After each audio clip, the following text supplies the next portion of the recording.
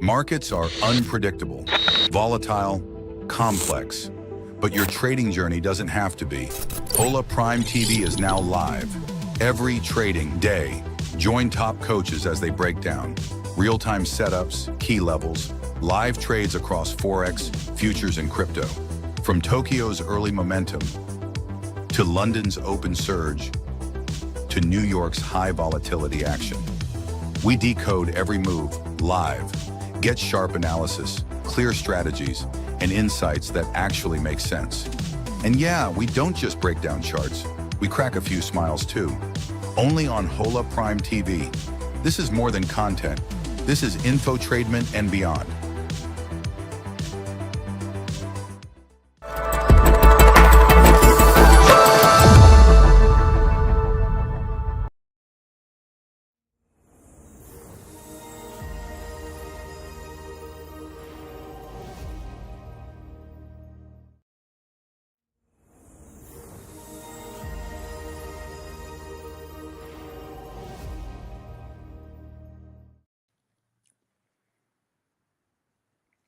Hello, James. Good morning, everyone. Good morning, viewers. Paul, how are you doing? I'm good, thanks. We were just talking just before we got on about gold and how you've switched long. And I just wanted to double check that what I was talking about with the Swiss gold tariffs was true, right? So this is apparently what's happening. So there's apparently a 39% tariff on imports of 1 kilogram to 100 ounces of gold bars from Swiss, which apparently has triggered the recent surge over the last day or so. I mean, you said you switched long, is that right, on gold? Yeah. So, but it's dropping as we speak. Actually, the gold price has dropped significantly today, probably as a result of that. Although you'd think that it would increase the gold price. I don't think you can put tariffs on commodities. And if there is a tariff on Swiss gold, it'll end up going through China or Russia or somewhere else back to the US. Yeah. So I don't think that's going to be a goer, but who knows? There are stranger things that have happened over the last number of days and weeks. So nothing's totally surprising. But I tell you what we've got going on. Yeah. So what a rally this weekend. I haven't had much sleep. I ran a show and at around midnight, I was telling everyone that I had very little sleep. And I've got some interesting plays, which I'd like to share with you, Paul, particularly, and also the viewers, but I'd like to get your take on it. So I've dived in on your encouragement into the altcoin world. So I'll be talking about that. And also getting your critique on the coins that I've chosen. It's a bit of a, for me, it's not altogether serious trading. It's an opportunity to grab some extra money and to feed it into my Bitcoin wallet. But I guess there are risks involved with trading altcoins. I don't trade on leverage, so there's very little risk from that perspective. The thing we've both been talking about is the trigger for altcoin season. Well, that has happened over the weekend, which we'll get in as well. So obviously, I can sit here and say altcoin season starts now, for sure, but we'll explain why that is. So probably a good time for you to be cycling into some altcoins, but I look forward to seeing what you've done in a few minutes' time. But how are the other markets doing? Yeah. All right. Well, let's go across and have a look at what stocks, gold, oil, and currencies are doing.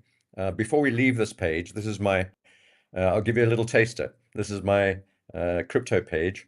I've got Bitcoin. So I'll tell you what I've bought, basically. Bitcoin, Ethereum, XRP, you know that already. And I've added these extra ones on. And I'm going to leave this with the viewers, and let's hear your comments too. And whilst you're commenting on this, please like and subscribe on this channel. Your support really helps the channel grow, and it's growing rapidly, and it's because of you guys helping us out. So make sure you click the like button. As far as I can tell, there are no likes so far. So that would be very, very helpful for you. Kick it, headbutt it, whatever you need to do to get it to like. Yeah. Actually, only 2 likes. I've just clicked one myself, so it's 3 now. So click the like button, folks. Subscribe to the channel. Let's get this channel pumping. Like Bitcoin. So these are the coins I've got on. Apart from Bitcoin, XRP, and Ethereum, I've got DOT. I'll just read out the names, the acronyms: Doge, ADA, LTC, and LNK, and a couple of others which I'll talk about later. And you can think about that in the chat. Let us know what you're trading, what you think of those. And Paul, I'm going to rely upon your superior information when we come back to this. But I'm going to start with, let's go to the left-hand side of the screen.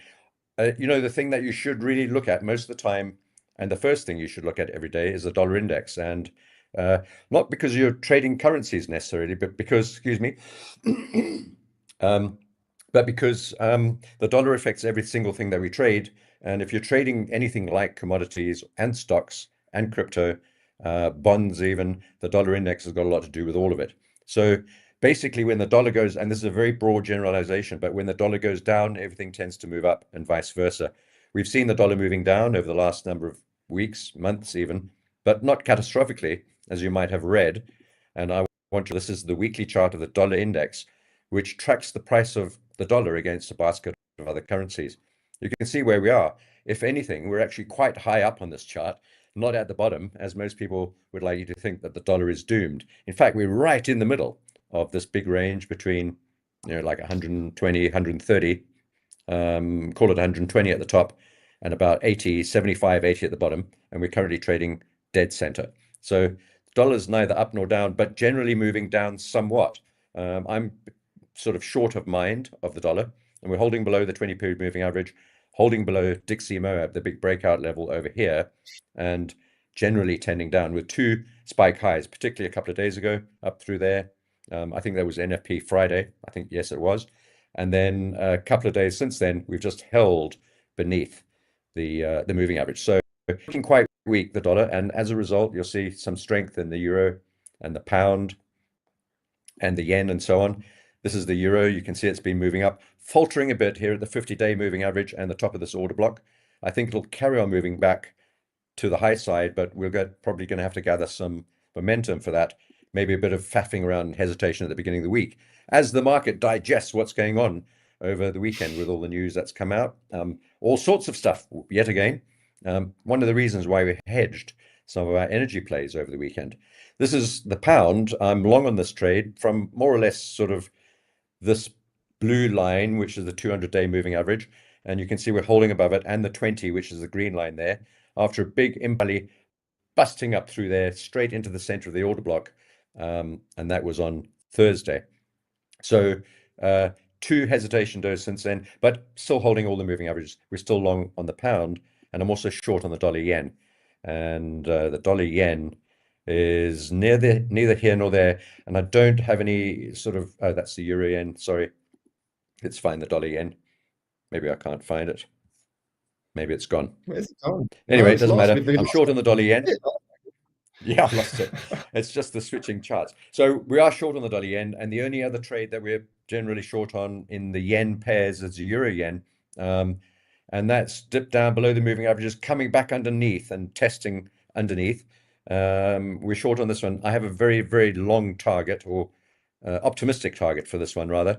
And I think we're going to move all the way down into these levels down below us, and eventually down to 144, which is miles away, a few thousand pips. Yeah, I can see. I think we'll end up with a double top here. Yeah. Yeah. And that will be Paul, the neckline, are you there? essentially what your target is. Yeah, the neckline of that. Yeah, exactly. Yeah, so a breakthrough there.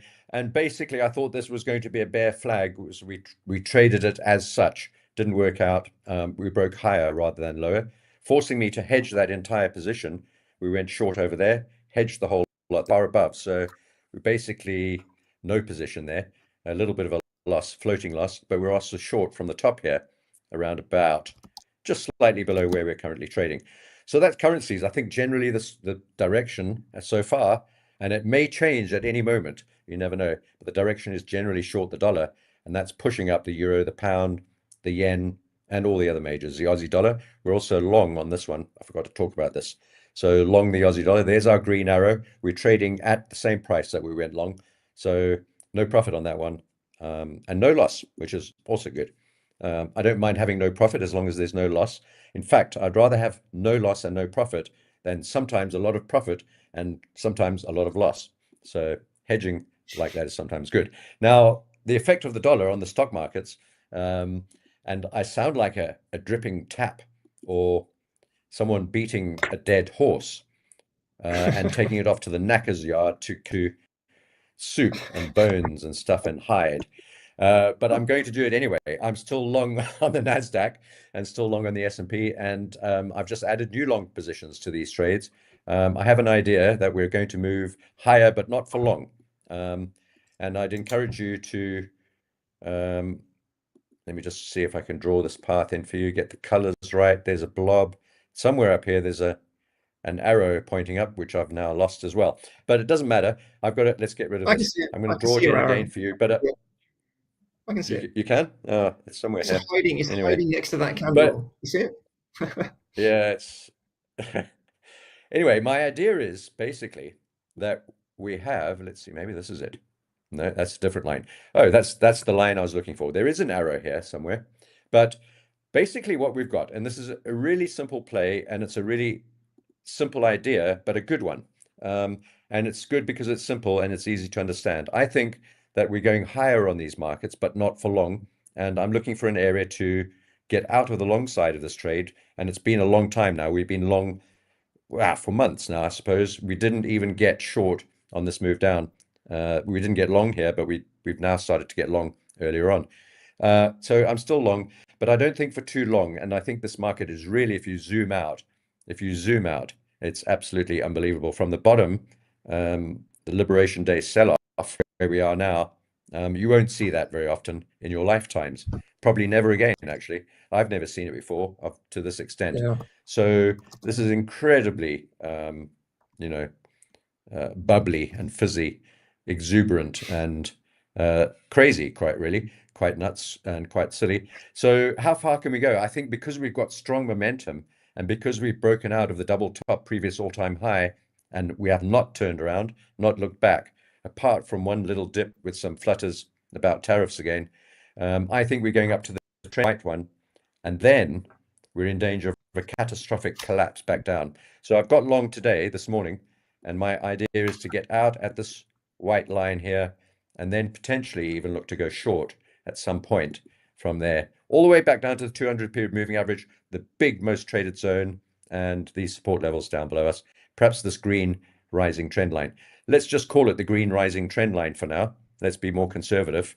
And the channel center line of the larger channel, that's the trade that I'm playing today. I've got that trade on already, looking to get long to the top there. That's at about 24,350-ish.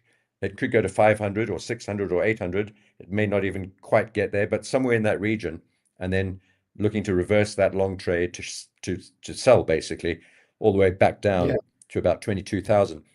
And I think as well at the same time, and these are just ideas, folks, I'm drawing these paths in not as a predictive tool, but as a consideration of what could occur so that I can be prepared in advance to get ready for these trades to happen. So if they don't happen, it doesn't really matter. But if they do happen, I know what the sort of most likely path could be. We got long on the S&P this morning again, just after the markets reopened for the week in pre-market, but in the sort of Asian trading session. I think a very similar thing is likely to happen here, and that we'll move up to the top 200 period Bollinger Band, much like the Nasdaq. Actually, I think I spotted my line. Much like the Nasdaq, and essentially up to that 200 period Bollinger Band, the full 100% Fibonacci extension level. And this level, folks, is at 6,580. It's a pretty clear number, and it's also one of the 80 and the 20 numbers, which I really like. The market often turns at those. So 65.80 up to there. I'm going to take profit and potentially and probably reverse to short on the Nasdaq, on the S&P. And then once again, like the Nasdaq, we'll aim for the channel top. Let's just reset the scale. For the channel top there, the breakout level, obviously that's the first target, but potentially back down into the big sort of liquidity zone. There's not much to grab here, as you can see on the left. Even if we get down to the 50-day moving average, there's no volume here, and there's nothing to grab hold of to refuel a new rally. So I think we've got to get deeper down to the 200, and that could take us down to, let's say, somewhere around about 6,000. Let's just call it 6,000 round. I think that's a good idea, a good target. So, because I mean, the is when you've got that, you've obviously got that 6144. You've got that low volume node, but then, as you quite rightly pointed out, you're going to be sneaking underneath that moving average, which means that the proper liquidity zone is probably the better play, as opposed to waiting for a low volume node, which you might if you've got a bit more confluence. So I think there's a couple of options there, but I think you're probably right about that for sure, because of that moving average position. No, good point, Paul. Actually, really good point, because the low volume zone or node, actually zero volume, essentially, weirdly, is literally at the all-time high, the previous all-time high. So that's not going to offer any major support, even though that's where a lot of retail traders will be entering. So be careful of that one. That's the 50-day and the previous all-time high. It doesn't look great to me. I think we'll have to get inside into some orders there to clear them out and pick up some volume. Whether this is going to actually carry on moving up after that big dump, and I'm saying after the big dump as if it's going to happen, but I don't know that, of course. I'm postulating that. I think we've got some more to go up still, but if we don't get this big dump, then we don't, and we just keep moving up. That's also quite possible, and I think there's a 50-50 chance of either.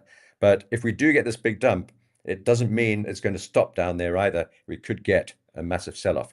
I don't think the markets are in that phase just yet, and they probably won't be, in my opinion, until next year.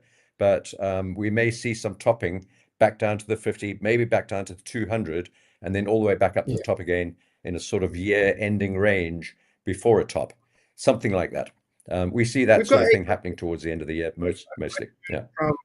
Christian, about gold as well. I know we briefly touched base on this, but I know you've taken a position. He's keen to see what your views are on gold right now. Yeah, thanks. So, yeah, appreciate you reading that out to me. As you know, when you're working on your charts, you can't see anything else. You can only see your charts. So unless I glance over there, I can't see what people are asking, and I can't keep on doing that while I'm looking at my chart. It's a bit of a tricky, and it's a highly skillful job, this, Paul, as you know. So we do our best. Yes. So this is gold, and I've already pre-prepared this for you most beautifully, with colors and all sorts of things. So let's just give this a little bit of color. Okay, so this is gold, folks. Once again, I think this is a pretty simple picture. We've got two, well, let's just focus on this large rising triangle or ascending triangle that we broke down through the bottom of it. Let me just zoom in to show you. That was the breakdown through the ascending triangle. We got short. In fact, we were short from the top here, if you remember, and trying to get this move down, variously taking profits, hedging, trying to get sort of be positioned for the move down. And we were, and it did start moving down, but we only got down as far as really this double bottom here, previous low, not even as low as that, just to the bottom of the candle bodies actually. So we bounced right back into this ascending triangle, and I've drawn another ascending triangle now to encompass the low from the broken triangle, and we've still got a flat top. It's still a bullish pattern. It's a bigger triangle now, and I think we're going to go through the top. I don't see any reason why not. Gold's bullish. We've got a bullish pattern, and we're holding the 50 and the 20-day moving averages right here, conveniently at the bottom of this triangle, and also conveniently at the 33.50 half round number, which gold often likes to trade off. Gold likes the sort of half and quarter rounds, whereas some of the other names and stocks, for example, don't tend to react to those as much as gold does. They tend to react to 20s and 80s. Gold likes 50s, 25s, 100s. This is right at 33.50, the 20 period, the 50 period, and the bottom of this large rising triangle, the one that we broke, but we're now back inside it and testing the bottom for the second time. If this breaks, I think it's goners basically down to the green line. And I think we'll probably have some momentum forcing that down even further, down through this double bottom, and then down towards the sort of 33, 31.20, maybe even the 200 period moving average. Eventually we will get to the 200, or the 200 will catch up with us. One of the two. We don't know which. But I mean, for now, I'm long, Paul. Those triangles, I mean, well, there's a couple of things. Obviously, we were talking about the tariff nonsense on Swiss gold, and whatever your thoughts are on that, the important thing is it's extremely unpredictable at the moment. And so I think be very mindful of when you know something. The only thing you need to consider, I think, is if you know there's a pump or a move upward, potentially based on some news, like a bit of fervor, just to back off a little bit and wait till you get some more organic price action, because it is all over the place at the moment. I think on the back of like all these tariff announcements and everything, one of the biggest problems is countries are not getting details. They're not getting the details they need. Is it going to be these tariffs are going to be stacked or what? And it's very confusing for people. And really, I mean, one people will say just trade what you see on the charts, but sometimes when you know there's a news event and then it's infecting the charts, then just to back away a little bit. And also with these triangle patterns, ascending triangles are of course bullish. They have probabilities skewed in the favor of an upside break. But as James, you've kind of been highlighting, there's a little bit of ambiguity about the bottom of the triangle now, which is appearing. And when there's any ambiguity, sometimes that can be an indication that, in fact, it may go the other way against probabilities. So as you said, back down to that area. So it's going to be very interesting to see what gold does, I think, actually, over the next few days. So it's probably going to be in for a bit of a fun ride, don't you think? Yeah. Gold's one of those things that, you don't get any yield on it. It costs a lot of money to hold it if you're trading on a brokerage account. Moves slowly. And if you got long on gold, after the big move up here in April, and we're now middle of August, I reckon you would have spent about 2, maybe I'm exaggerating, at least 1 to 2% of your account on the holding fees. So now if you're holding that long from all that time back, you've got to make 100 pips on this just to cover the holding cost. Fair enough. It might be, it's about $30 move. So you've got to get $30 higher before you've covered your costs. That's the problem with gold. And it tends to get a bit jittery because of that. So, we also had a question. I think, Paul, we're holding the 20 and the 50 right here. Yeah, absolutely. And we did this see triangle bottom. Yeah. We did have a question just and about I also think that if we break down using through this triangle bottom, sorry, Paul, if if we break down through this triangle bottom, and I think the smaller triangle will spark a move through the bottom of the bigger triangle. We're not going to hold here because there's no volume. There's nothing to really, and actually all the volume, we're trading literally at the most traded zone, or point of control, you might like to call it. Some people do that. In fact, there's a dotted line on this chart you can see, which is illustrating the point of control, and we're resting right on top of it. So if we break down through this line, right, this orange line, the smaller triangle, I'll probably hedge before we get to the green line, expecting a move into the gap down here, and maybe all the way down to the 200 period moving average at 3,000. We had a question that would about put a few... the volume profile you're using on the right. Just a quick question about what that indicator is you're using, which is displaying the volume on the right. Could you just, who answered that? Who asked that question? What is that? Just for people paying attention. Yeah, so if you have trading view charts, I'm sure you can get it on other charts as well, just a volume profile basically. But on trading view, it's VRVP, and it's a little tricky to find. So I'm going to type it in here, and I think there are a couple. VRVP, visible range volume profile. Yeah.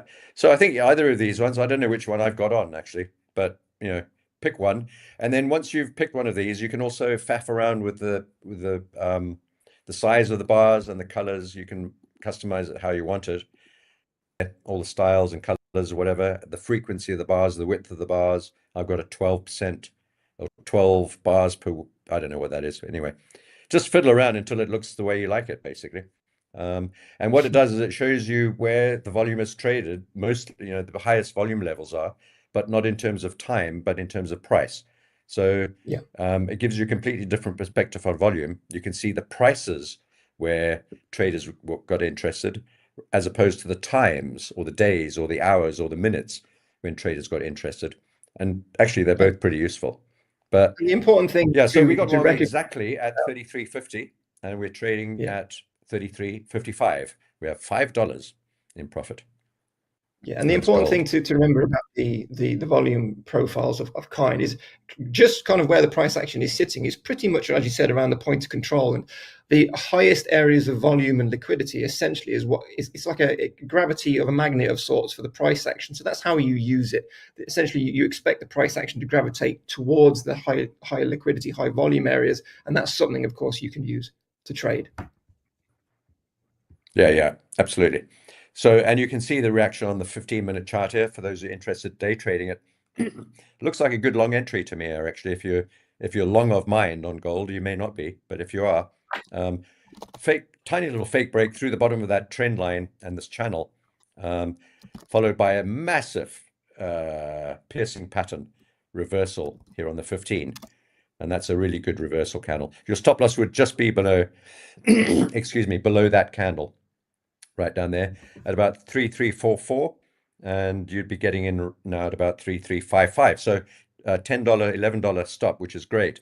And if you look at the 5-minute chart, you can see that it's also pretty dramatic with a bit of a gap there, I think. No gaps.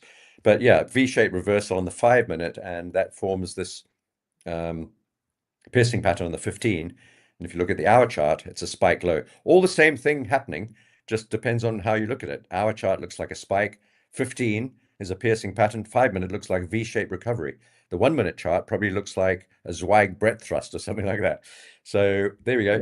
That's the 1-hour chart. Beautiful reversal. If you want to be conservative on this, wait for the 1-hour close. There's another 4 minutes. And then wait for a dip. Perhaps you could even get a wee dip back to the 200 period moving average here on the hour chart. So we're trading currently at 33.55 and maybe a dip down to 33.53, 52, something like that. Stop below that wick and then target back to the top of this channel. And my target actually on gold is about 37 to 3,800, another $300-$400 above us. But the target for a day trade or a short-term trade, or a week, not week, W-E-A-K, W-E-E-K, week, a week's long swing trade, might be from here to the top of the channel, something like that. Also notice on this hour chart, we've got the volume profile showing that there's a lot of volume right where we are currently trading. So that's gold. I'm pretty bullish on it. I'm also bullish on silver and all the metals, actually, copper as well, and platinum, although that needs a pullback. If you are trading platinum, you can see on this chart, we've got a definite bear flag right there on the 50-day moving average. So don't be buying this here. It's going to break probably all the way back down to the 200, maybe into that gap there at about 1170. So don't be buying platinum right here. Wait for that dip. But on silver, you may be trading this at Ola Prime, and I'm also long on silver. This is the day chart, dipping down a bit. You can actually see some of my entries there. We got long there, got short there. We've actually bought again here, just at the bottom of this volume profile sort of zone, around the 20 period moving average. I'm hoping here we can hold the 50. It's not as neat as gold. It's not as clear what might be going on, but it's generally obviously in an uptrend, and we're long. Our first tranche was down at about 30. Actually, we had earlier entries in the 20s down here right at the bottom. After we broke out, we started trying to get long all the time. So gold and silver, copper, platinum, uranium, lithium, etc., all the metals we're long on bang shoot. And I think they've got some way to go still. Well, we're about half an hour in, so let's probably have a quick switch over to what crypto's doing, because it's doing some big stuff. If we could just put my charts up, folks. But while we're doing that, if we just put my charts up, we are, James, going to be announcing another 25K account winner today. For those of you who are liking and subscribing to both Ola Prime TV and to Ola Prime Global's YouTube and Instagram handles, and make sure, of course, you have your email address in your YouTube bio so we can find you for sure. And we'll be announcing that in about 15 minutes once we've checked in with crypto, and then maybe we'll just do a quick, we'll go through just Forex just a little bit, just to finish with a bit of a bird's eye view. But yeah, let's have a look and see what Bitcoin's doing, because it's a very interesting day. Now we've had a look at all of the other things. So this is Bitcoin 1-hour charts, and previously last week we were looking at this, well, I was looking at this bullish bump and run bottom pattern, which seems to have played out perfectly. Now, the question, of course, I've just recorded a video on this, will be out tomorrow. I'm hoping Bitcoin doesn't break all-time highs in the process and invalidate the relevancy of that video. But nonetheless, we have come up into this. We had a really nice break of this diagonal trend line, which is great. And this happens quite a lot when you've got a moving average flush with a diagonal trend line of some sort or a horizontal trend line, because it's easier for the buyers to break through, because you can break through two walls for the price of one, essentially. And then you flip two sets of sellers to buyers, and that just makes it easier for the price action to go higher. Now, context of this move, and obviously we're having a bit of a pullback now. Project Crypto was announced about 10 days ago, and it's kind of been masked by a lot of the other political issues and so forth around the United States and tariffs. And I think it hasn't been properly priced in yet. So this sort of move by Bitcoin isn't particularly surprising me at the moment, but we do want to, of course, maintain the price action in this upper area if we're going to have any chance of breaking all-time highs about 123. So the 618 is the key level to watch to see if we get a bounce from here. And of course, even if we come down to the point of control, no big deal. But we need to see now, we want to have a nice floor or a foundation formed here for any price action to come up. Otherwise, if we come back down into this range, you have to presume that you're just going to trade around this area until we move up. So it's going to be an interesting few days for Bitcoin for sure. And this is the big picture. I haven't turned this resistance zone into support yet because I need to make sure that the price action is confirmed the flip. But you can see we have all-time high resistance overhead. But if we can get above there, it might be smooth sailing. And if we look at this larger chart, this wick here is quite interesting. We're looking, of course, to see if we can get a candle body close above the 1.272. And if we do, 132K is the next stop, right, on this lovely little train which Bitcoin is on. But this is not, James, actually the biggest news for crypto this week, which again, if you head over to Ola Prime X, there's a lot of cool stuff happening this week in terms of this. But altcoin season, based on what we have long since established, is the line in the sand to confirm the beginning. And obviously, when altcoin season is in full run and everything's putting in 10x, 20x gains, then it's too late. So we need to, of course, figure out what signals are going to give us the starting gun so we know to get started. And we said that if we lose the 1 week 50 SMA on this time frame, confirming, essentially doubly confirming this bear frag breakdown and this Adam and Eve double top pattern, that would be one key signal in terms of the daily. But this is the key thing. This is the key line. This has been an uptrend which we've been looking at. It's been in place for over 2 years. We haven't had anything more than a break lower, one lower low, and then a higher low. We haven't had any more than that. And for a confirmed switch to a fresh trend, is an uptrend to a downtrend, which is essentially altcoin season, we need to see not just a break lower with a lower low and then a higher low. We need to see another lower low. And look, finally, lower low, higher low, lower low, lower high. Now a new, fresh lower low below this line in the sand. Now, I just want to point out. Talk about a dripping tap, Paul. I call myself a dripping tap, but that's your mantra and it's the correct one. So well done. Yeah, I mean, the thing is, right, you might say to yourself, well, next week this could reset and come all the way back up here. But all we can do is trade off signals. And if this is the first signal of this type we've had in 2.5 years, for altcoins, we need to pay attention to it. So I am calling it now based on TA.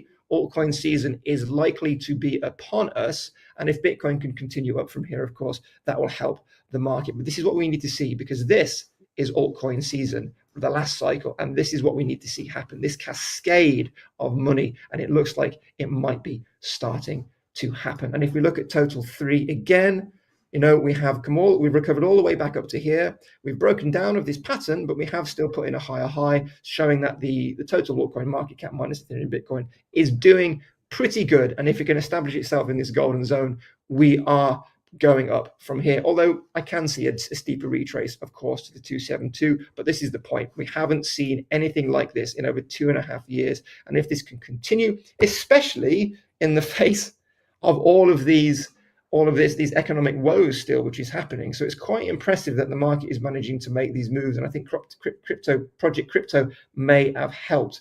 But I mean, James, you've entered Dogecoin, Cardano, XRP. And I mean, I don't think we need to look at the specifics of the chart, because any long-term investor sees a signal like this.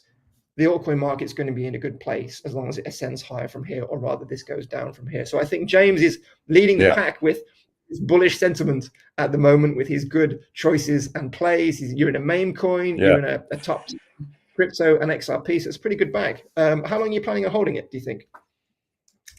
I don't know, Paul. This is what I need to ask you, but I'm going to tell you what I've got. So here, this is just out of interest. This is it's a little bit of a game for me. So the altcoin thing, I'm not saying it's not a serious business, but for me, it's not really the ballroom that I dance in mostly, or at all really. But I've taken the plunge this time, Paul, on your recommendation, and I've got a small account here. I don't know if you're able to zoom in on that. Probably not. This is a Kraken wallet with about $4,000 in it, and I'll tell you what I've allocated. So I'm going to ask the viewers and you to critique this. And this is just a Kraken wallet. I've got other altcoins and Bitcoin plays on my actual broker account. This is just on my phone. It's not real. It's not serious. But yeah, I think if Paul is correct, we could 10x this. I don't know. I have no clue. But I'll tell you what I've got in this wallet, just out of interest. And I'm not saying that you should do anything like this because I don't know what I'm doing, and I'm not a specialist in this. So I've got about $4,000. I've got $1,300 of Bitcoin, $700 of XRP, $400 of BitTensor, Tau, $250 of Solana, $250 of BNB, BNB, 150 of Sui, 150 of Dogecoin, 100 of Polkadot, and Paul, you'll be very pleased to know, $64 worth of Peanut the Squirrel, PNUT, on your recommendation.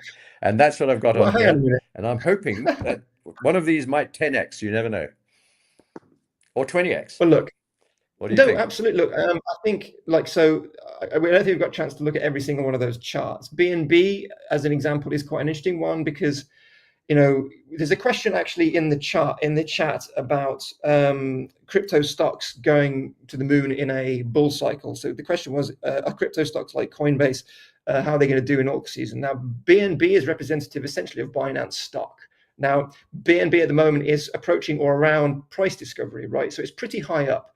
But if the market does go, that will continue to ascend. So it's a slightly different asset in terms of ADA and Litecoin, as an example, which, as you can see on this chart in front of you, are right at the bottom and they haven't really broken out yet, like XRP. So that's definitely a good play on those two, and most likely the same with Chainlink and Doge as well, being quite low down. So really straightforward. That's really sensible. But yeah, in terms of, there's a question about holding. As for Peanut, well, that's a bit of a high risk play, but we'll follow that. But that's where the money's made. But there is a question about, does holding these coins really have advantages? Yes, it does, absolutely. The key thing is once you start seeing Bitcoin dominance heading downwards, which suggests that the altcoin market is going to then move to a consistent uptrend, right? The easiest way to make money is to hold those, have some small positions, maybe 1,000K or whatever, and then just hold them, right? And diversify, because even if one of them dies, all you need is one to go to the moon, 10x, 50x, whatever, which happened with Binance token back in 2021, XRP 10x, Ethereum 10x.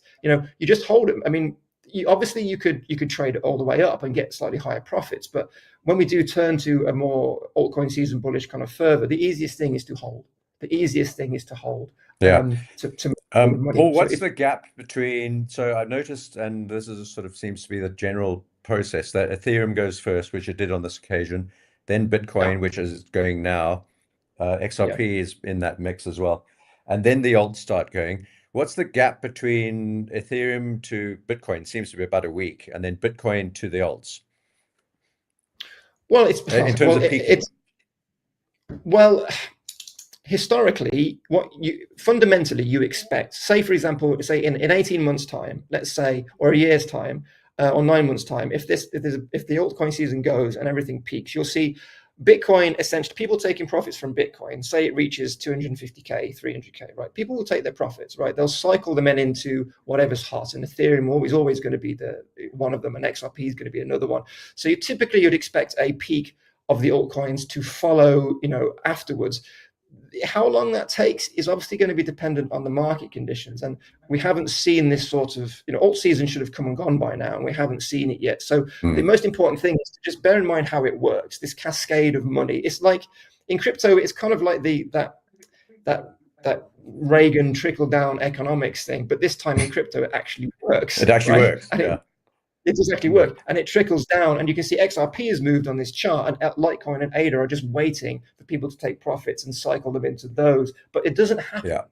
It doesn't happen unless we have the money flowing consistently. So Bitcoin can just go up, and altcoins can just keep going up and then down on Bitcoin's moves and never have any consistent gains. But you should see a bit of a delay in the peak alt season. But if you keep your eye on L3, keep your eye on Bitcoin dominance, then you've got other things you can draw lines in the sand where you can start taking profits. And there's another interesting question I wanted to ask you, a question in the comments, and we are going to announce the winner of the 25K account very soon, so don't disappear, people. Question about psychological levels. So a psychological level is like 100K or 200K or 150K. Do we trade those? The answer is, in price discovery, yes. What's your thoughts on that, James? Yeah, maybe in price discovery, maybe. I don't think those levels are as strong as they used to be, but they're still part of the human brain. We never move away from patterns, and brain farts, I'll call them. So yeah, just because the number 20 doesn't mean anything actually, but we just think it does because because we're human. But the algos also know that, and the algos know that we're human and that we'll react to those levels, and so they try and meddle with those levels quite often, and so they become unreliable as a result. So no, not really. I think there are more interesting levels, like I was talking about gold, the quarters and the halves, and then the 80s and the 20s on other instruments, particularly stocks. I can't get rid of this frog. I'm so sorry. It sounds awful. But yeah, so I don't think the round numbers are all that important. They can be, but like 120 on Bitcoin, I think is pretty key level. We're trading at that at the moment. In fact, we're just under it, I think. Yeah. So yeah, I mean, if you get like if you're in price discovery, as we may be in a couple of days' time, and you're looking at key fib levels, and obviously the fib level lines up with say 130K, which it does.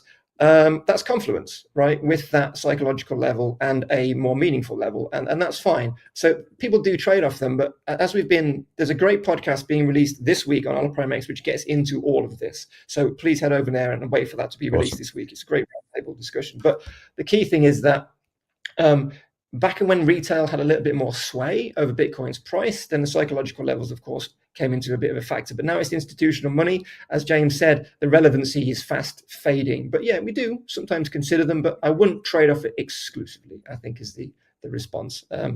But yeah, just before we announce the winner today, just want to give you a bird's eye view. A lot of these things, James, you've covered in much more detail, but I think it's always helpful to just look at the Forex market, just standing a little bit back with just basic trends, just for people to comment or disagree. So the pound USD, of course, we had that breakdown, and James, you were spot on with that level, which we've bounced from, and we now seem to have recovered back above the neckline of that head and shoulders pattern. So, potentially we've got a couple of different plays from the pound at the moment. Looking at this chart, we could see a move up, but of course, pay attention to the previous swing high, or this could be a bearish retest of an ambiguous neckline. At least that's my view.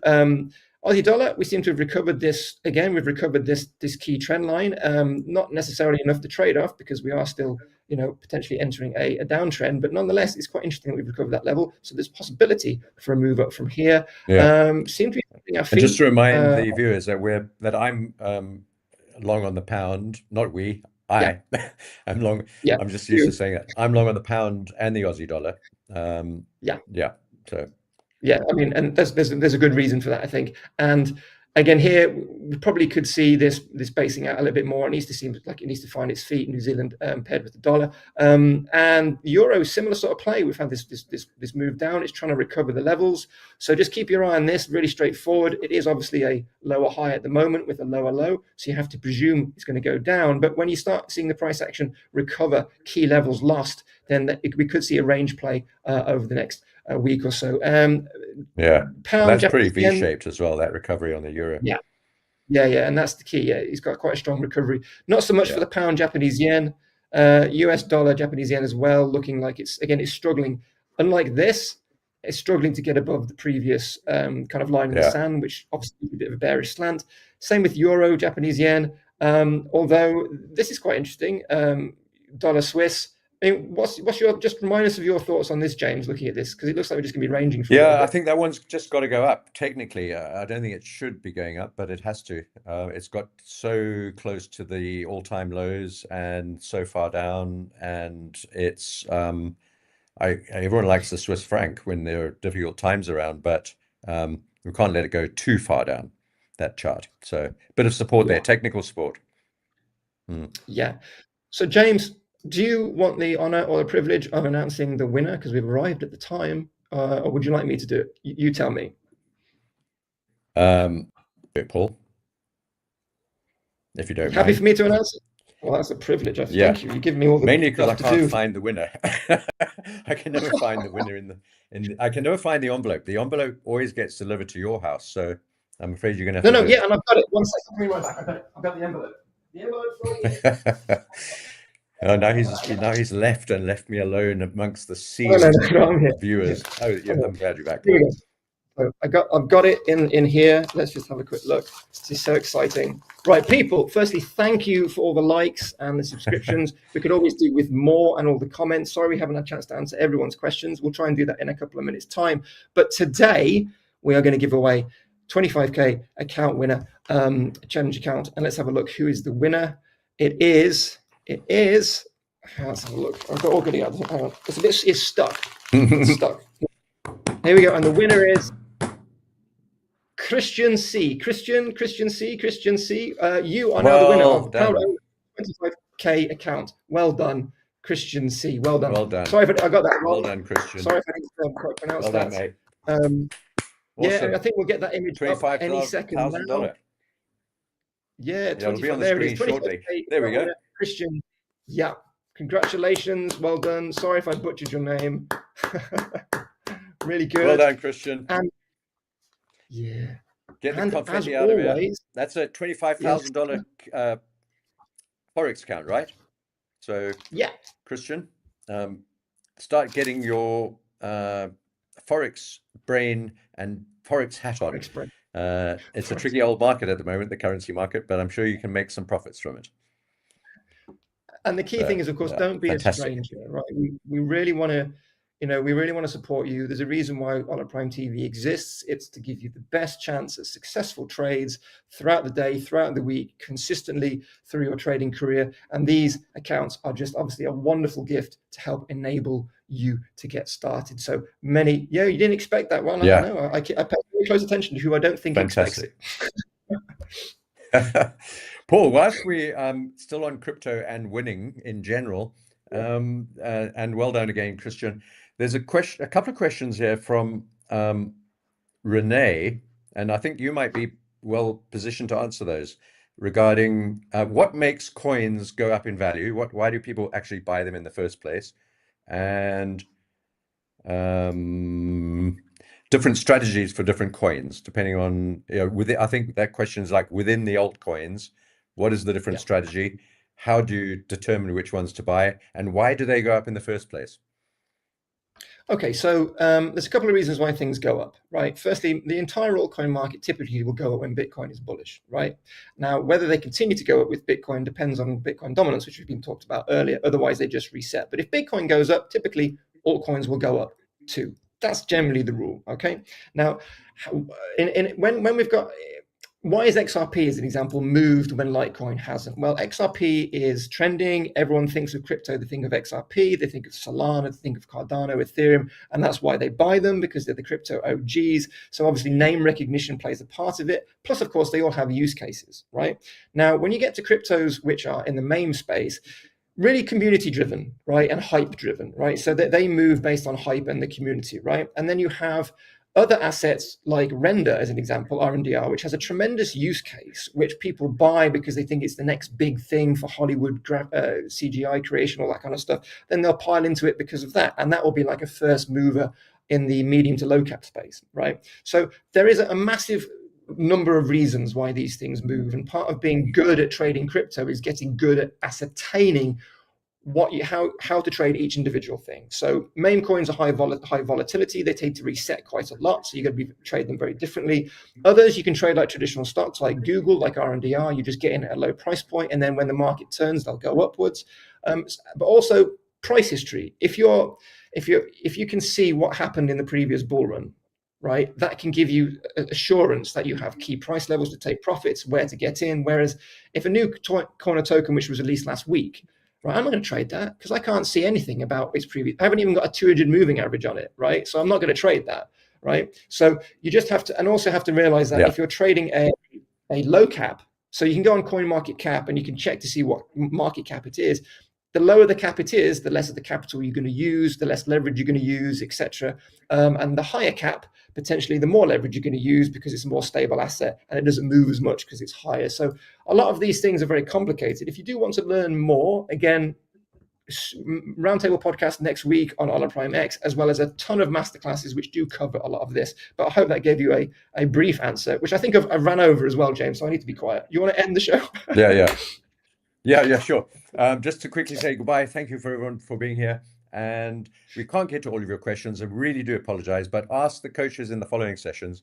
The purpose of the morning session is to try and blast you with as much info as possible to get your trading day started. We can't get to all the questions. So we do try, but we do get to some of them, but we can't do them all. So have a fantastic trading day. You too, Paul, and the audience and everyone watching. And I will pop in everyone then and catch you in the later streams. Make sure to join the coaches coming up in a few minutes' time for the futures trading session and the market open. Take care, good luck, and enjoy it. I'm looking forward to it. I'm going to be trading crypto all day, all night until this run finishes. So you'll find me right here anytime. I'll be here. I'm not going anywhere. I'm sure Paul's staying around as well because he's all in on this bull run on the alts and crypto. That's a tricky time, but it's exciting. Yeah. And congratulations, excuse me, to Christian as well. But that's it for now. Futures Takeoff is next. Yeah. See you all then. Hola. Unpredictable, volatile, complex. But your trading journey doesn't have to be. Ola Prime TV is now live. Every trading day, join top coaches as they break down real-time setups, key levels, live trades across Forex, futures, and crypto. From Tokyo's early momentum to London's open surge, to New York's high volatility action. We decode every move live, get sharp analysis, clear strategies, and insights that actually make sense. And yeah, we don't just break down charts, we crack a few smiles too. Only on Hola Prime TV. This is more than content. This is infotainment and beyond. Markets are unpredictable.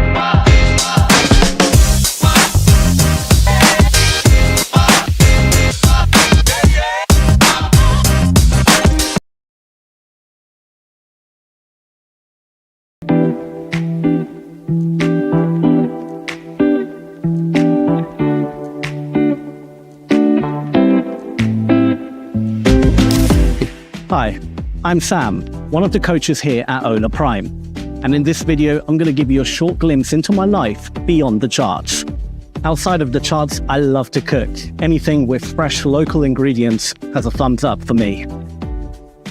And when the weather's good, I like to go out, have a quick jog, keep myself healthy. I started trading almost 15 years ago, and believe me when I say, it wasn't an easy journey. There was a lot of ups and downs, mostly downs at the beginning, and it took me, I would say, almost 10 years before I could actually call myself a trader. Personally, I like to travel. I like to go to different places, see different cultures, meet new people. I also like a good spa day, you know, just sit there by a pool, relax, get a massage. You know, you can see from the screens behind me, it's just a lot of stress, a lot of digits, a lot of moving, a lot of fast moving markets. You can't spend your whole day in front of a screen. You will burn out, and sadly, you probably won't be as successful as if you just relaxed a bit more.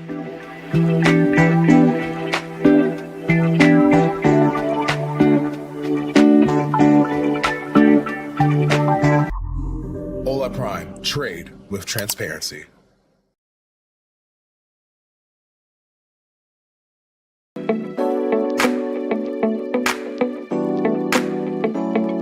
Hey, I'm Troy Epperson. I'm one of the coaches at Ola Prime, and this is a little glimpse of me outside or beyond the charts. Outside of trading, I play golf with my son. As you can see, I have a laptop and multiple screens. I've been trading for about 15 years on my own and about 25 years before that, even with a lot of interest in the market. I've realized over time that it's not about the strategy or the method. It's about implementing whatever that strategy or method is, which is super, super important to become consistent as a trader. Everybody wants to get profitable and make thousands of dollars a day, literally overnight. But it's about taking those small incremental trades just over time, taking the same boring pattern over and over again that creates that consistency and develops a discipline to make money trading currencies, futures, or stocks, or whatever you're trading. Golf is great because the parallels with trading are immense. Discipline, doing the same thing over and over again, getting your setup correct, knowing when to do a layup and when to actually go for it. All of those things apply to trading. Balance is super important and is the edge when it comes to trading. We want to be consistent, but at the same time, you've got to be patient, and you need to be able to reach out and ask a coach a question and never feel guilty about doing that. And there's no bad question. Every question is a great question because it helps you enhance your intelligence and your knowledge of the market. Well, that's a bit about me. I hope to see you soon in a live trading session. And remember, we're just looking for one good trade. And once we find that one good trade, we're going to do it again and again and again. I'll see you then. Ola Prime. Trade with transparency.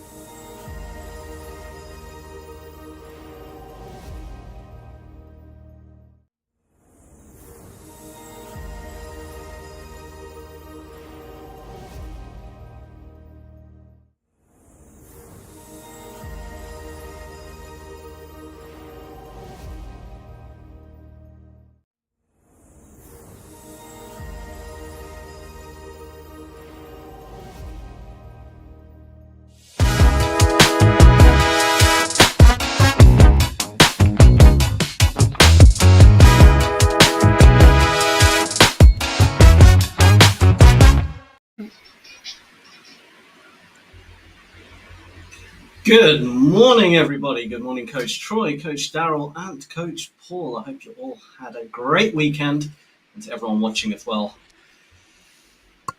Yeah, good morning. Absolutely. Good morning, everybody. Ready to kick off the week. How you guys doing? Kick some ass. Yeah, You got it. let's go. Let's go. Troy, you're muted. Troy, we can't hear you. How about now? There it is. Yes, we do. Now we hear you. Oh, well, it probably was a good thing you didn't hear me. Touche. I was just trying to harass Sam a little bit about that incredible interview he did last week. I don't think I've ever seen an interviewer with a goofy grin on their face the entire time. I mean, I was just like, what's going on? This is like the most amazing interview I've ever seen. Sam's like very intently, yes, yeah, and he's got this grin on his face. Oh man, it was good, Troy, Sam. Troy. I'm not gonna. But hey, Troy, did you hear the backstory on it? He was actually in a trade in his cash account. He was losing almost down $800, and he was freaking out because he had to listen to her, and he was trying to watch his trade at the same time. Man, I had my trade on this screen here, and I was looking, and it was down 700, and I was like, oh man, what am I meant to do? Yeah, that was the most expensive interview ever. Yeah. But it's fine. Well, at It's all least that does explain the distraction, because without that backstory, I would have thought something completely different. Yeah. Well, I mean, he really. I feel bad because I really should have been focusing a bit more on the actual interview, but it was such bad timing. Literally a few minutes before It was funny about as hell. 5 minutes. It was funny as hell, though. I saw a perfect setup, and I was like, okay, I'm gonna get in. And it started going my way, and I thought, you know what? I'm just, rather than freak out, I'm gonna hold this one. It started going my way, and everything was going good, and then I started seeing it going down. I'm like, what's going on here? And then I kind of got shell-shocked, and I was like, should I get out, or is it still going to go my way? And then, I was trying to do so many things at once, and I had to cancel out at 700. Yeah. It was getting bad. But we just All right, opened. well, market's open. Yeah, Market's open. Responsive selling. Here we go. Right out the gate. Right out the gate. By the way, guys, got a new Responsive camera. selling. I thought we were going to retest. See the quality difference. I had to put it on a Yeah, tripod, yeah. so it has to be between two screens. I might actually move it in front of this screen, then I'm not looking constantly to the side. The quality of difference is really good, though. You do notice it. Yeah, and check this. Watch. Like your background. Oh, Ooh. look at that. The zoom is insane, and you can see my bent teeth. So let's not do that.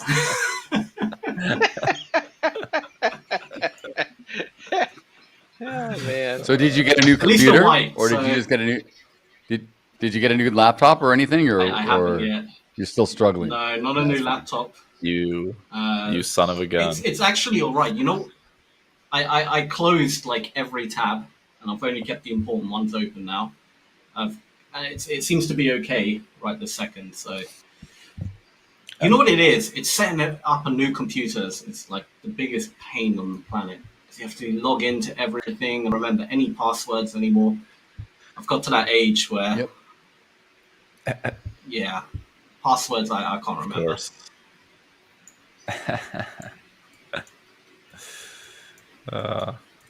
That's a process. Like just like literally going through like 30 passwords of 30 different places and like writing them all down or whatever, and then transferring everything. That is a pain. I did forget about that. Maria Foster says, "Go to Turkey, Sam." About the teeth. Oh, I should get turkey teeth, as they call it. Just come one day with like the perfect smile. You're like, no, guys, had no work done. It's completely natural. Just brushed them really well. Yeah. God. All right, I just finished my levels. I'm already in setting trading. up my levels on the NQ. Okay, what are you in? What are you in right now? Are long or short? I'm short. Right. 3 contracts, and I'm trying to do what Coach Tony told me. I was messing around with, because see, now I can scale, boys. Now I can do my deal. I wasn't able to really do my thing, but now by having these separated, remember I was trying to get these darn positions separated out. Now I can move things where I need, and I can keep runners on, and I can do all kinds of cool stuff. So I don't even have a take profit at this point. I'm just going to trail, and I'm short. You want to share how you did that? Yeah, I'll share how I did that in a second. But real quick, orange line right here is the overnight low.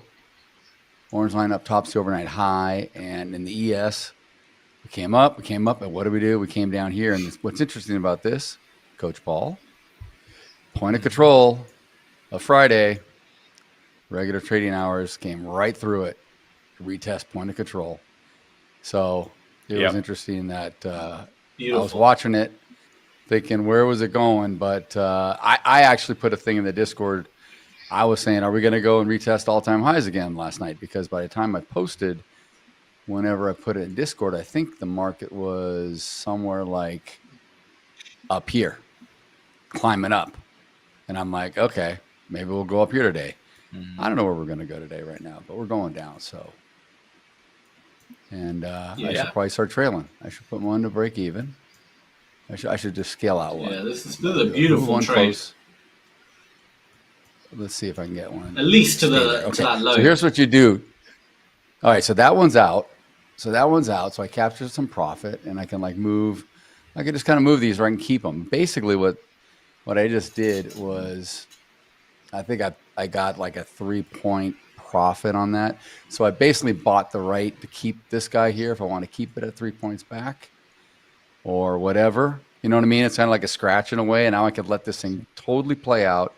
If the trade comes back, not just to where I entered, which is right here at 415.5, but if it comes over here to my next stop, it's still essentially a scratch because I took profit on the first one. So it gives me more room to let this trade develop, right? And I actually have another one on, so I had two more, but that's just kind of like that. Now, what you do, Troy, is, you know how like we could do all this where you just enter and drag this around, right click anywhere, go up here, and you got to do like a limit buy. So if I'm short, I'm going to do a limit buy, right? Because if it comes up to me, it'll do it. And then it converts to like a stop market buy, because when it hits this limit, it turns into a market, obviously. So it's kind of weird how it's the language is weird, because when you click here, oops, I guess I got to do it over here. You click here, it doesn't say like market buy.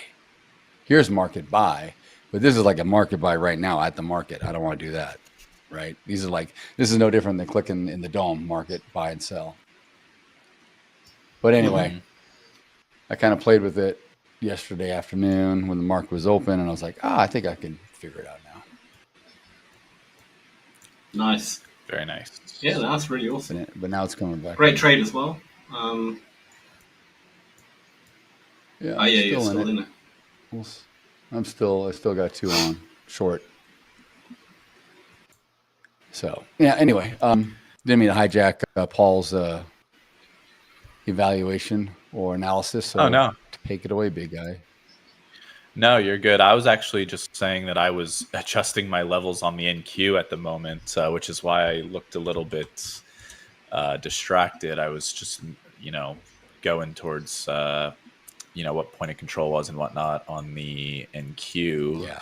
But on the ES, I already had that finished. The ES's value area low of yesterday was 6,400. Point of control of 6406, roughly anywhere between 6406 and like 6408, and then value area high of 6415. So we opened basically right at value area high. We dipped down, like you were saying, Coach Darrell, close to that point of control area. So good little short there to try and scalp the point of control. And then, now we're kind of just coming back up ever so slightly. I mean, pretty dead at the moment, pretty non-volatile. Yeah.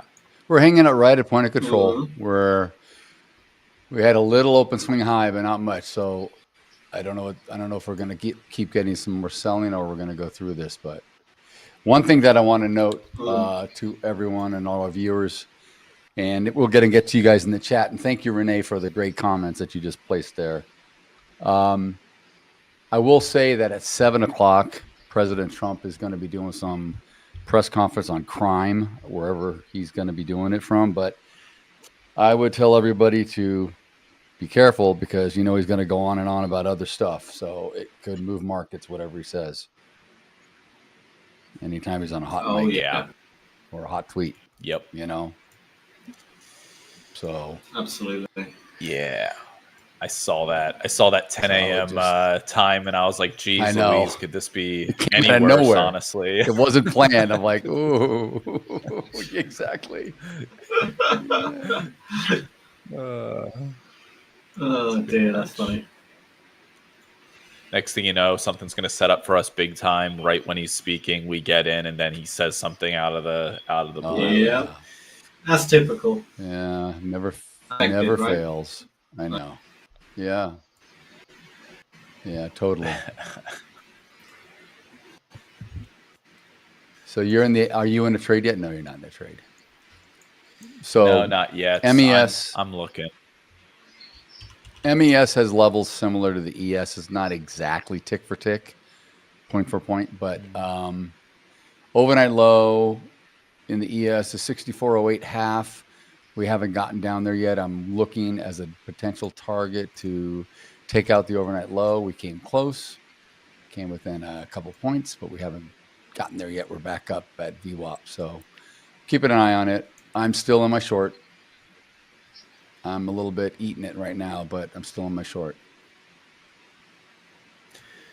It's all good. That's all right. Yeah. Yeah. I'm okay. I was contemplating getting short for a second at the 64.16 area for resistance play off the value area high, but I held back a little bit just because it's so like the volume is just low right now in this first 10 minutes. It's a lot lower than I would expect. So it doesn't feel like it knows where it wants to be at the moment.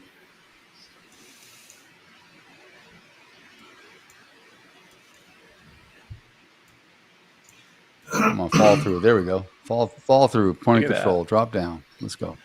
Let's go. Come on. We haven't touched. Well, we did. I shouldn't say that. We went through 6,400, I think, on Friday for sure. We did, yeah. Didn't we? I believe we did. Oh, yeah, we definitely did. So I was about to say we haven't come down this far in a couple of sessions, but we have.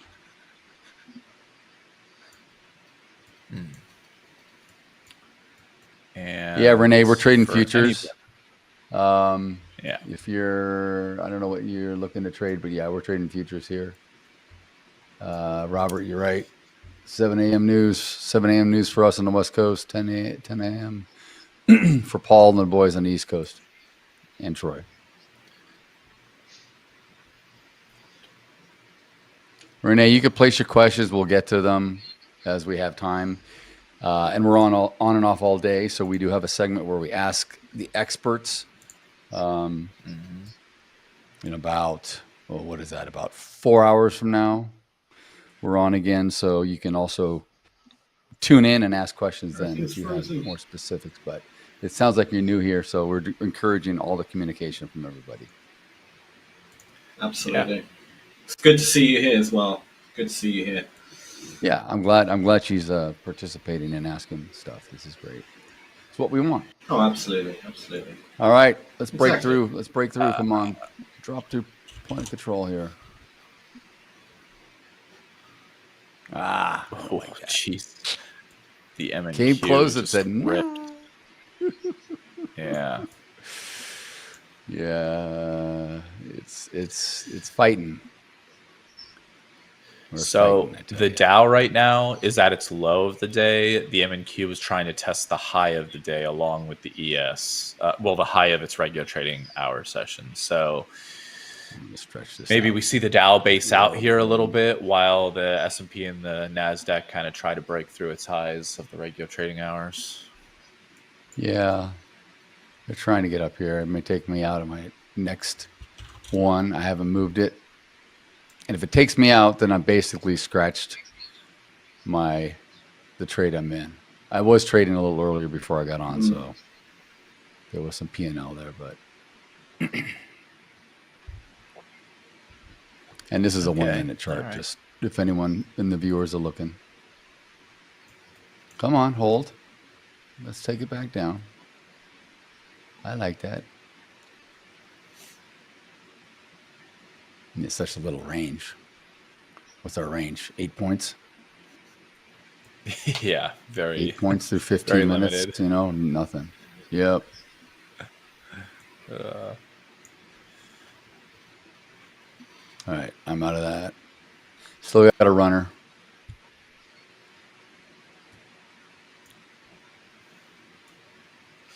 Yikes, this just feels like a little kind of wait for maybe another 10 minutes. 15 minutes. Unfortunately, that would wait for Trump. Be right when the Trump thing, like This is I feel like I'm between a rock and a hard place right now. Honestly, this is tough. Like I want to make a trade. I want to try and find a momentum trade here, either on the Nasdaq or the Dow or something. But right. But everything is holding me back at the moment because I'm just like not seeing the best setups at the moment. No, it's still very volatile. Cash is a position. Cash is a position. Yeah. Yes, that's very true. That's a very good point. And not deciding to trade is also a decision, right? You know, it's like, hey, you don't have to trade. It's true. That's a decision. Yeah, but we got to trade. You know us. We're little traders at heart. It's our job to trade. We're helping the viewers. We're helping the subscribers. So you guys know that when Daryl goes short, it's all I can do not to pound the crap out of it short, because that's just like confirmation. And I mean, it's like giant confirmation. If he goes short, man, I'm going short. And I have to admit, I'm flat right now because you make me sound like I'm a. You make it sound like I'm a perma-bull. I'm not a perma-bull. I go short a hell of a lot. It's just the last few weeks, this market's been sticking at all-time highs. So the better move for me has been the long bias. But yeah, all right, I'm an equal opportunist. Let's come down. Come on, Troy, give me some love. Let's short this right now. A little sensitive on Monday. Okay, all right. No, I'm not sensitive. I'm not sensitive. I'm not a perma-bull. My God. I'm just making the point that as badly as I wanted to go short, I sat on my hands because I have decided that I'm going back to one of my rules I used to have, which is no trades before 9:50, 20 minutes after the market opens. And I'm going to try really hard to stick to that rule this week, at least. And also then with Trump coming on at 10, so I'll wait until after that hoo-ha is at least settled down a little bit. As much as you feel compelled to make a trade, you have to be able to say, no, I'm not going to break my rule. B, I'm not going to do anything stupid. Not that getting short or long right now is stupid. It's just that it's outside of my boundaries. And so, I think new traders, they have that I've got to push the button. I got to push the button. And you don't have to push the button, because what's amazing about the market is there's an opportunity just around the corner. Every 5 minutes, there's a new opportunity in a market. May not be in this market, but certainly all the time there's something somewhere. And so, don't feel the anticipation or get sucked into Daryl's in it short. I want to go. Okay. I had to refrain from that because I was really feeling that urge to go short. So, sit on the sidelines when the market is not giving you the edge that you want. And I am long 3 contracts of the MES, looking for a push up to the 64.25, which would be previous day's high. We'll see. Well, that's a good move too. We'll see what happens. That could work too. So we have the dueling trades. We've got Paul long and Daryl short. Yep. We'll see who gets there first. See if they can both make money. I mean, I don't have to take profit. I'm just going to trail if I can get positive. The NAS looks like it kind of wants to come down a little bit, so I wouldn't be surprised either way. This is a small risk for me, so I'm risking essentially 3 points on this long. Trade execution wasn't the greatest. I'm already about a third into my so I'm 1 point into the red already at this point, but yeah, I'm just playing off of the Nasdaq EMAs at the moment. There's some strength, relative support there, so we'll see. It might hold, nice. And it looks like it wants to try to hold. Sorry, are you in Nasdaq or ES? Oh no, sorry, I'm in the ES, but I'm looking at Nasdaq for strength. So okay, yeah. Yep. Got it. Come on, there we go. Oh, There we go. There it goes. There we go. There the yes goes. Because the Yes, Nasdaq was a little bit. It's dropping a little bit, but the Nasdaq was a little bit too far away. Yeah, it is. It's just not good for me. That's not good. I was looking for the Nasdaq. Yeah.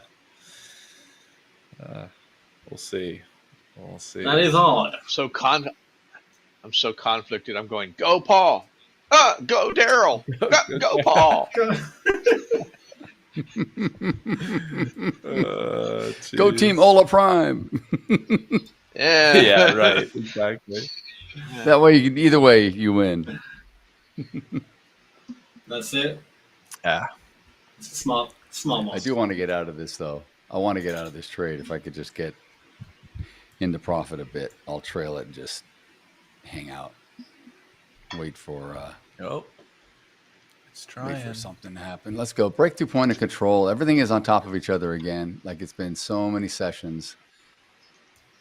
Midpoint VWAP, point of control, and the ES are all within 3 ticks. Oh, I hear a crack. I hear is that a Mountain Dew cracking open? Oh, Is that a Mountain Dew? Yeah, yeah, buddy. Mountain Dew. Oh, I just got stopped out. Did you? Oh yeah, it came down to you. $43 loss. Like I said, it was a small long there. It wasn't anything super crazy, but wanted to dip my toes in a little bit. Nothing I can't quickly get back in another trade. And it was it was only three easy MES. Peasy. So yeah, that's easy. I gotta look for an emoji while I'm in a trade. I gotta multitask. I do well when I multitask. Let's look for a bear. Where's my bear? Emojis. Help Troy out here. Yeah, let's do some emoji. I got a little teddy bear, but we don't have a real bear. We don't have an aggressive looking bear, do we? We need a grizzly bear, brown bear, koala bear, Kodiak bear, big ass Kodiak. Oh, you guys will love this. So after here we go. I'm now long the MNQ. My coaching session with Sam the other day. You're back long? Yeah, on MNQ. Yeah. 3 MES. Go on, Troy. Or 3 MNQ. Troy. After I spent some time with Sam the other day discussing my sad state of trading, I thought, oh, you know what? This weekend I'm going to do playback, and I'm going to do some playback and practice going long.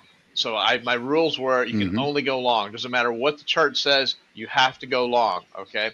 So I just randomly picked Monday, Tuesday, and Wednesday of the week before last, which at the time I wasn't paying any attention. I was just picking 3 random days. And of course they were all down days or sideways to down days.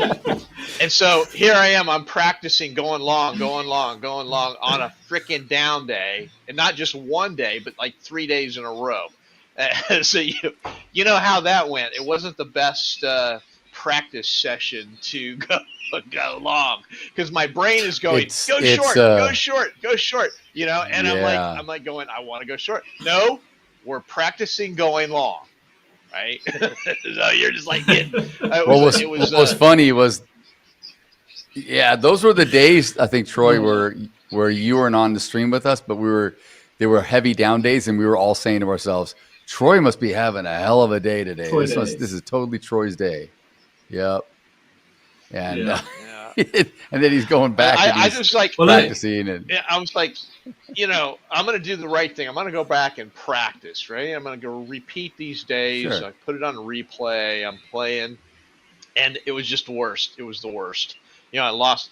Just lost money hand over fist on every day, because obviously I was going against the trend. But I was taking long trades, even though it pained me greatly. But I'm working on it. Working on it. Hit the overnight low. You got 7. Hit the overnight low. 6 minutes. All right, trailed me out. 6 minutes. Just keep in mind, Trump speaks. I'm out of the trade. Minutes. I trailed. Yeah, I'm out.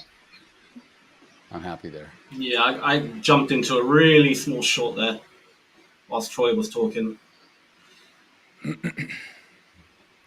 Yeah, I got stopped out of my MNQ there, my long MNQ there as well. So I will now probably wait for unless something really nice pops up here in the next minute or two, I'll probably wait for the Trump thing to come and go. Hopefully it's not that same here. long.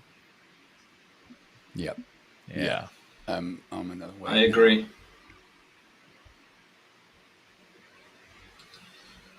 Right, I'm going to probably move the camera. I think it will look better.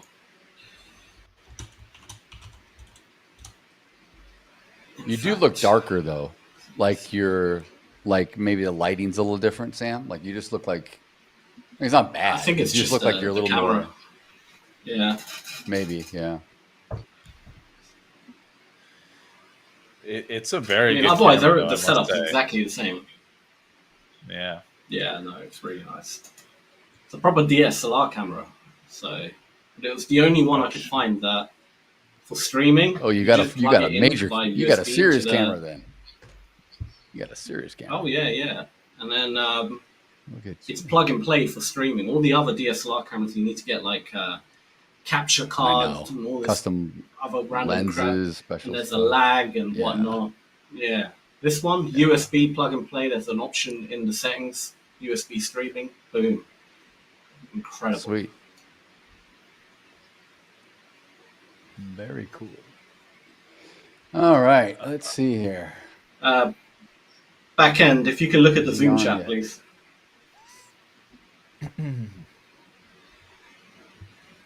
Wow. All right.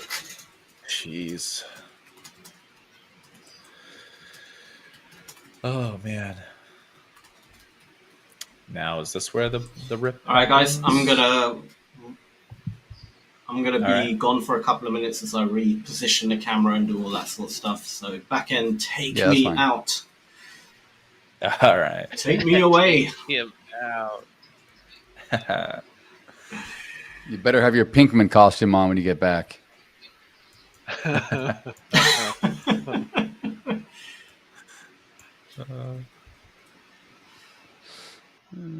know what? I got to pull up the RV.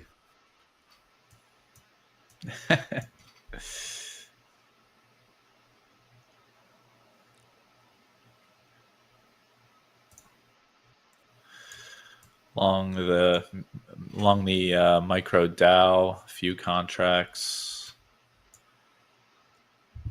You're back in a trade with 3 minutes to go. Look at you. Yep. Yeah. I'm just gonna. This is literally gonna be super stone quick. faced. Yep. You're like, yep. this is super quick. I mean, like I'm trying to run. Dude, like, that was a good move, though. Look at the NQ. That's a good move, though, man. Like, yeah, it is, but not in the darn Dow, man. Why don't we Not switch in the over to your? Dow. Let's switch over to your screen. Well, Yeah, I'm out of the take trade over already yours. because the Dow is not moving got at NQ all. up. No, was that a long in the Dow or the NQ? No, it was in the Dow. Yeah. The Dow was looking like it wanted to go, but it didn't. And the Nasdaq, it ripped, and the ES also kind of ripped a little bit. It looks like I am. That's what I saw. Yeah. Yeah. So maybe I do go to the MQ here, and I just look real quick. I almost got long the Nasdaq, and then I decided to switch over to the Dow. That was a terrible mistake. But you know, that's this kind of morning for me at the moment. Let's go. All right, Trump's walking in here in a second. No, not yet. About 2 minute warning. All right, Maria, yeah, that's the quickest change of mind ever. It's true, Maria. I mean, I you know, it's funny. Like I saw the bottoming occurring in both the S&P and the Nasdaq, and I wanted to catch like the lagging leg of the Dow to see if it would make a quick jump up.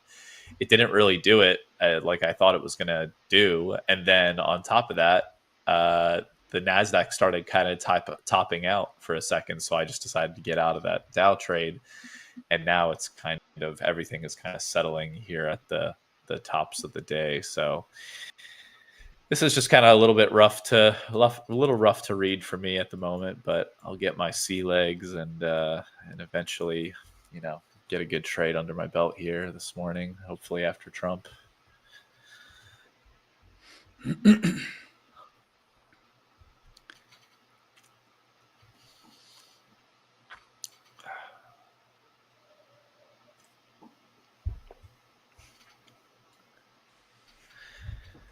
All right, Mr. Peeps, Renee, Coach Daryl shouted you out earlier. Robert, good to see you.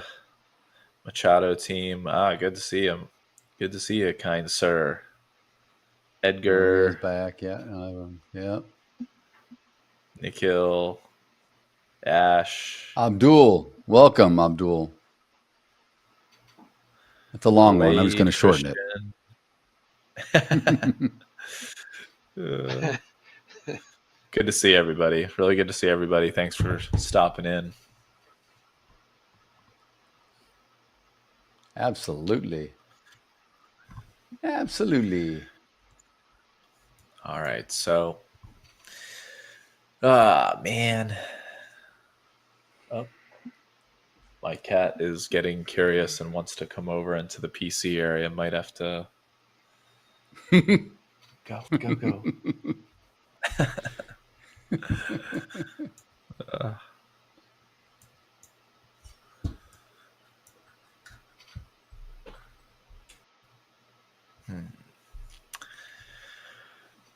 All right, here it is, 10 a.m. He's not out yet. I'm watching. Do you have the stream up? Okay, cool. Yep. Yeah, I'm watching in the press room. There's still got a few guys talking in the mic, like CNN, Fox. They got their, Caitlin's up talking, Mark Meredith's talking. They're still gotcha. Chatting. So he'll come out soon, I'm sure.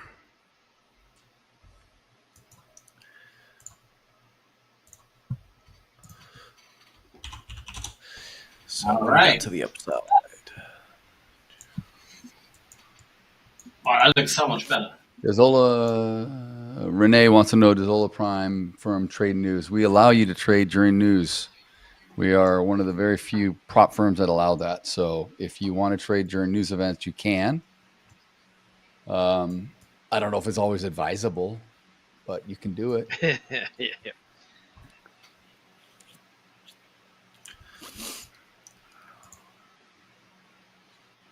Robert asks, is it mirrorless? To be honest, Robert, I have no idea. I can find out. I mean, it's made for streaming, apparently, according to Sony. They built this camera specifically for streamers. That's why I bought it. So I would assume that, they already figured all this stuff out and made it capable of streaming for hours on end. I hope so. If not, I'll be returning it for a full refund. But no, I'm pretty sure it's mirrorless. Dang.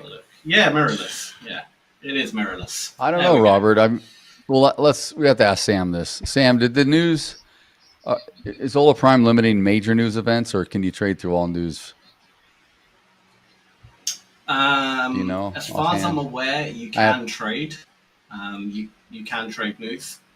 I know in the Forex platform, you're allowed to trade news depending on the account.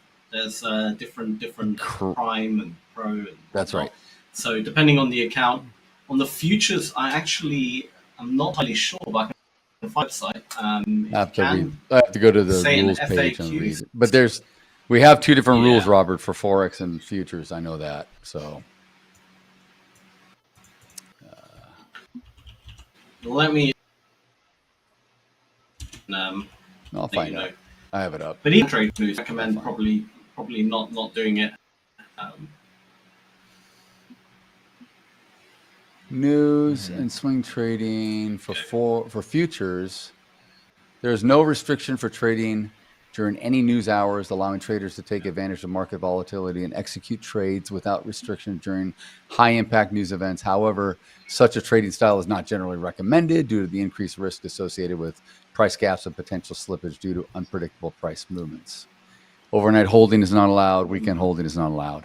But news with futures, you can trade through all of it. So there's your answer, Robert. There you go. So on the NQ in the Project X platform, we just saw like a spike down, like 40 points on the MNQ, but I don't see that on my other software charts. So it's kind of interesting.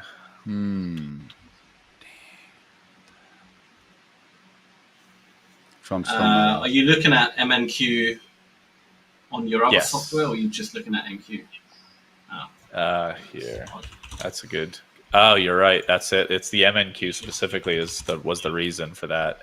I am looking at NQ on my other charts, so that's exactly the reason. That's crazy. Wow.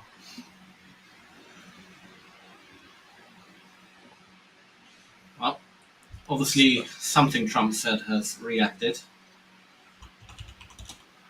No, the press room is messing with the Fox News representative. I think he had trouble with his mic, and he was up there talking. He finally did it, and they all stood up and gave him an applause. Trump's not out yet. They're in a good mood.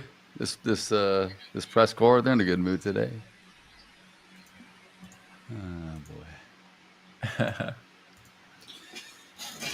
How long is this press conference? Let's have a look. I don't know. How long will it last for? I don't think it'll. I don't know. It doesn't say, does it? I think it's just him. I don't think Caroline's going to come out and talk first. I think it's just him. So. I don't know. Now, YouTube. Yikes. So if you were trading MNQ there, you probably just got whipped out massively. And then if you were in the NQ, though, you were fine, which is unfortunate. ES, you're fine. I don't see anything in the ES either, which is weird. ES is not erratic. Yeah, just like what Sam was saying, it was specifically the MNQ is the culprit here. Yeah. It's funny. I'm looking at the comments of the live stream from Associated Press. It's people like long, go long on US 30. It's like nothing's even happened yet, guys. Like you're just making stuff up. It's like when Jerome comes out to the podium. Good afternoon. And everything starts ripping. So. Exactly. Oh my God. I really do enjoy Robert says those. So for the funded futures. So for the funded futures, the funded rules might be a bit different. Yes, I think you're right. Sorry, Robert. I can imagine news You may be correct. would not be allowed on funded futures. I would think not major news anyway. You know, non-farm, CPI, that kind of stuff. The big stuff. Yeah. FOMC, interest rate, all that kind of stuff. I'm pretty sure Ola like Prime's algorithm will avoid news at all costs. Even if a funded trader enters news, it won't copy it in any way. So yeah, news generally is not good to trade. Let's put it that way. Yeah. Avoid it. Never used to be like this. Remember, Troy? We didn't have access to all this hyper news, but you'd hear about it later on, like on TV or something, or read it in the paper. It was never like this. Yeah, now it's like 10-minute delay. It's like crazy. Every little thing, everyone wants to trade every word. Yeah. Well, best thing to do is I'm going to sit on my hands until. Sit in your hands. Yeah, I'm going to wait until Trump finishes. It'll be too crazy. I mean, anything he will say that could be considered good, bad, whatever, can move the market way too much. So.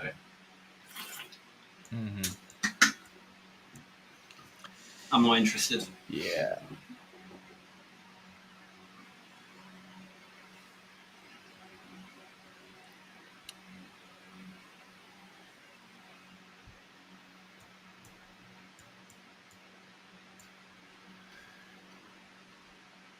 Looks like they want to. If I look like that, does it look like I'm looking at the camera?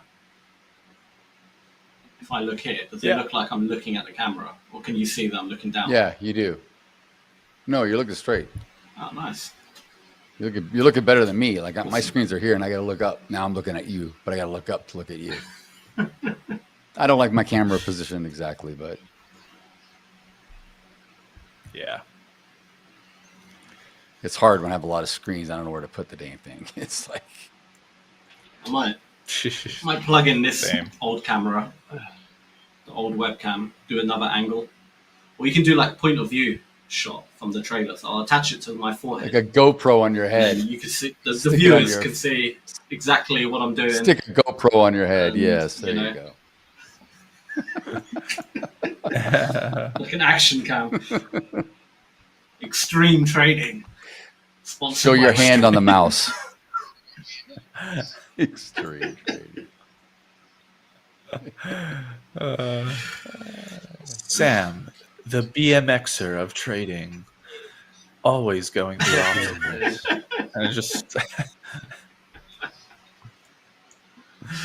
Edgar Nova asks, can any of you elaborate about the instant funding process and how different it is from the 1 to 2-step challenges? Thank you. Yeah, you don't have to pass a test. You pay and you are in a direct account. I assume you're talking about the direct accounts. It just, I don't know, the rules, I would think the rules are the same. So it just, you could bypass any challenges or any 1-step or 2-step, and you can get access to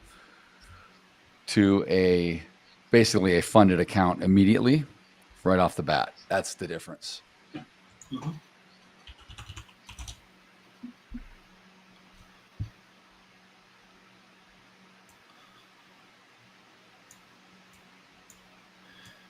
all right.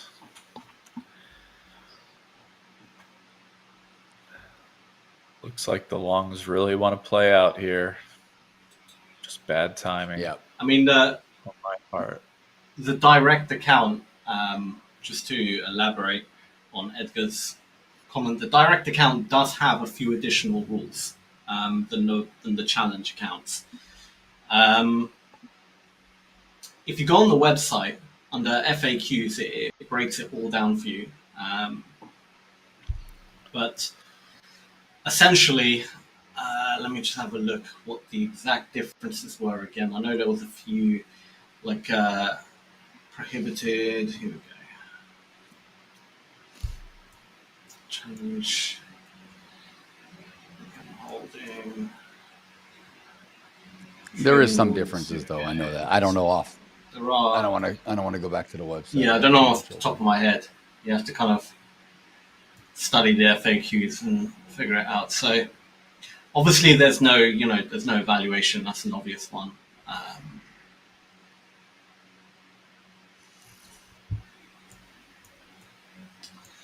Where is it? Oh, I'm looking at the wrong thing. That's why.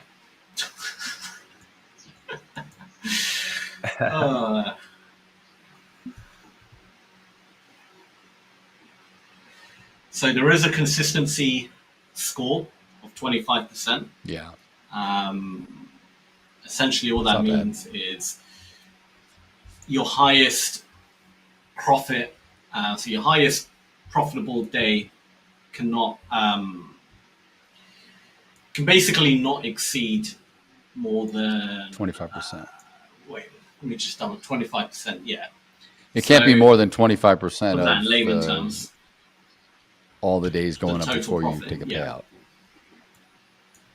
So say you made, I don't know, say you made 10 grand. You want to make sure your highest profitable day isn't above 2.5 grand. Now, if it is, it's not a big deal. You just have to earn more profit to kind of to water it down. Does that make sense? But that's basically it. And Robert added to it, and great comment, Robert. You're exactly right. He says that, Edgar, if you're confident in your trading, then an instant funded is the way to go, or the way I like to go. But if you're not sure, then the challenge is a good way to prove to yourself. That's really the big difference. Mm-hmm. Yeah. Yep. All right, we're still waiting on Trump. If you're already a consistent trader and you're already making, on like a cash account, you're already making money consistently, then yeah, the direct model would be perfect for you. But if you're like, I don't know if I can actually do this, I've never, then go for the challenge, kind of get used to the rules, get used to the kind of, because there are restrictions, obviously, and those restrictions like drawdown stuff are there to keep you sensible and keep you consistent. So you might, if you're not used to that, you might struggle a little at first, but it's there for a reason. And in the long run, it's the only way. So yeah.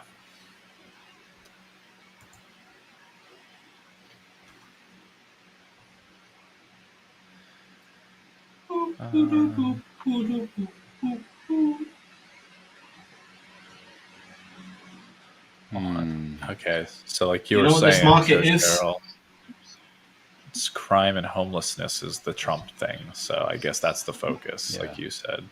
Yeah. Sorry, what'd you say, Sam? Filth? So do you know what this market is? Yep, it's filth. It's a filthy market again. What's a filth? We haven't had a non-filthy market in a long time. Mm-hmm. It's the truth. It's the truth. Filthy markets are good opportunity markets. I don't mind them. Thing is, I'm seeing some good trade opportunities, but I'm not going to trade until Trump is finished. It's just too dangerous, man. Yeah, of course. So dangerous. I did see some headline about how he was saying he wants to, I don't know, get rid of all the homelessness around DC and ship them somewhere. He's probably going to say stuff about that. He's going to say things about whatever, maybe ICE and stuff. And then I'm sure he'll open it up for every question. And then it'll be showtime. Hold on to your panties, boys and girls. It'll be a wild ride. My God. Should we take an over-under how many times he says he wants to fire Powell?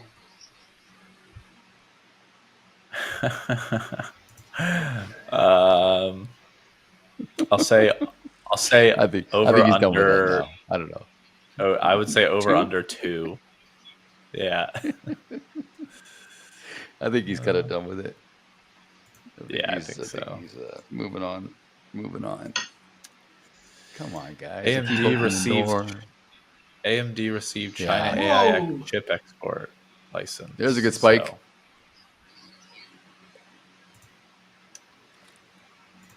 They opened the door and no one came out, so it spiked up just like Powell went to the podium. Could you imagine if that really happened? If it's like, oh, he's coming out and then the algo just kicks in, boom. Up. That'd be hilarious. Up and away. That would be absolutely hilarious. All right, come on. Let's see some stuff. So. Let's see some stuff appear so that I can asks, get in a trade. Yeah. Does that percent apply? I think it's a 40%. I think it's a 40, isn't it? Could be 40 on the other ones. 2 winning trades, and I can't place any more trades as their platform went down.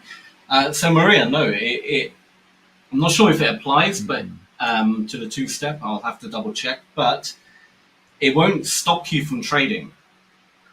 Like the consistency score, like if you break it, it doesn't stop you. Like you can continue trading. Right. You just have to bear in mind that like you're gonna have to make a bigger profit, overall profit then. In order to lower trade that, more days. That score if you had like a really good day. Yeah, exactly. But it wouldn't stop you. I'm not entirely sure what your issue is, but if contact the support, they're honestly they're superb and they get back really quick. Just do a live chat on the website. They'll whatever issue you're having, Anything you need to clarify, they'll help you out really quick. Mm-hmm.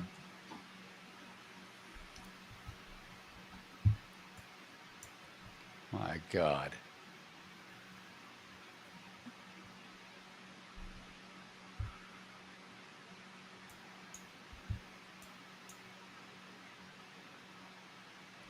No, I can't. All right. I've tried and they're inactive. Did you break any rules, Maria? If they are they inactive or ineligible? If you go She's to, also you're trading talking about Forex, it futures, sounds like. right, Maria? No, Yeah, she's trading Forex. Are you? She was talking about clicking on pairs. Ah, I think she's trading you're on Forex. Forex. I think so.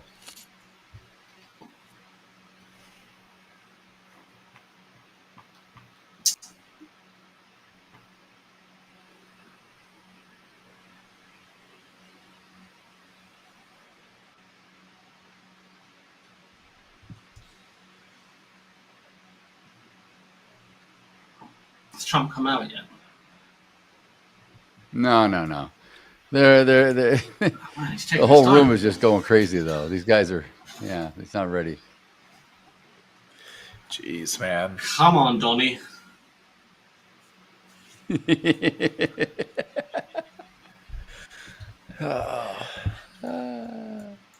I'm just going to He's calling Downing Street as we. out now. You know. He's calling Downing Street. Just, Sam, why don't you go down there? Run down there.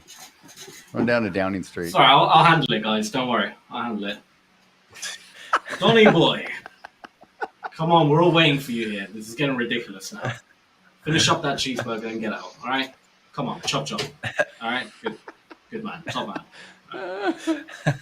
All right, he should be out any second. He's just having a bit of lunch. Any moment now. Don. Yeah, I know you just got off the phone with Sam. No, he's not stroking his golden bull right now. Yes. No. That would be great if you could get back on. Yeah. He wasn't being pushy. No, I understand. I get it.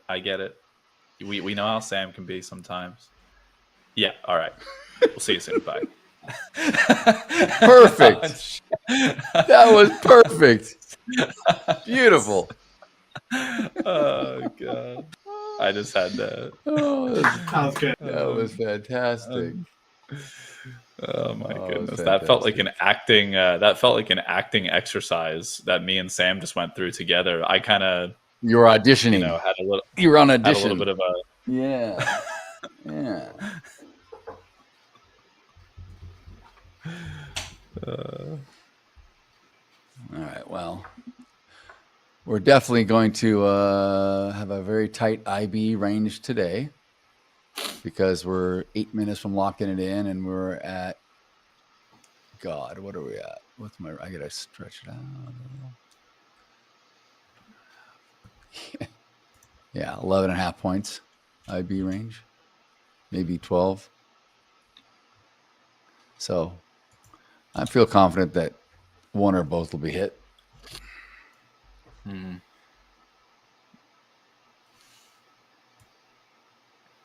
Yeah, no, But I don't like it I when it's think, like this. It's too tight. It's too tight. feels like previous day on the ES is going to be previous day high on the ES is going to be revisited. But I'll tell you what, so. For me, for this trading day, I mean, I'm down 150 at the moment. This is an aggravating one, I must say, because the timing was just off. I had, tight stops and the timing was off. This could have been such a good day already, but it's ended up being relatively lackluster.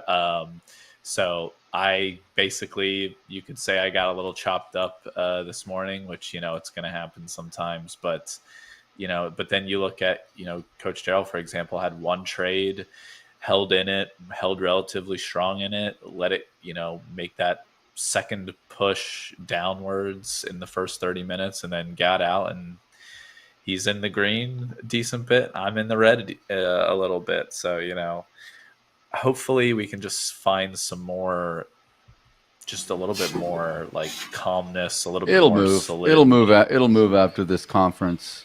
I mean, it's been consolidating since well before 7 o'clock, because the market's been expecting and waiting for the commentary, right? So it's not going to do anything until he comes out and starts talking anyway. So we're just like range bound. It's super tight. Sam's back. Yeah, I don't know what happened there. Yeah, it just randomly. I don't know. Everything froze. The whole thing for me. I thought it was a problem for everyone, and apparently it was just me. So, Troy, can you show us your worm and your popping moves? Your breakdance moves, man. Can you show us what you put out your Beat Street, bring out the cardboard or the linoleum and start just going off on the sidewalk? Way to go, James. Way to go. Get something moving. Good job, buddy. We got to get the markets moving somehow. I mean, yeah.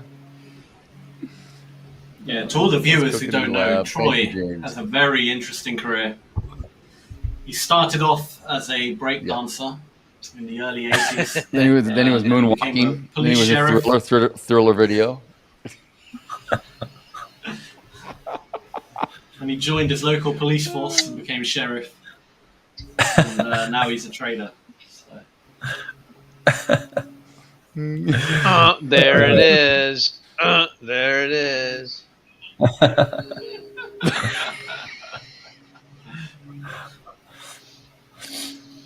guys are cracking me up. What would we do if we actually had to trade? Yeah, I don't know. Exactly. Man. Okay. 4 minutes till the IB's hit.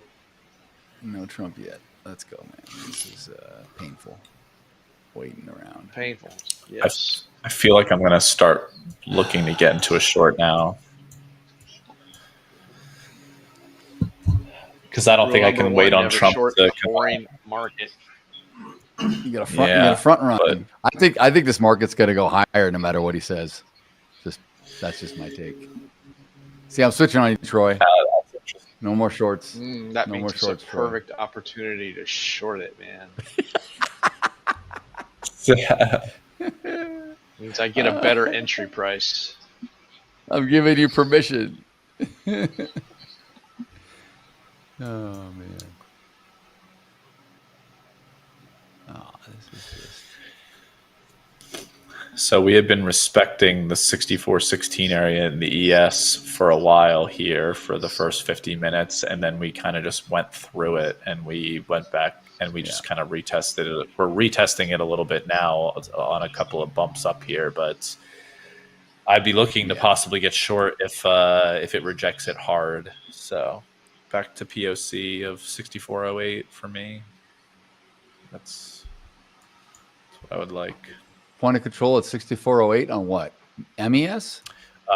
On the 64.08 on the ES is what I have for the for yesterday's trading session. So for yesterday's regular trading hours through Friday. Okay. Or Friday. Yeah, saying yesterday as if no. I know what you mean. Yeah, no, I know what you mean. I thought you meant now 64.08. I'm like looking and going, wait, I'm at like 64. I'm like 64. Actually, my project X is off. I don't know why it's off. It shouldn't be off, but well, maybe it's not. I just got to get rid of the overnight. Yeah, got into a little long. Got out again. All right. Probably should have held. Sam's impatient. You just got to get it. This is got to get a scalp. I'm seeing good opportunities, and I hate. Well, yeah, we're range bound. It's good. It's good. Rotational. The NQ looks a lot cleaner than the ES. That's for sure. That's saying something. Yeah. Rene. No, I mean, I know. I'm not trying to be. I'm not trying to be facetious. I'm just saying that's that's. No, I agree. It's weird. It's odd, but it is a lot cleaner. I mean, it's a clear trend to the upside at this point. So Robert's asking, Renee said, overnight highs and lows. That's interesting to hear. Is that from the start of after hours to midnight or New York? So Robert, I don't know if who you're asking, but my overnight lows and highs, I track from when the market opens at 3 p.m. for you and I on the West Coast. So when New Zealand and Australia opens up, I track it right away, and I carry it all the way through till 6:30 when it opens for us, or 9:30 on the East Coast. So it's an entire overnight session, including London, including all of Asia, Hong Kong, everything. Frankfurt, London, the whole ball of wax. But it's up to you. Yeah. I mean, everyone has their own way of tracking it. Some people treat it differently. You can do whatever whatever makes sense for you. So Renee said, "Lol, that's interesting to hear. Respect, Coach Troy." Renee, I was just joking. He wasn't actually a breakdancer or a sheriff.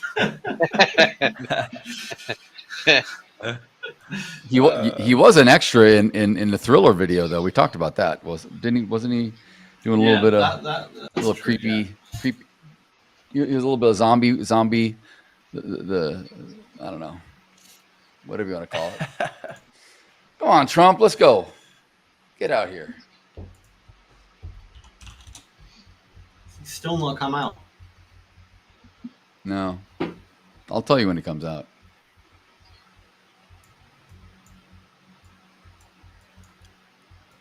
this is ridiculous. Yeah, this is a bit ridiculous. We are giving away a $25,000 challenge, free challenge account in this segment to all our viewers. So take the opportunity real quick to remind everyone that in order to qualify for the, what's it called? The what's it called? Giveaway? The selection? What's the word? No, I know, but the random, what's it called? Like the raffle. What? The what? The raffle. Yeah, raffle.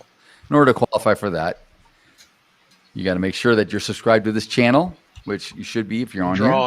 The drawing. You should also like us. The drawing. Thank you. There we go, Troy. See, he's a cunning linguist, and he's also a breakdancer. Yes, that's very good. But please subscribe to our Ola Prime Global or our main Ola Prime YouTube channel, this Ola Prime TV channel, and make sure that your email, very important to make sure your email address is in your YouTube channel bio or description, so we have a way to reach out if you are selected as a winner. We are again going to be giving away a $25,000 challenge account in this segment, probably towards the end. We have about an hour and a half left, so maybe in the next hour we will be giving it away. So make sure that you do those things and you comment and participate in our gleeful conversations that we're having here.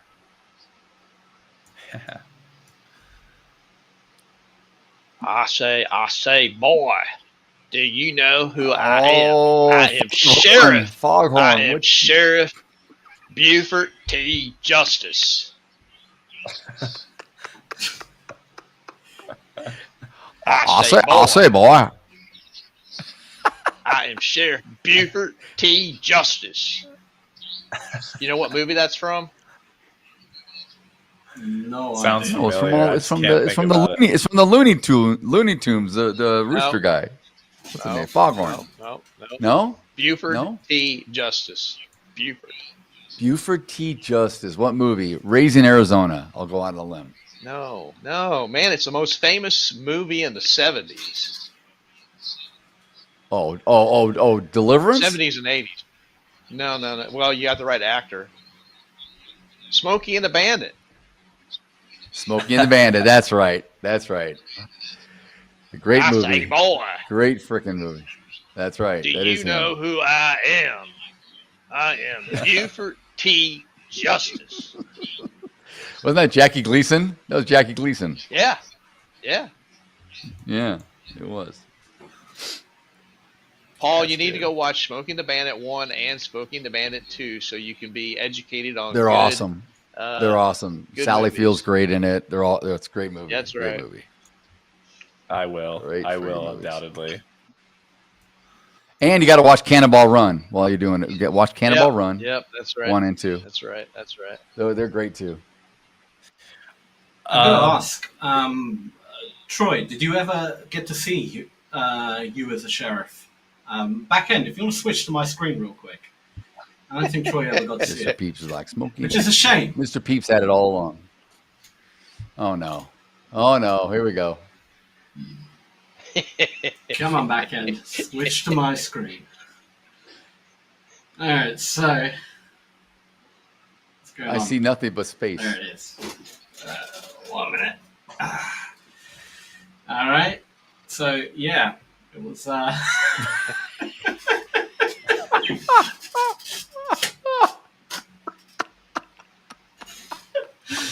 Buford T. Justice at your service. This is just a classic, like small sheriff look. This picture is literally what I googled. Oh my Small Lord. town sheriff. Yeah. And that came up. It's a great picture. Yeah, Sheriff Roscoe's a legend. I agree. Roscoe Pico train. Them Duke boys. Oh, where? Yeah, Flash. Yeah, Flash. Come on, boy. Let's get them Duke boys. Oh, come on now. Oh, some Duke the Hazards. Sorry, I got the White House in my ears. I'm looking over on. God, what are you doing, people? they're What are not. they doing? He's not coming out. Oh, I think they finally got the Never coming 2-minute out. warning. They finally got the 2-minute warning. They're doing like the wave. They're like elated. It's short the Dow just now. We'll see. We'll see. Front runner. Finally. Is this show held during all trading sessions? We are live during most hours of it. Yes, we are. But every day, yes, we are on every day, Monday through Friday.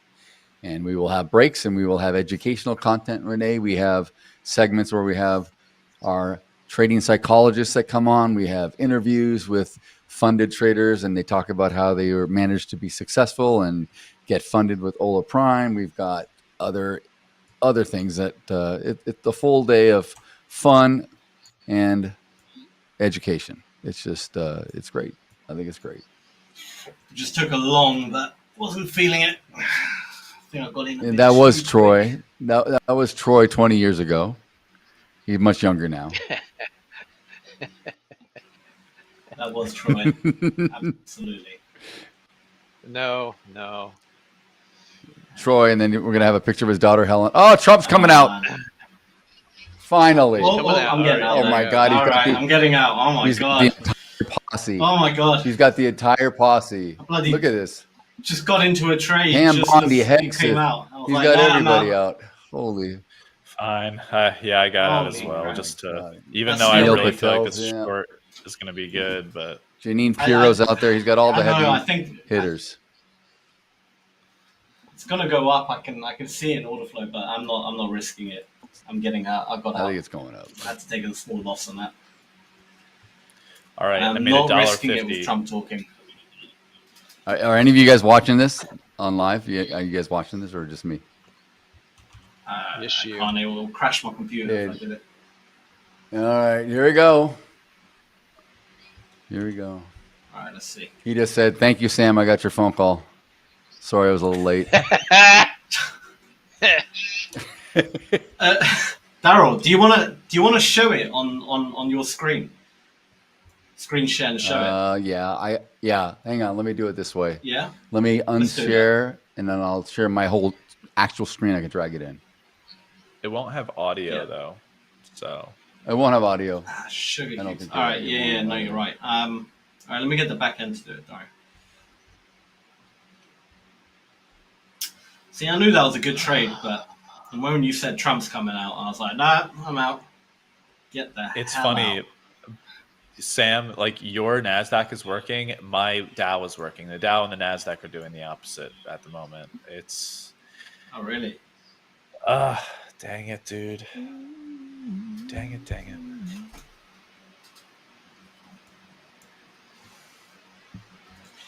Daryl, can you just drop the link to the chat? I mean, to the Zoom chat for the back end. Yeah, 1 second.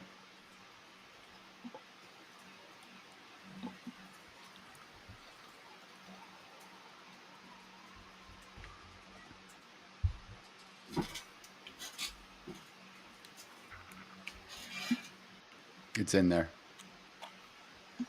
Here it goes. Nice.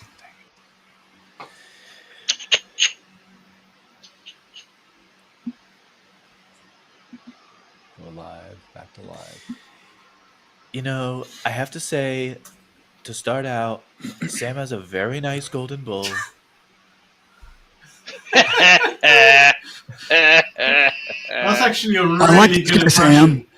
I like this guy, Sam. He's a winner. He always wins. He wins bigly. He's a big winner, I tell you.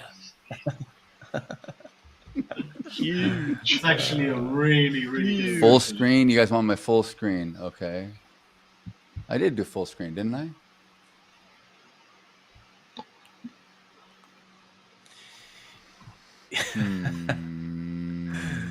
It is probably one of I know the what I've few done wrong. impressions. Hold on, guys. Oh, no. There we go. Sorry, back in. All right, can we? Yeah, back end. If we can pull that up. Yeah.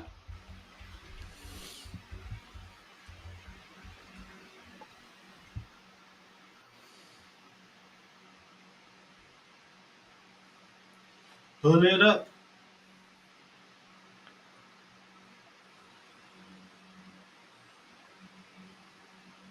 There we go. 2023 reached the highest rate probably ever. They say 25 years, but they don't know what that means. I gotta because mute it just mine. goes back 25 years. Can't be worse. There we go. Our capital city has been overtaken by violent gangs and bloodthirsty criminals, roving mobs of wild youth, drugged out maniacs and homeless people. And we're not going to let it happen anymore. We're not going to take it.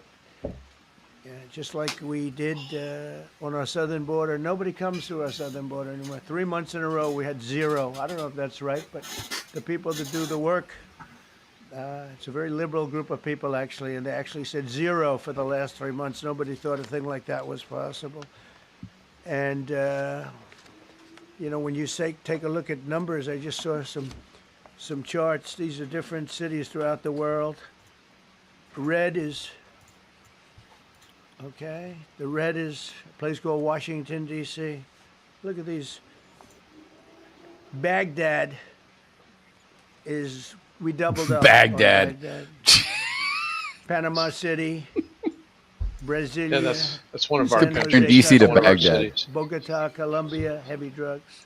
He's comparing Baghdad to DC, Mexico dude. City, I What the mentioned, heck? Lima, Peru.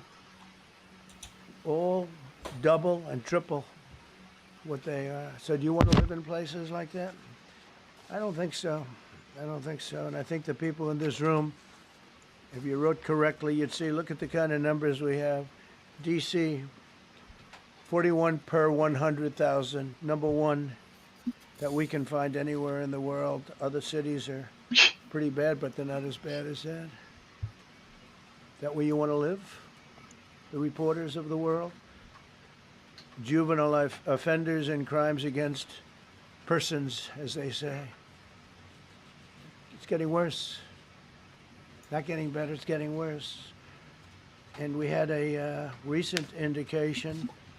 There was a story about a man who was just left. He quit because he was asked to do phony numbers on crime.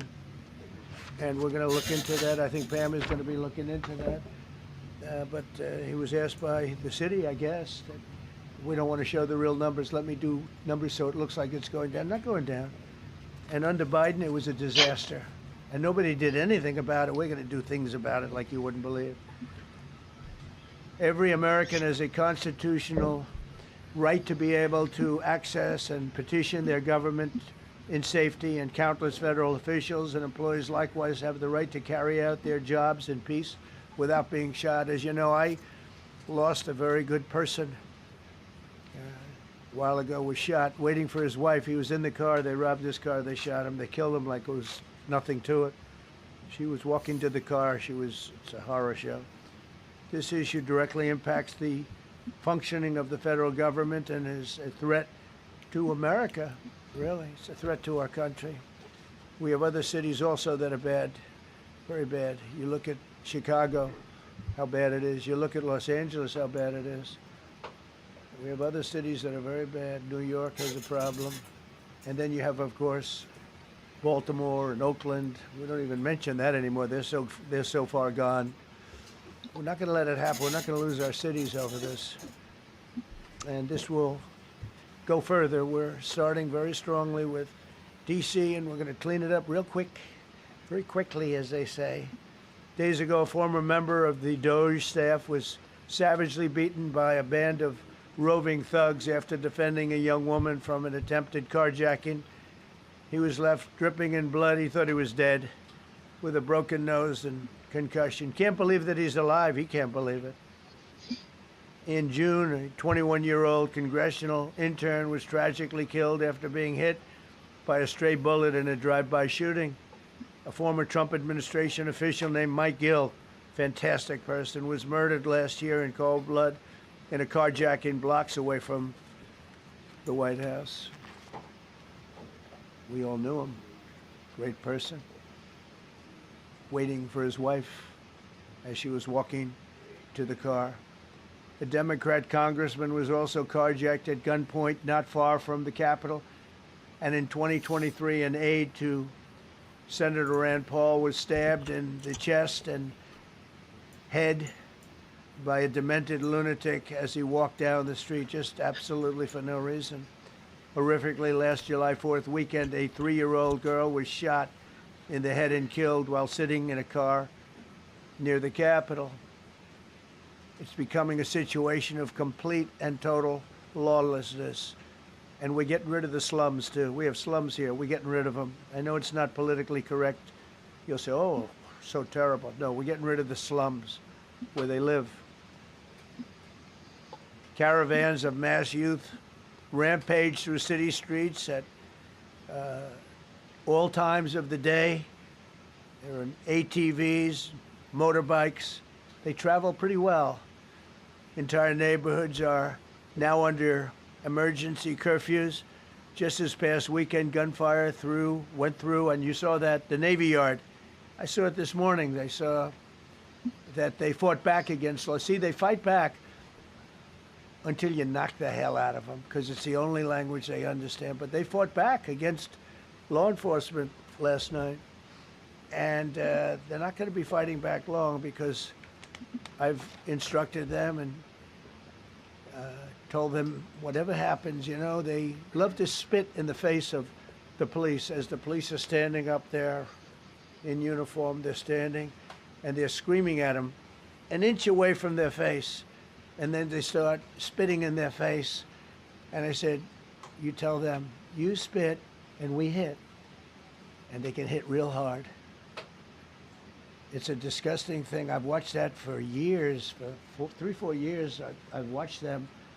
The police are standing, and they're told, don't do anything under any search. So and you can see they want to get at it. And they're standing there, and people are spitting in their face, and they're not allowed to do anything. But now they are allowed to do whatever the hell they want.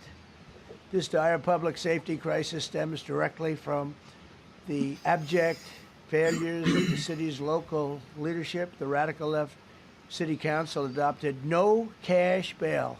By the way, every place in the country where you have no cash bail is a disaster. That's what started the problem in New York, and they don't change it. They don't want to change it. That's what started it in Chicago.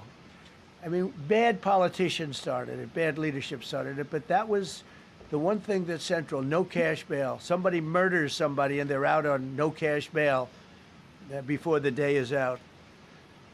We're going to end that in Chicago. We're going to change the statute. I spoke with Pam and Todd and everybody, we're going to change the statute, and I'm going to have to get the Republicans to vote because the Democrats are weak on crime.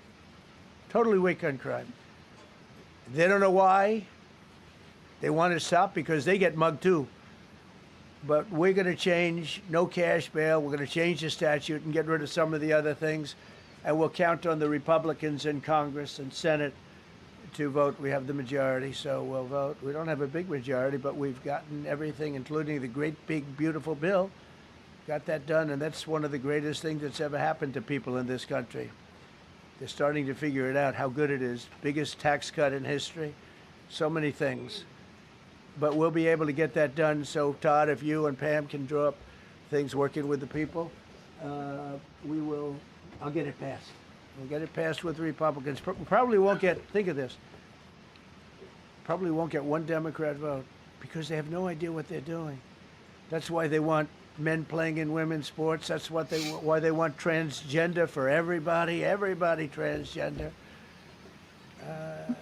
And they just got walloped in an election, in a landslide, and they haven't changed one thing. I saw the other day the certain gentleman who was a very well-known politician, Democrat, was fighting like hell that men should be allowed to play in women's sport. They just don't get it. They said it's an 80-20 issue, and I think it's a 97-3 issue, and I don't know who the three are. I've never heard anybody nobody's ever come up to me, sir, you have to let men play in women's sports. You have to do it, sir. Nobody's ever approached me. I don't know where this issue even comes from. Never seen anything like it. But they turned our nation's capital into a sanctuary jurisdiction. That's the other thing. We have to get rid of sanctuary cities as quickly as possible. We're going to do it, too. We have to. Because it's sanctuary for criminals. Releasing illegal alien gang members onto the streets. In 2022, nearly 70% of criminals arrested in Washington went unprosecuted. That's not going to happen with the group we have standing aside and standing behind me. And at the Metropolitan Police Department, it's now reached a small number relatively compared to what it was, but it's thousands of people. You know, we have thousands of police. I was told today, sir, they want more police. I heard a number, 3,500 police. That's a lot of police. 3,500. I thought they were going to say, we only have 30 policemen or women. He said, we have 3,500. We need more. You don't need more. That's so many. I never heard. That's like an army. How could you need more than 3,000? It just happened 2 minutes ago. Sir, they've requested more police. Oh, what do they have? About 3,500. I said, 3,500? This is not a big area. It's ridiculous. What you need is rules and regulations, and you need the right people to implement them. And we have the right people here, that I can tell you. Look at the border. Biden said there's nothing you can do. Kamala was the border czar. She never called one of the Border Patrol agents who are great. ICE is great. Never spoke to anybody. Never went there. But she was the border czar. And everybody said it was impossible to fix. I fixed it in 3 months. No, really. I fixed it the first week, but really fixed it over the last couple of months. And I mean, literally to a point where, as I said, 0 illegals entering our country in the last 90 days. Pretty amazing. It's time for dramatic action. We're going to do the same thing over here. It's going to be a very safe city very soon. We're not looking to take years, because a lot of people die in years. And we've got incredible people in this country, except we have to allow them to do their job. And that we will deliver like nobody's ever delivered before. I actually think it's easy. You know, if you're competent, it's easy. If you're incompetent, it's impossible. But I'm very competent.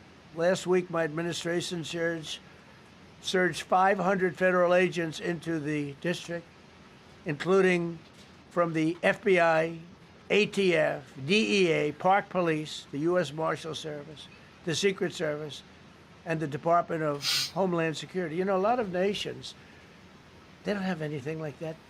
They got some police, and they're rough police. They don't have DEA, ATF, FBI, Park Police, the U.S. Marshal Service, Secret Service, Department of Homeland Security. they got some police, but they're rough police, and they do their job. They don't have crime. We're not going to have crime either. They made dozens of arrests, and that's what starts to happen. Again, cashless bail. Watch what we do with that. Today, we're formally declaring a public safety emergency. This is an emergency. This is a tragic emergency. And it's embarrassing for me to be up here. You know, I'm going to see Putin. I'm going to Russia on Friday. I don't like being up here talking about how unsafe and how dirty and disgusting this once beautiful capital was, with graffiti all over the walls. It's another part of it, by the way, because we're talking about safety, but we're also talking about beautification. We have the most beautiful, potentially, capital in the world. We always had. But people come from Iowa, they come from Indiana, they come and then they get mugged. Not going to happen. Keep coming, because by the time you get your trip set, it's going to be safe again, and it's going to be clean very quickly. We're going to replace the medians that are falling down all over the roads. We're going to replace the potholes. We're going to put a nice new coat of asphalt over the top. No, we don't have to rip the road out and spend 7 years building a new road because they cut everything. Because some designer said, well, we need a 1/4 inch more turn for safety reasons. No, we're going to do it right. We're going to get it done quickly. So today we're declaring public safety emergency in the District of Columbia, and Attorney General Pam Bondi, who's fantastic, is taking command of the Metropolitan Police Department as of this moment. And I'll be making the appropriate notifications to Congress and to the mayor, our new DEA administrator, who's one of the top in the country. He better be Terry. If you're not, I'm going to get rid of you so fast. Terry Cole. Terry, thanks. Very good. We just got him. Most highly recommended person.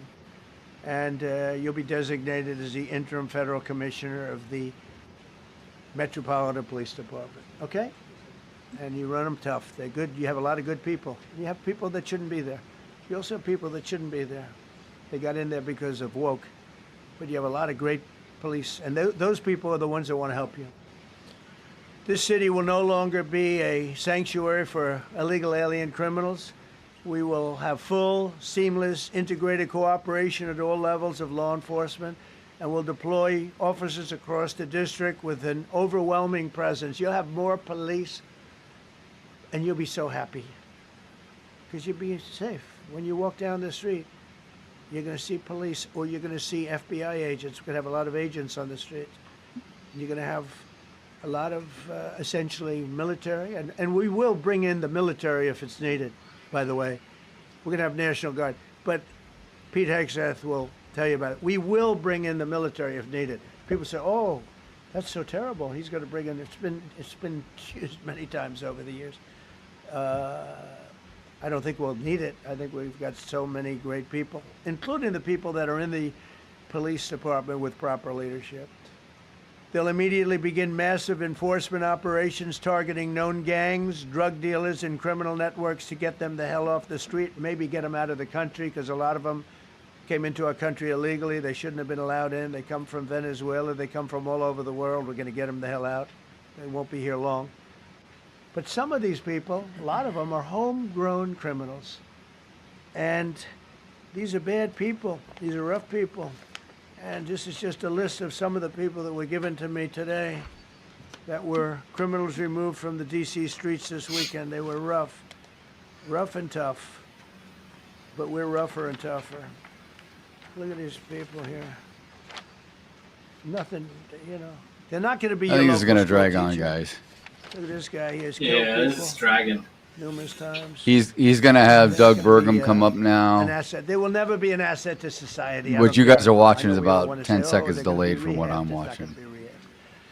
Oh, okay. It's going to go for a while. I'm going to ask Doug Burgum to come up and so say maybe we'll because he's in charge. We'll leave it. You know, he's interior, but yeah. he's in charge of the U.S. All right, back end. I've heard so many great things. We can turn off the live stream. Yeah.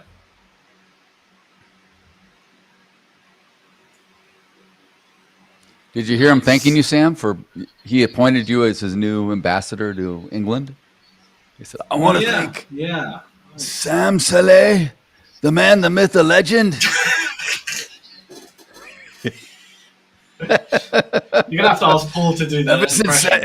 Paul did a genuine. Ever since Sam went into East London and kicked some ass and cleaned up all the crap in East London, it's been amazing.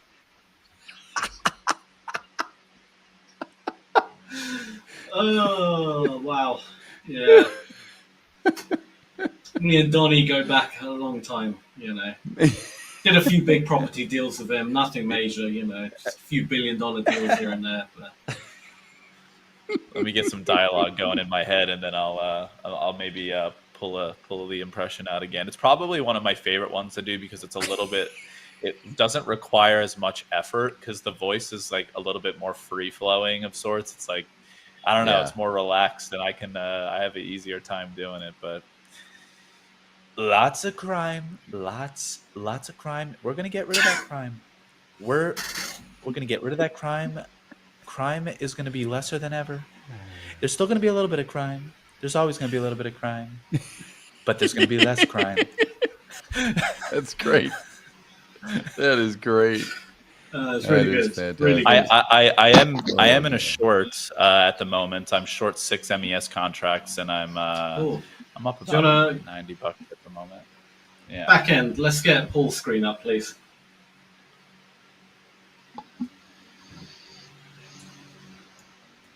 Fantastic.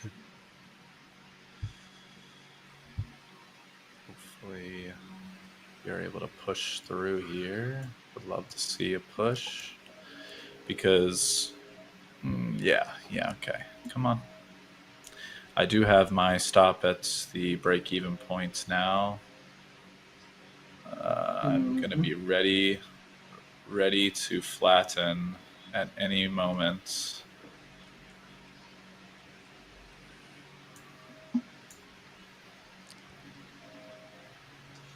Flatten. Bom, bom, bom, bom. I need a new song in my head. I need something catchy to get me going.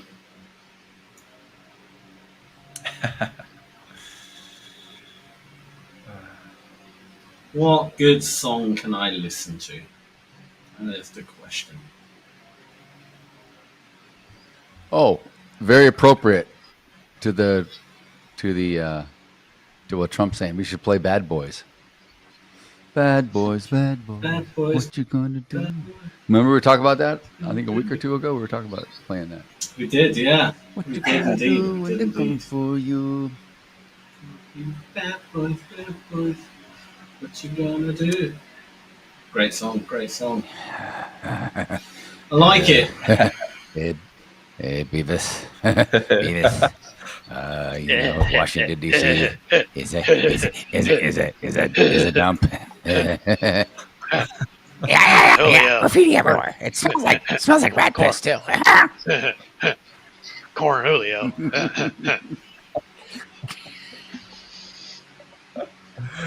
Oh god, you guys are nuts. Beavis. Mental people. Daryl, especially your Beavis impersonation, it's just insanely. Oh my gosh, insanely good. So good. The butthead one is also very good, very good. But the Beavis one is just so difficult that when you get that, the butthead I have to get I have to get like the low rumble like. I can't get it. I can't do it. But no, the Beavis good, I can man. do probably better.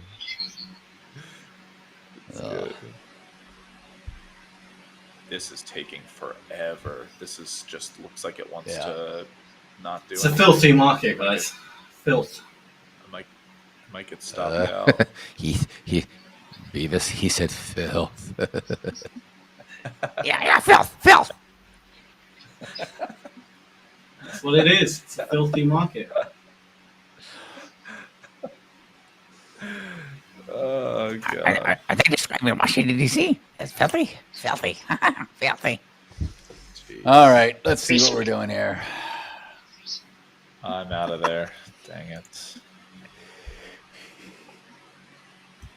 Well, I've been long. I didn't tell you guys. I tried to talk when the press conference was going on, but I have been long for a while in the ES while you took your short, Paul. And when did I get in? I got in like 15 minutes ago. Nice. So I'm just sitting in it. I haven't moved my stops or nothing. I'm just I got in at 64.09 and a half on the ES. 2 contracts long. 64. I mean, good. Great execution. Now he's got Cash Patel talking. Price. Well, I don't know. It could still whip on me. It could still.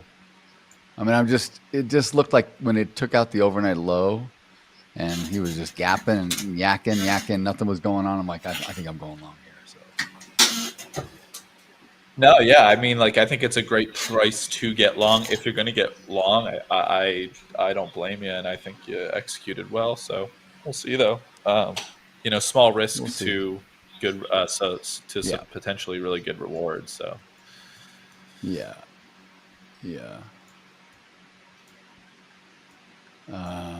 Agreed. But they're still going on. They're still talking about the crime. Anything interesting? We got the FBI director talking. But I know that Trump's going to get to some questions here, and that's where it's all going to... The fireworks are going to start. Yeah, just alert us when the questions happen. I think that's when... You want to bring it back on? You want to bring the stream back on? No, just maybe, but okay. Just alert us once the questions happen, just so everyone makes sure they're out the market. Yeah.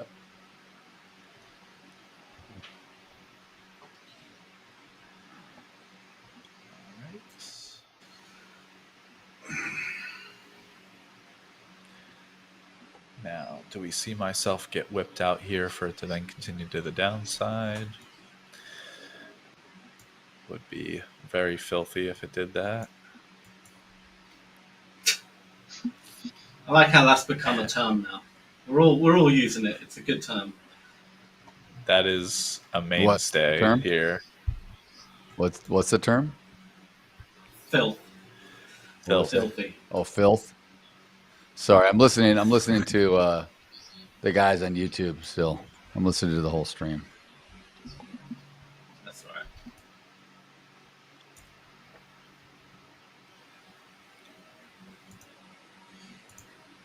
What you gonna do?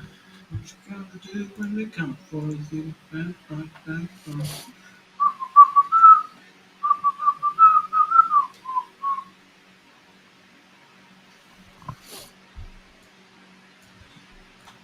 Oh dear, oh dear.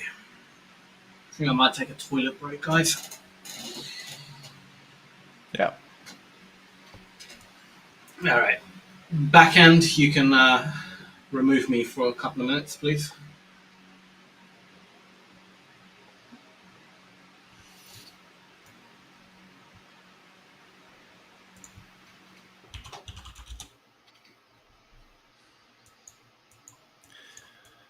Like the Dow right here is really looks like it wants to reverse more so than the Nasdaq or the S&P, but he's still yakking on the damn crime thing. He's just going on and comparing DC to other countries and other cities. Like, who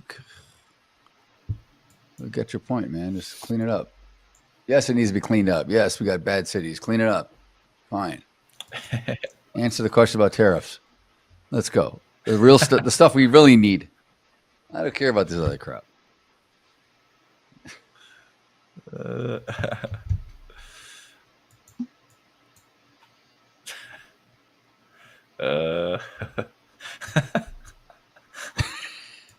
You know who does a really good butthead?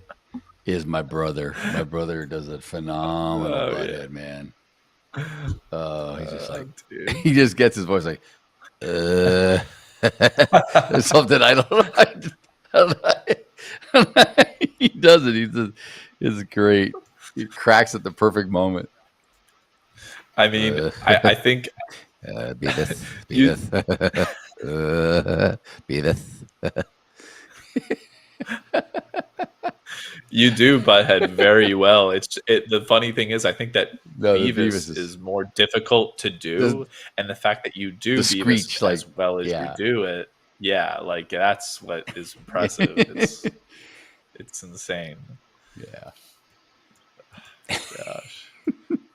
I could listen to that all day. I mean, my brain would rot, but I could listen to it all day. I should play. I need to play some. I need to play an episode or two and get it back. I'm just going off of old memory. Oh yeah, you're. I mean, the memory's good. Don't worry. Come on. What are you doing here? It's going against me on this long. I'm holding, but I don't like it.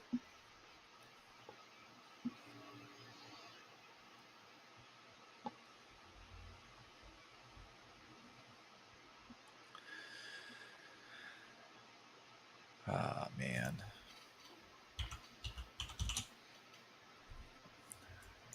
Yeah, I shouldn't have let that whip me out there. That would have been a really good trade. I just needed to hang in longer at my original stop there instead of moving my stop to break even after I got like to that 1-to-1 area. Yeah. I know that this relative like H-ish thing is why I don't like trading them. I mean, I had a good position.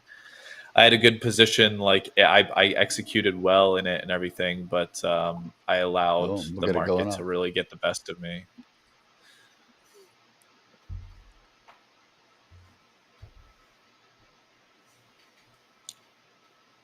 Is he going to get her to talk to now?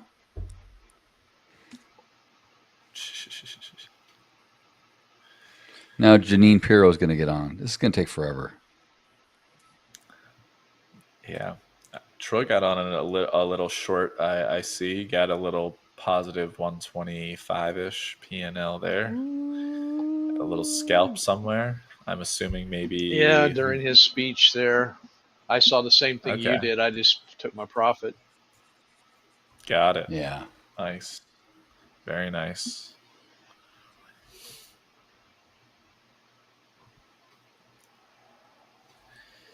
Very nice. All right, so let's see. Let's look at the chat. Let's look at the chats. Mr. Peeps, yeah. You coaches, thank you, Renee. Yeah.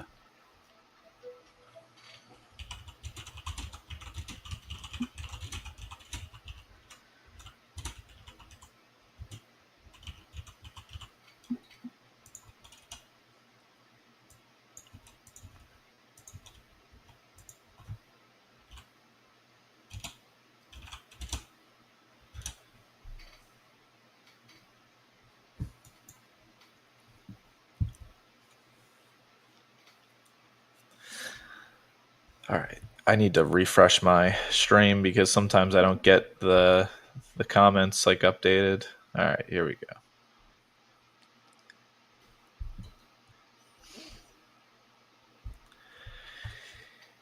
Yeah, kind of like honestly this morning has been a little bit boring, relatively speaking. It's a boring morning. I mean, we're in a 15-point range on the ES in the first hour and a half here. And I think we need to wait. I think we needed to wait for this whole thing to be done, and then it may start to extend somewhere. You know, I think they're just kind of they're waiting for commentary on trade war stuff or anything. They're chicken right now. Everybody's chicken. Yep. Yeah. Agreed. I'm like I tend to believe with you, Daryl, we're probably going to go up. But that being said, there is no way I'm going to take a risk right now when that guy has his mouth open. Yeah, and not only that, we've also tagged the low of day in the ES twice in the last 20 minutes or so. We're just hovering down low. So, I mean, I'm long, but I'm not very confident. I've just been holding because I'll just because it could go long. There's no need for me to get out yet. Being long right now, I feel like is not a bad move at all. I think we just now I'm finally in profit on the trade. But before, like when I was hovering around, give or take, make up $50, down $50, I'm just kind of right where my entry is. Didn't make any sense to just exit the trade, right? I'd rather see it play out. That's why I put a stop. So if you're gonna, Jesus, who else is talking? He's got another clown talking, pulling people out of the wings. This thing's got to go all the way to the end of our segment. All right, my long's playing out. All right, this is good. Look at MES is playing out.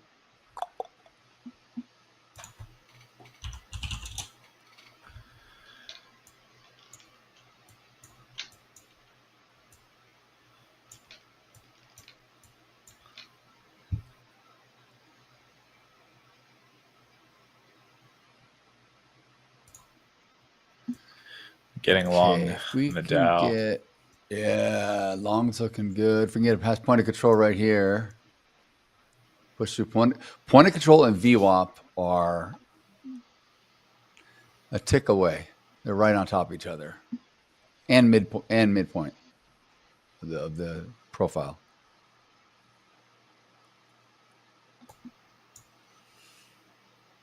I gotta get risk neutral here. I gotta get risk neutral on this first position. Okay, cool.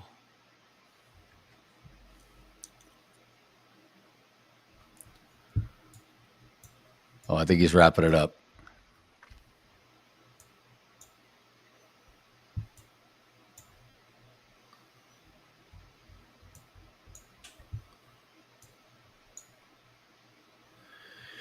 What do you mean by, what did you write? What do you mean by that, Paul? What do you write? Oh, our names. Oh, I know what you mean. You're blocking your. Yeah. Looks like on the ES and the Nasdaq, we broke through like the shorter term EMAs. They all like started trending upwards. So the Dow hasn't broken through them yet. And I was looking to play the breakthrough of the EMAs based on the other markets being relatively bullish, or looking like they based out a little bit. But a lot of my counter plays that I've had today are either timed not well, or are just not like the greatest. I probably need to stop fighting some trends. Whenever I'm joining the trend, it's doing well. Whenever I'm trying to pick the counterpoints, it's not. So I think this is my last kind of counter trend attempt here. I've got my stop below the low, and I'll just let it sit for a while. We're both in our trades. We're in our trades. I'm still in my long, and Coach Paul's in his long, and Tony Jr. I see you there, Tony Jr. I'm going to call him Tony Jr. We don't know his name really, Mr. TBB. We see you there, buddy. Your reputation precedes you, my friend. God dang, Trump's still going. Let's get to the tariff stuff. Let's go. Also, where we are right now is the previous day's low of the Dow, which is where I'm essentially long at the moment. So if we can see, we dipped through the previous day's low of the Dow to 44,100, and then we've kind of consolidated around the area of that previous day low. So would like to see a bounce off of that, maybe into the yesterday's value area low for the Dow, which would be 44,220-ish, somewhere in that area. That's kind of the play.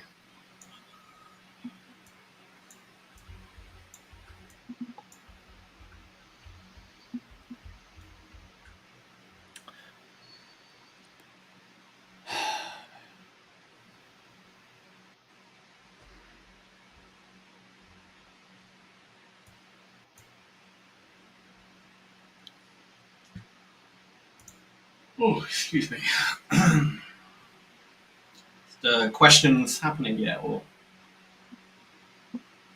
What's that, Sam? No.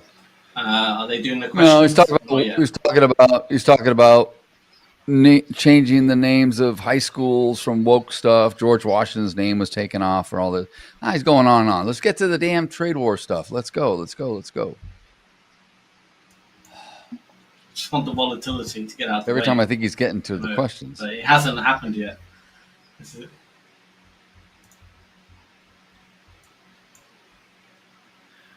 I just got long 2 more mini or micro contracts, so I'm long 6 micros on the MYM. Good job, man. Let's see the push. Might get long a little bit more. Look to get to 1 mini here if we do dip again.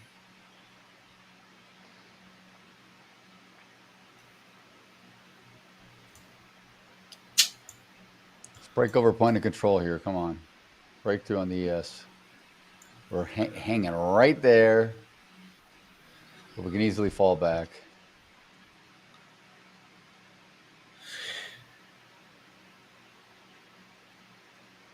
Yeah, TBB, that's what I'm following as well. I'm looking at the EMAs on the Nasdaq. They're relatively supporting but like I was saying, it's we need to see the breakout of the EMAs on the Dow for me to really for that run to really start. It looks like it wants to happen. So the ES is also getting supported at its EMAs as well on the 1 minute here and on the 5. So push through here. Here we go.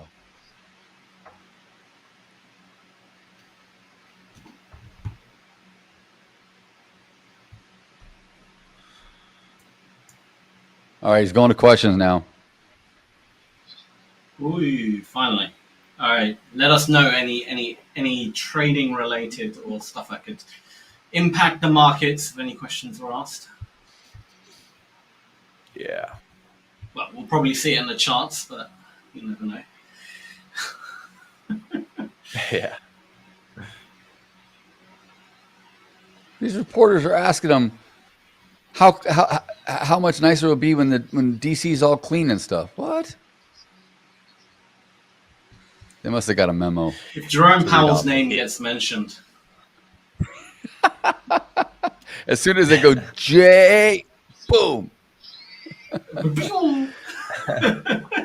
Treasury Secretary, best, boom. How nice is it going to be? Breakthrough. Fed. Come on. Come on. I hope none of these reporters accidentally calls the police the Fed. The Feds. The Feds.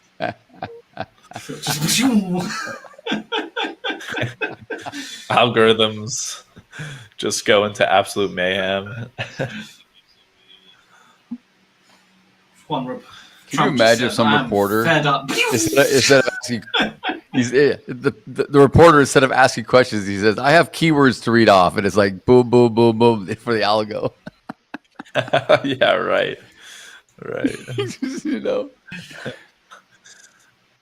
Uh-oh. What's going on here? A little pullback.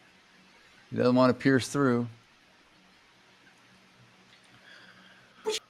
YM held its 50 period, which I actually don't. Yeah, so going back 50 up. period on the 1 minute. Control. Get back at the point of control. Come on, baby. Don't enjoy that. Come on, baby. Come on, baby. Back to the Beavers.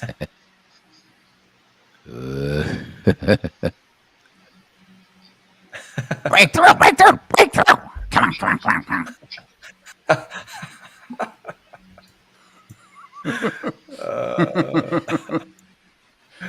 Oh my god. Let's do it. Some nut jobs. Man. Yeah. This is not looking the greatest at the moment.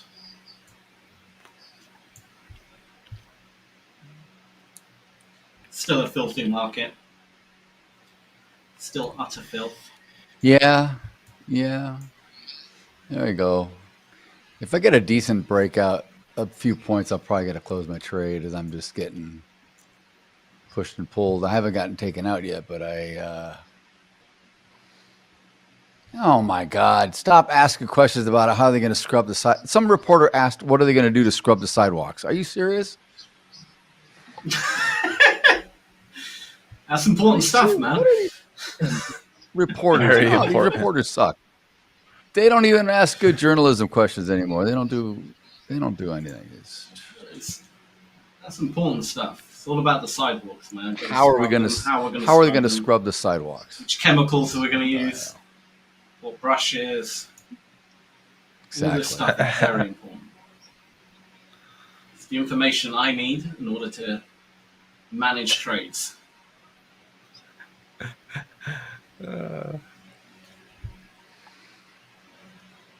Jesus.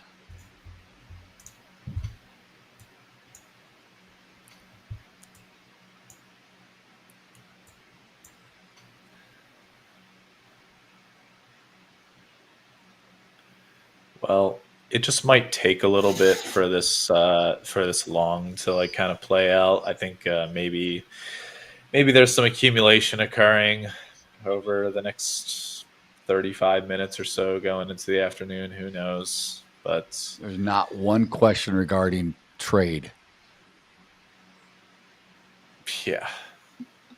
Or Epstein. You know what, I mean, Or anything. They're asking, will other cities follow suit with DC's cleanliness program, like Chicago, LA, San Francisco? This guy just asked that.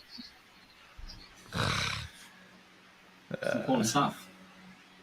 The thing is, DC is a federal territory, so those cities have to deal with the governors of the state and everything else that goes on. I don't know. What the hell, stupid question. Mm-hmm. Yeah. Oh, Tom's in the chat. How you doing, Tom? Good morning. Good afternoon. Hey, Tom. Good to see you, Tom. Glad you joined.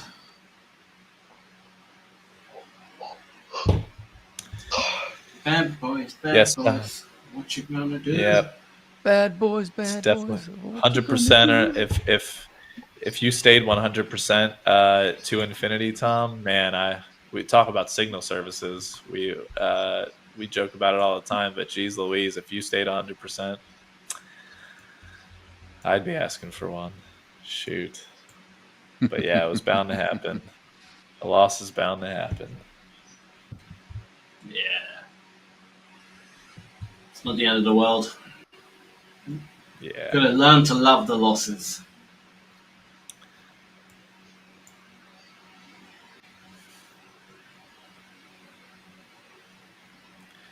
Learn to lose. Keeping my eye on the 30-minute chart at the moment to kind of see how volume accumulation is occurring here at these lows.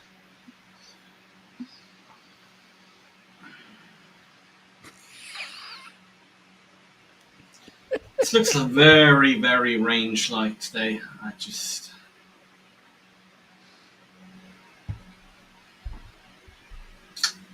All right. Well, no areas in less than 2 minutes. In less than 2 minutes, we got short-term bond auction. That may move the market finally. Finally. Okay, nice. Is it like the 6 month or 6 no? month. It's a 3 month. Right? Yeah, three and six. Yeah. Okay. In 2 minutes, you said, yeah? Minute and 15. Right at 8:30. Right at the bottom of the hour. Yeah, half past. Half past. Cheerio. Half past. What do you Americans say? What do we say? We say bottom of the hour. It's like your we just say the time. Bottom of the hour. That doesn't even make any sense. Why would it be the bottom of the hour? Should it be the middle? Because if you're an old fart like Troy and I, we had analog clocks, and then when the hand was at the bottom, pointed down, that's the bottom of the hour. That's how we used to always, bottom of the hour, top of the hour, top of the hour is like 12, right? Like every hour on the hour. Bottom of the hour is 30. Just I don't know. Interesting. That's I knew that. Yeah. I don't know. I say it that way. I don't. Maybe not. Amazing. I'm not like most. I don't think most people say bottom of the hour, but I just say the time. Yeah, I was gonna say I say 11:30 a.m. Yeah, Tom. School starts this week for me too. For my daughter past, for half 7th past, grade. quarter to. School starts. I think like half Something like past, that. quarter past. I sometimes maybe if I'm feeling a little giddy, Feeling a bit adventurous. He said, giddy. he said, giddy. Oh, man. Oh, come on. Yeah, it looks like it doesn't want to reverse. Hear the pain in your voice, Darryl. No, my voice. I got to do it right. I got to do it better. Do it better. Yeah, okay. I got stop that at 1. Stop that at 1.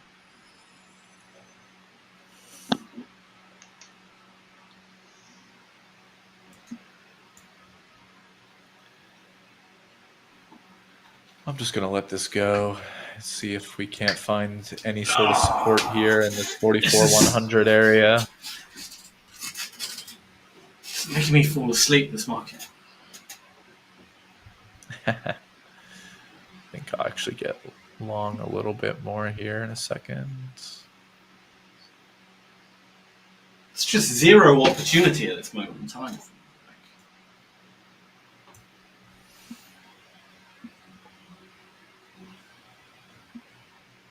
Nada. Nothing. Zilch.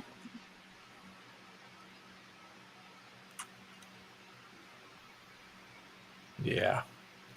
Geez, the Dow just won't follow. When the NQ and the S&P are bounce, when they do a little bounce, the Dow just says, "Nah, I'm good. Appreciate it, but no thanks."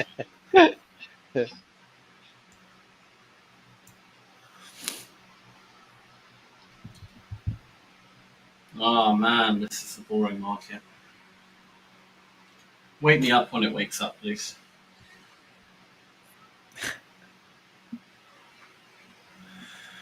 We apologize to all the viewers that you have to watch probably one of the most boring markets known to man.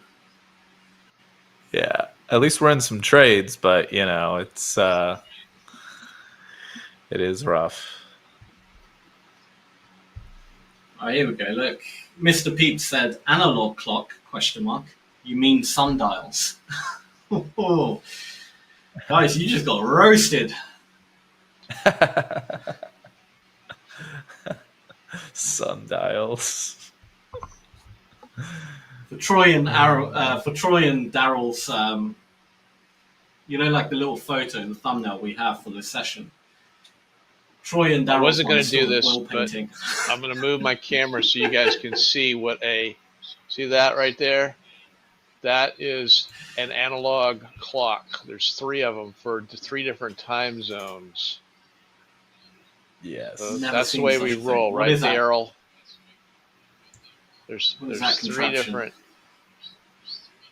There's 3 different clocks. And they have different time zones on them. Because that's the way we roll, right, Daryl? It's the easier way to deal with or to be able to quickly figure out, each time zone for sure. Everywhere I've worked, there are analog clocks on the wall with like literally at least 7 different time zones at the minimum. was always just easier. Mm-hmm. Yeah. Well, we live in a digital age now, so, you know, get with the time, guys. Get with the time.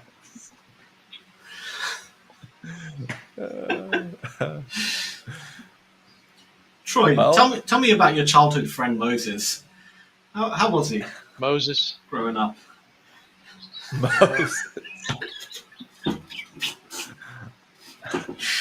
I'm joking.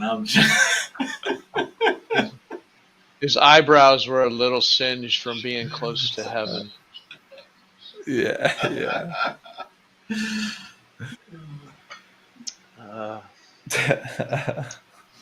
Now Methuselah, on the other hand, was, you know, good guy.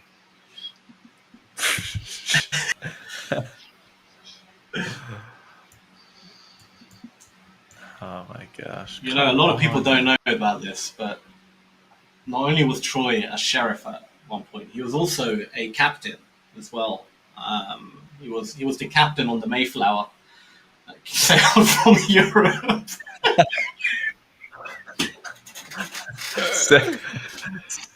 Sam just can't help himself. He's just going in. I'm joking. This is what happens when we have a boring market, you know. Yeah. Yep. Oh goodness. Yeah, I knew I was gonna get it whenever I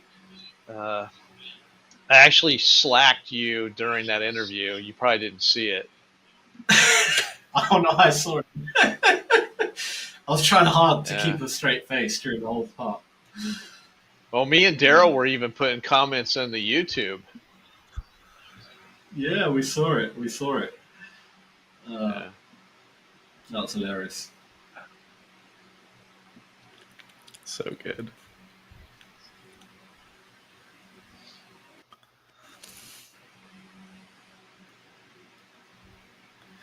Wow. All right. I mean, this I'm starting to think that there, Paul? 10? Yeah, so it's contracts? 10 micros. So it's a mini. So one mini essentially. This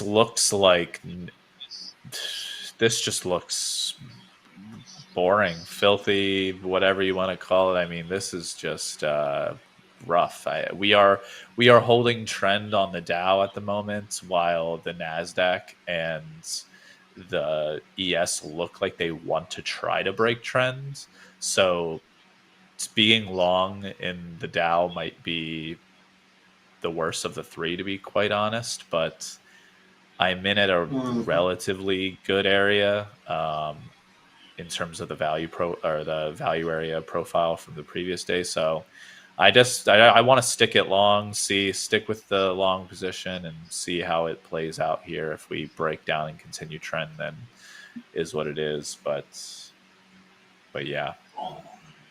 Yeah. Oh man. We only have 23 minutes left in the session, in our live trading session here. I didn't realize. I don't think this market's really going to wake up, to be honest. I think it's going to happen when we're off, sadly. Well, I know we have a short range on the day, but it's a Monday and we got a pretty heavy week of stuff coming in. That's going to be a telltale. So it may be like this because Trump's speaking, but it may also be, just there's a lot coming down the pipe here. It's a good chance, yeah. And we got. I think it's mainly Trump related. Is the reason we're core inflation tomorrow. We're having a bit of. We got a lot of stuff coming out this week. A lot. You just think it's PPI positioning on slowly Thursday. under the radar kind of Maybe. positioning? Maybe. Retail sales Friday, Michigan's consumer sentiment Friday, other stuff. Just going on.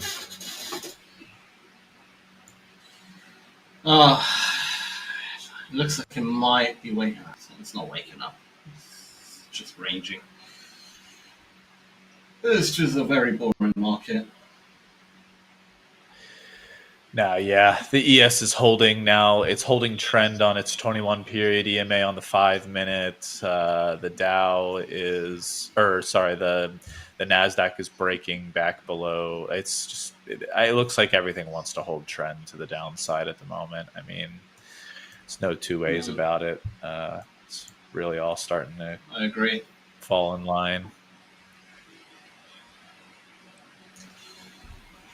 I agree. Thanks for the support, Ash. Thanks for the support, Ash. It's awesome. Yeah, I know you guys all miss Eric. He'll be back tomorrow. Yeah. We'll let him come back in. All right, so my IB stat. I'm gonna All right, are we finally going to get some movement here? That is the question. Do we see some He's still movement? talking. Yay or nay? He's still chatting. He says he's waiting for a call from Sam. Oh yeah. He says I'm waiting. He says Sam, go to 10 Downing and call me from there. Call me. Sam, I am. I mean, he has my direct number. I don't know why he doesn't just shoot me a text like he normally does. But he doesn't want you to go. You don't need to go to Downing Street. Just call him. he has my direct number, so I'm sure if it's urgent enough, he'll give You know what I think is, you know what I remember a lot about London? I mean, I love London. There's a lot of cool things. But when I was there, you know, like you go to Trafalgar Square or other places where they have like the bronze statues of like Churchill and all that, Sam. And then they were telling me, you notice that there's no pigeons on here. There's no bird crap all over our statues because we put electrocution into it. At one point they did. They electrified the statues so the birds won't land and poop on them. They land, they get a little zap, and then they fly off. And I'm like, we should do more of that kind of stuff. That's cool. Yeah, I mean, Trafalgar Square used to have a big problem with birds. Like bird poop was everywhere. Right. Yeah, they fixed that now. I don't know when they put the electricity into the statues, but probably, decades ago, I'm sure. But I actually didn't know they put electricity in it. I don't know what they did. But I was only told because I was on the double decker. I was riding the double decker through there, and they were telling us on it. And I'm like, oh, I didn't know that. That's pretty cool. There you go. Yeah. I was on the hop on, hop off, or whatever. Tourist Daryl. You know how they call it the hop on, hop off? My dad calls it the F on, F off. I'm like, Dad, don't say that shit here. No. The last time I was in London, I was with my parents, and my dad's like, I'm like, Dad, you sound like a dirty American. What are you doing? What are you doing? I love it. It's good. Yeah, you can always spot the American in London. All right, so you guys always wearing. So Trump just said that he's meeting Putin on Friday, but Zelensky has not been invited and is not allowed to go to the meeting. It's a meeting about Ukraine and Russia, but Zelensky's not going to be there. I don't know what that means. Sounds fair.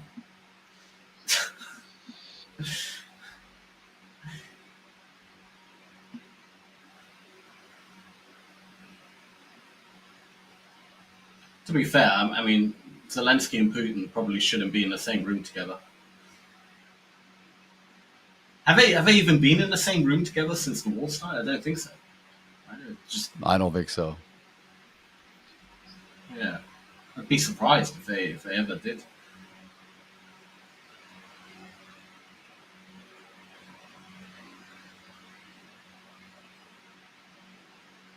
All right, they're talking about NVIDIA chips to China. Here we go. Oh, here we go. All right, finally, something.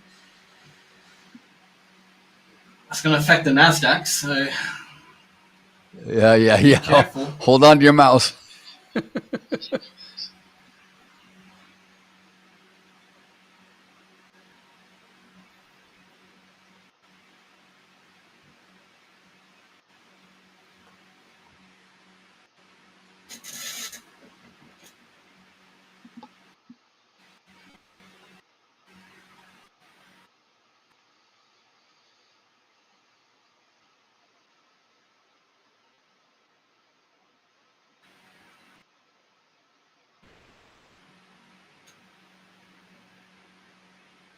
So Trump told Jensen Huang of Nvidia that their new Blackwell chip, which is like their super high-end one, cannot be sold to China, but the other lower ones can be sold to China. And if they are, that'll be a 15% basic tax on the company. Same with AMD. I don't know how they're going to police, how the government's going to police that. You know what I mean? Like, come on.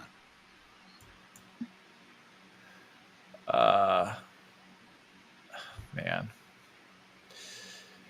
Nvidia would have a relatively good impact on the Dow too, depending on how Nvidia stock takes that. We just kind of, we just bounced off the 50 period on the Dow 1 minute. Son of a gun! I really wanted to see that break. Maybe it'll happen now. Come on. This market is like a stalemate. Yeah, this is just. They don't know what to think. Here we go. Now we get. Feel bad for ever calling other markets filth, because this is true filth right now.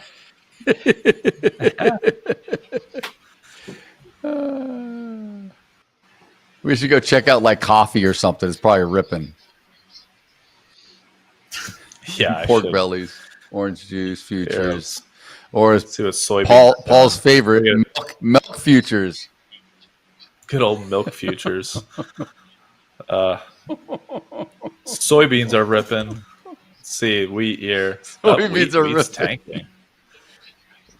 Wheat is not having a good day in this late morning session. Sheesh.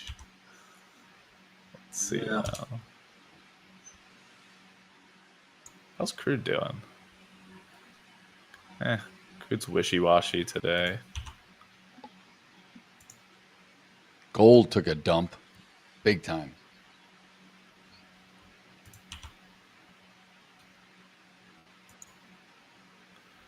Micro Russell. What the hell is he talking about? He's talking about Hitler, Napoleon. Jesus. Oh, I want to sleep. I'm serious. He's just going on and on. He's teaching a world history class or something. All right, yes, let's go. Break out of here. Break out of the point of control, and there we go. Come on. Finally. Just range extend by a point or two. Please. Go. I'm at the flatten in profit here. Because we're getting to the end of the segment, and we got to announce a nice little winner, and we got to do our fun stuff, guys. We got to. Yes. I think when we get back to trading, he'll still be talking. For the love of God. All right, guys, we're going to announce the winner now. Crazy. Yep. All right. Okay. Cool. So, everybody, I hope you are listening. And he's got drumsticks for the drum roll. No way. I'm ready. Look at him. He's ready to go. Troy's ready. He's ready to break dance. He's ready to snare drum it. Here we go. Okay. My laptop's freezing. The winner of the $25 challenge account goes to Rene Diang. Rene, you won, Rene. Congratulations. Good job, Rene. You won a $25,000 challenge account, Rene. Great job. Let us know in the chat if you way to participate too. She was great. That's right. That's right. See what happens. Awesome. That's what happens when you participate. Prime Troy. I love it, Webb. Rashville. Robert, you what do you have think one, you're man. gonna? What do you think you're gonna trade, Renee? What's gonna be your more so go-to product or products to trade? Let us know in the chat for sure. Are you more like me? Trade, you'll dabble in the Dow, the Nasdaq, the ES, maybe a little bit of gold every once in a while, or do you like to stick to something specific, like Coach Daryl with the ES? He's an ES only guy. What are you thinking? Yeah, let us know. Hopefully finally, she's still in the chat. Yeah. But if not, she'll get an email anyway. Yeah. She'll know about it.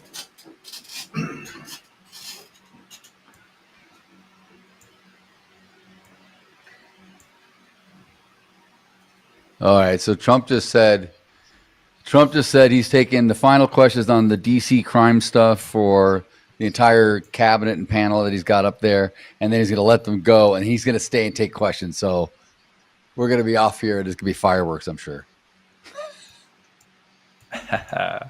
Well, he wants to talk today. that, He's in rare form. He's like up there. He's not interested in leaving.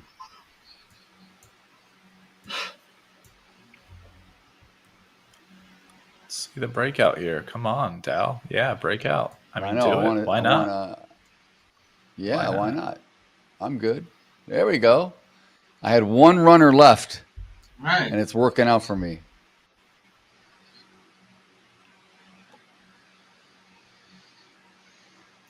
Something is happening.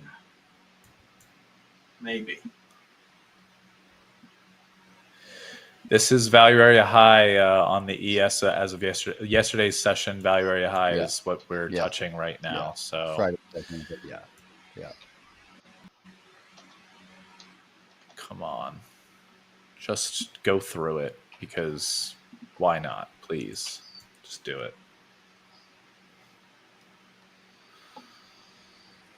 There you go. There we go.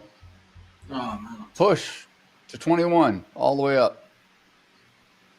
IB high 21. Let's go. 64.21.5. IB high. Ooh, I need coffee.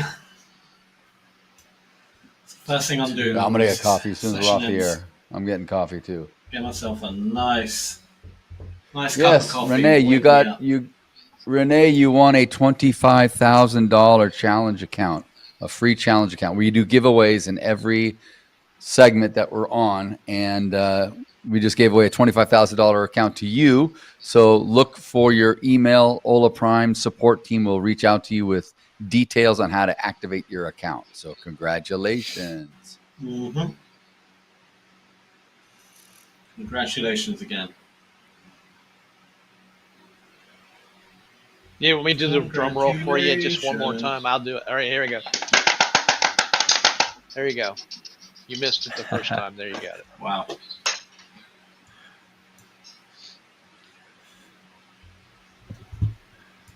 Come on, Dal. Keep going.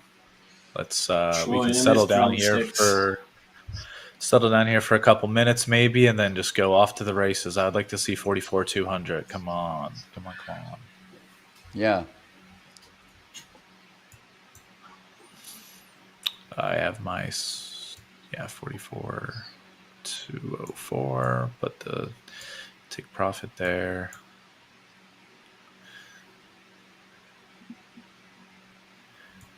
Go.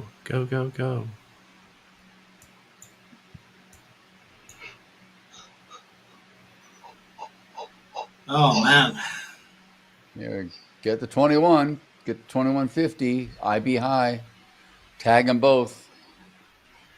Boom. My runner's been great. Oh, I all right. Well, trail closer. Lock in 150. I decided to flatten there at this. Did you? No courage. Yeah. Trail. Yeah, baby, flat. Trail.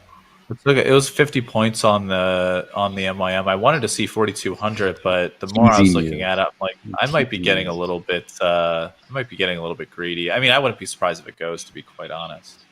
But I'm back green on the day, so I made back my 150 loss. I'm $20 in the green at the moment. Obviously, gives me a little bit more room to fire off some trades this afternoon. I'll definitely continue to be aggressive on the day. So that's right. There you go. Well done for making back that loss as well. Very good. Hit 21.5. Let's go.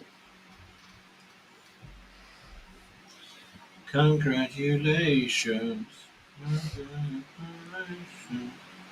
I got that damn song in my head.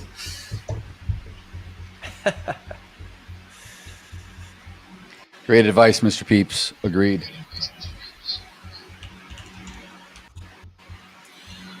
What did Mr. Peeps say? Just don't blow the account on the first day. Yes. That would be ideal.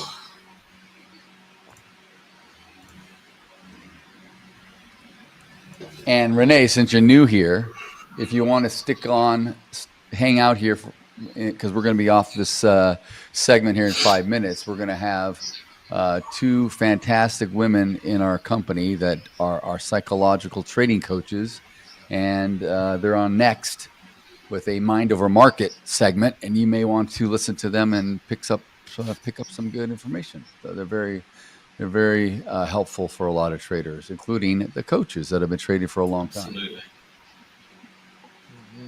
Absolutely. Well worth tuning in, sticking around for that. I can't tell you how much it helps. Absolutely. Just hearing it again, and yeah, really, really good. Agreed. Yeah. Come on, get up there. Push through. We did that. All right, he's finally done. They're all leaving the room. My Lord, that was painful. Hey. All right. All right. I can mute my ears. Holy hell, that was crazy. I was listening to the whole time in my ears, plus you guys and everything else. It was a lot. All right, I trailed. I got taken out. All right, so I'm up. I'm up a little bit. I'm up 753. Nice. I like how you called that a little bit. It is a little bit. You know, That's a little bit. It's a little amount. It's a little bit. Just a little bit. Tiny amount. Just the two of us. You can make it if we try. Just the two of us. You and I. Just the two of us.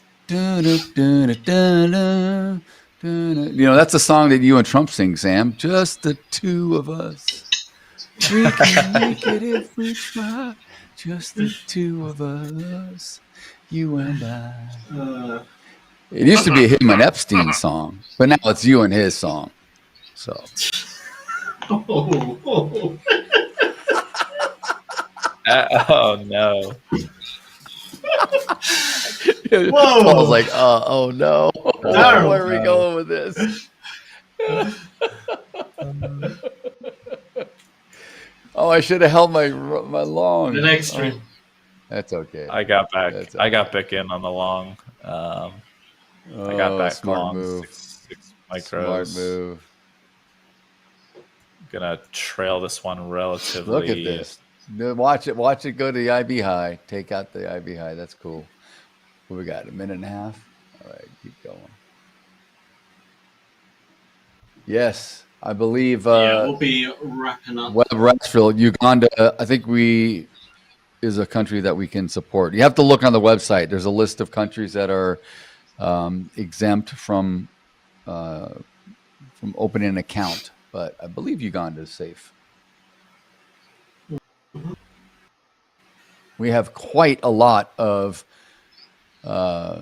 subscribers and customers in Africa. We have quite a lot of our coaches in Africa too.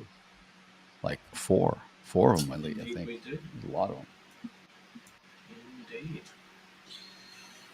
Indeed. Well, guys, we will start wrapping it up in the next minute.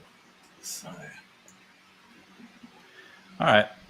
Just took a quick little scalp to the upside there on the Dow. That's nice play. Nice play. Nice play.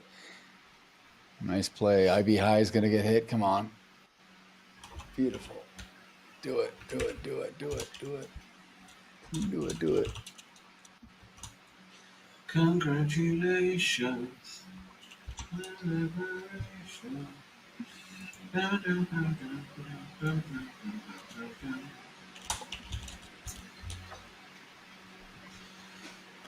All right, guys, we'll wrap it up there. So, everyone watching, thank you guys for watching. We are back in a few hours with trading again, back to trading, all four of us. But for now, like Daryl said earlier, we have Mind Over Markets with our two performance coaches, Lara Leon and Stanislava Puach. So, well worth staying tuned.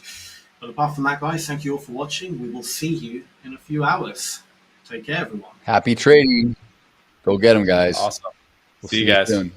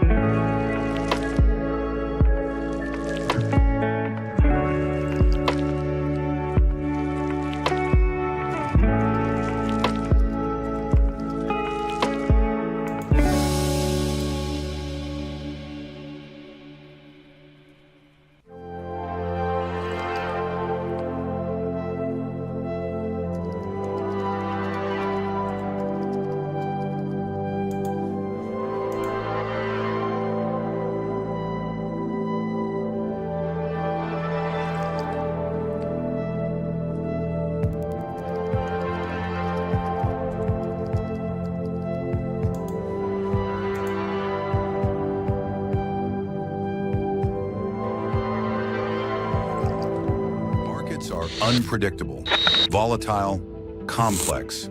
But your trading journey doesn't have to be. Ola Prime TV is now live. Every trading day, join top coaches as they break down real-time setups, key levels, live trades across Forex, futures, and crypto. From Tokyo's early momentum, to London's open surge, to New York's high volatility action. We decode every move live. Get sharp analysis, clear strategies, and insights that actually make sense. And yeah, we don't just break down charts. We crack a few smiles too. Only on Hola Prime TV. This is more than content. This is infotainment and beyond.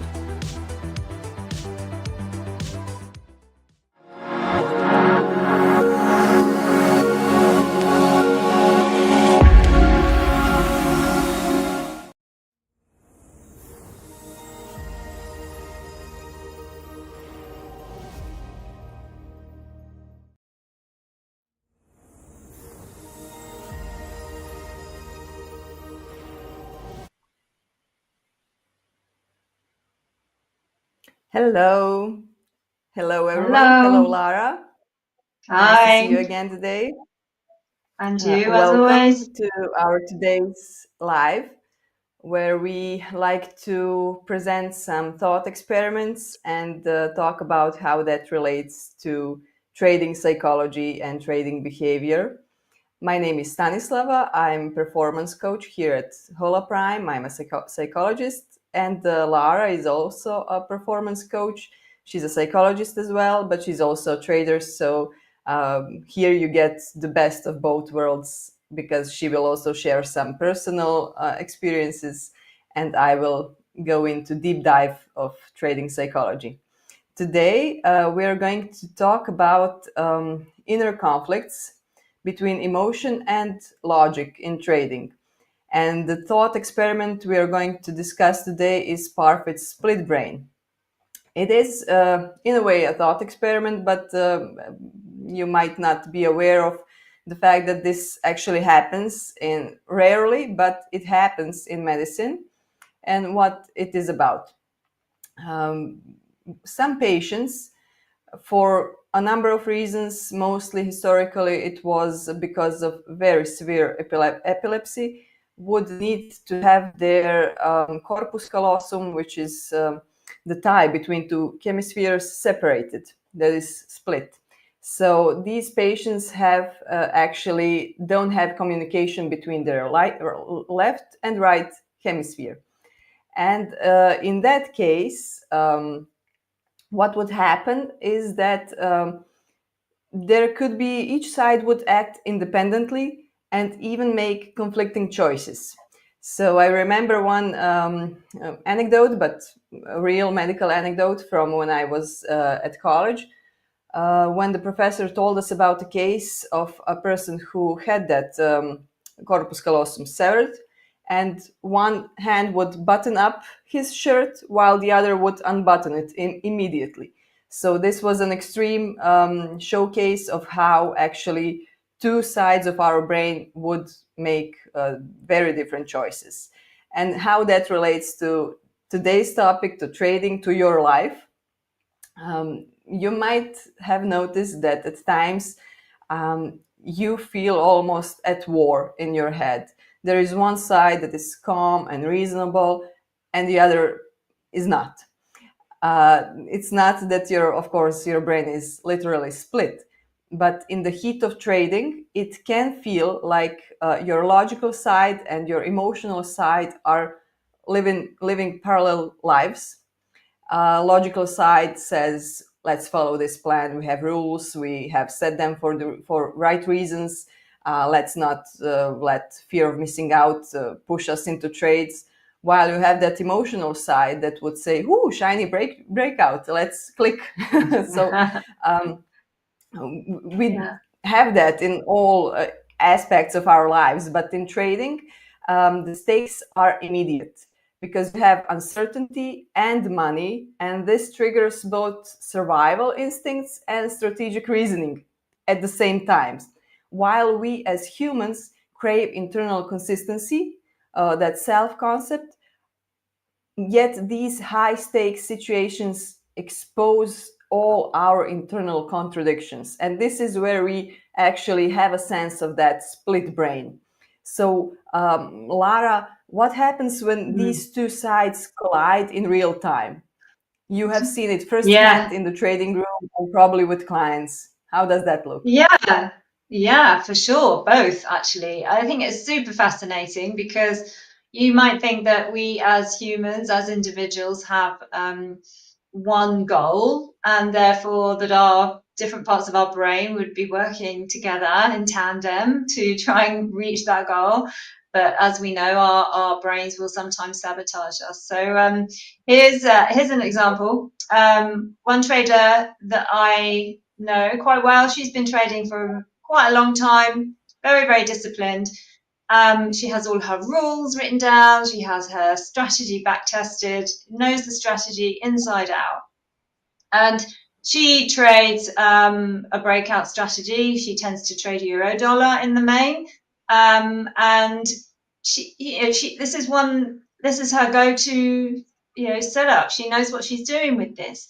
She sets her stop loss and her take profit targets, perfect risk to reward ratio. So on this particular day, she enters this position, and initially it starts to move in her favor. Price climbs nicely. She's feeling good. All of a sudden, the market starts reversing and drops back towards where she got into the market. So this is where I think it gets interesting, because she's got this kind of internal battle happening at this point. Like, her logical brain is saying to her, stick to your plan. Your stop's miles away. Your stop's well below. You say, if you know what your stop needs to be and it's in the right place, you've got room. But her emotional brain is screaming, it's going wrong. Get out now before it gets worse. And so this is kind of typical of what we're seeing. So what does she do? She closes her trade at break even, and she walks away thinking that she's been sensible, she's protected her capital, she feels like she's done the right thing. I mean, did she follow her plan? No, but she thinks she's done the right thing because price was starting to reverse, comes back to where she got in. 20 minutes later, price bounces hard, rockets right towards her original target, and the trade would have worked out. It would have hit perfectly if she had just trusted her initial analysis. And this is what we see time and time and time again, isn't it? Which is why we have to learn to listen to that voice. So I'm betting quite a lot of traders out there are actually nodding right now because you've been there. I know I've been there. You do your work, you get your plan in place. But in that moment of pressure where your brain then starts to see something else happening, or what it thinks is something else happening, that different part of your brain takes over. The emotional brain takes over in that moment. You promised yourself that you'd exit at your planned level or let it go to stop loss. But then you watch it move against you because you just, knew it would turn around, or maybe you exit too early because fear whispers take what you can get, which is, another one of those things that we sometimes have to say to ourselves, because what we can't stand, what traders can't stand, is to see our trade go into profit and then reverse from that position. And this is the muscle that we have to really work on and really kind of overcome and become resilient through. So this is something I just want you all to think about. When was the last time your two brain sides were at war? And when did your careful analytical self get completely overruled by your gut or your emotional reaction? Because until we acknowledge that this split is happening and exists and is playing out in our trading world and in our life generally, but specifically in trading, there's not really that much that that we can do about it. We have to acknowledge it, and then we have to start to become aware of it. So, Stanislava, can you explain a little bit about the neuroscience and the psychology behind this phenomenon? Mm-hmm. Yeah, what's happening in the brain, right?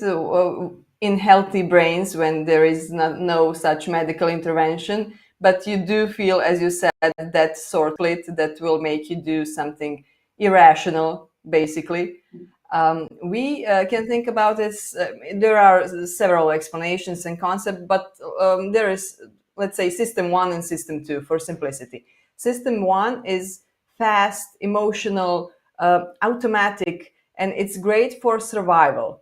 But on the other hand, it's terrible for complex probability. This is our brain that was built for express reactions, and it's supposed to keep us alive. And it does serve a purpose. Let's not demonize that emotional element, but we do need to understand what it does, why it's there, and when to follow it and when not. Because there are, of course, many different situations, but have in mind that this was actually built for survival. And then there is that system 2, which is slow, logical, deliberate, and it's great for complex analysis. On the other hand, it's terrible when you are overwhelmed by emotion, and not to speak about some survival moments, but in this case, when you are under any sort of emotional overload, system 2 is not your go-to system. And so there is the question why emotion can take over in trading. Market movement equals uncertainty. It's basically uncertainty. There is probability, but it's never certain. And brain interprets this as potential threat or opportunity also. And this is where amygdala fires. We spoke earlier and in our podcasts about these notions, but let's revisit that. Amygdala is that lizard brain. You probably have heard about this. This is the part of our brain that's, again, built for speed reactions. It doesn't think and let alone think things. So when something threatening happens or that opportunity comes up, this is where amygdala takes over, and it literally down regulates the prefrontal cortex, which is our logical part built for making conscious, deliberate decisions, and it's slower. So in moments when something happens on the market, when there is some movement, it's the very nature of trading is that this is perceived as either a threat or opportunity. And this is where we get into that lizard brain mode, that emotional system 1 mode. And as we will be talking about in a moment, this is where we need to recognize that tendency and give it some space to actually let that prefrontal cortex work for us and let that think for us what we need to know. Also, there is cognitive dissonance that comes to play, which is discomfort when we hold two conflicting thoughts. So, for example, I should cut my loss versus it will come back, I just need to wait. And this is when our emotional brain starts rationalizing and coming up with all sorts of usually irrational explanations, or we believe there are explanations, but this is where you actually slip into that emotional mode and don't really act based on data, but we actually succumb to emotion. There is also another moment, which is loss aversion, when pain of loss hits harder than the joy of gain, and this also fuels emotional override. So all of this gets into that mix and sometimes creates perfect storm for, as you said, following your gut. But in trading, it's not something you would want to do. This is it's not that kind of situation in life where you need to go by your gut. You really need to let your that second system think things through, analyze, and make a deliberate decision. And of course, this isn't just a theory, right, Lara? It shows up in real trades, in real accounts, in ways you can actually see, right? Absolutely. And I think that one thing to think about for traders, possibly newer traders and some older traders who may be struggling with some of this stuff, is that when you're doing your analysis, it's system 2 that's in charge. Also, when you're doing your back testing, it's system 2 that's in charge. System 1's only making an appearance when you're in front of the live market. And this is why, you can use your back testing and your analysis to make sure you've got your edge and make sure you've got your strategy. But in order to overcome this other stuff, you need to be in the live market. We talk about this quite a bit, whether it's small size or whatever, but you have got to learn to experience what this feels like. I've got another example of really shows how this split can play out. So say, for example, you see a great setup on your pair. All your analysis using system 2 points to, let's say, a breakout. We were using a breakout example earlier. So let's say your analysis points to a breakout above key resistance. You enter your position just at the right point. Risk management, again, perfect. If price starts moving away and breaks through resistance, keeps climbing steadily, your logical brain, your system 2, is saying, this is playing out exactly as I planned. Keep going for your target. But your emotional brain all the time, let's say in this example that I'm thinking about, is actually calculating profits. And, if you're already calculating your profits, okay, this is my profit. And, one of the tips that I do say to a lot of people is turn off your P&L, like if it's visible on your screen, until you've overcome this stuff, because when you can see that number, it's not going to help you really overcome this stuff. Because if you're calculating profits all the time, that is your emotional brain, that's your system 1. And if you're saying, right, I'm already up, that's a solid profit. What if it reverses? What if I lose this? Because as Stanislava said, the pain of loss is much greater than the pleasure or the good feeling of gain. If you allow this to take over, and if you allow, that situation, this is a great win, but it's not quite where your trade indicated that should be, you close your position, walk away and profit, you feel like, okay, well, logic's still there because I've walked away and profit. but it was emotion that was in charge of that decision. That wasn't your logical brain system two in charge. Emotion took over the steering wheel because it was getting, it was getting all excited by the fact that you were in profit in the trade. What we can see in this example was, I'm thinking of a particular trade where this happened. You exit, the exit happened with a small profit, but much later on, price had moved much, much higher, and there was significant money left on the table. And this is all because you cannot control system one. That emotional side couldn't tolerate the uncertainty. So even though logical analysis might be spot on, if you allow part one to take over, you're going to leave money on the table. If you ask this trader in particular why they do, maybe close that trade, they'd say, well, it's perfectly, it's a perfectly rational reason. Profit's profit, a bird in the hand. We hear these sort of expressions all the time. You can't go broke taking profit. The market was looking like it was topping out. But actually, your logical brain's just coming up with stories to support your emotional decision. So you've got to get really, really good at this. And this is what makes this kind of split, if you want to call it that, so dangerous. It's because we're not really aware. Well, until we're aware it's happening, we're not aware it's happening, if that kind of makes sense.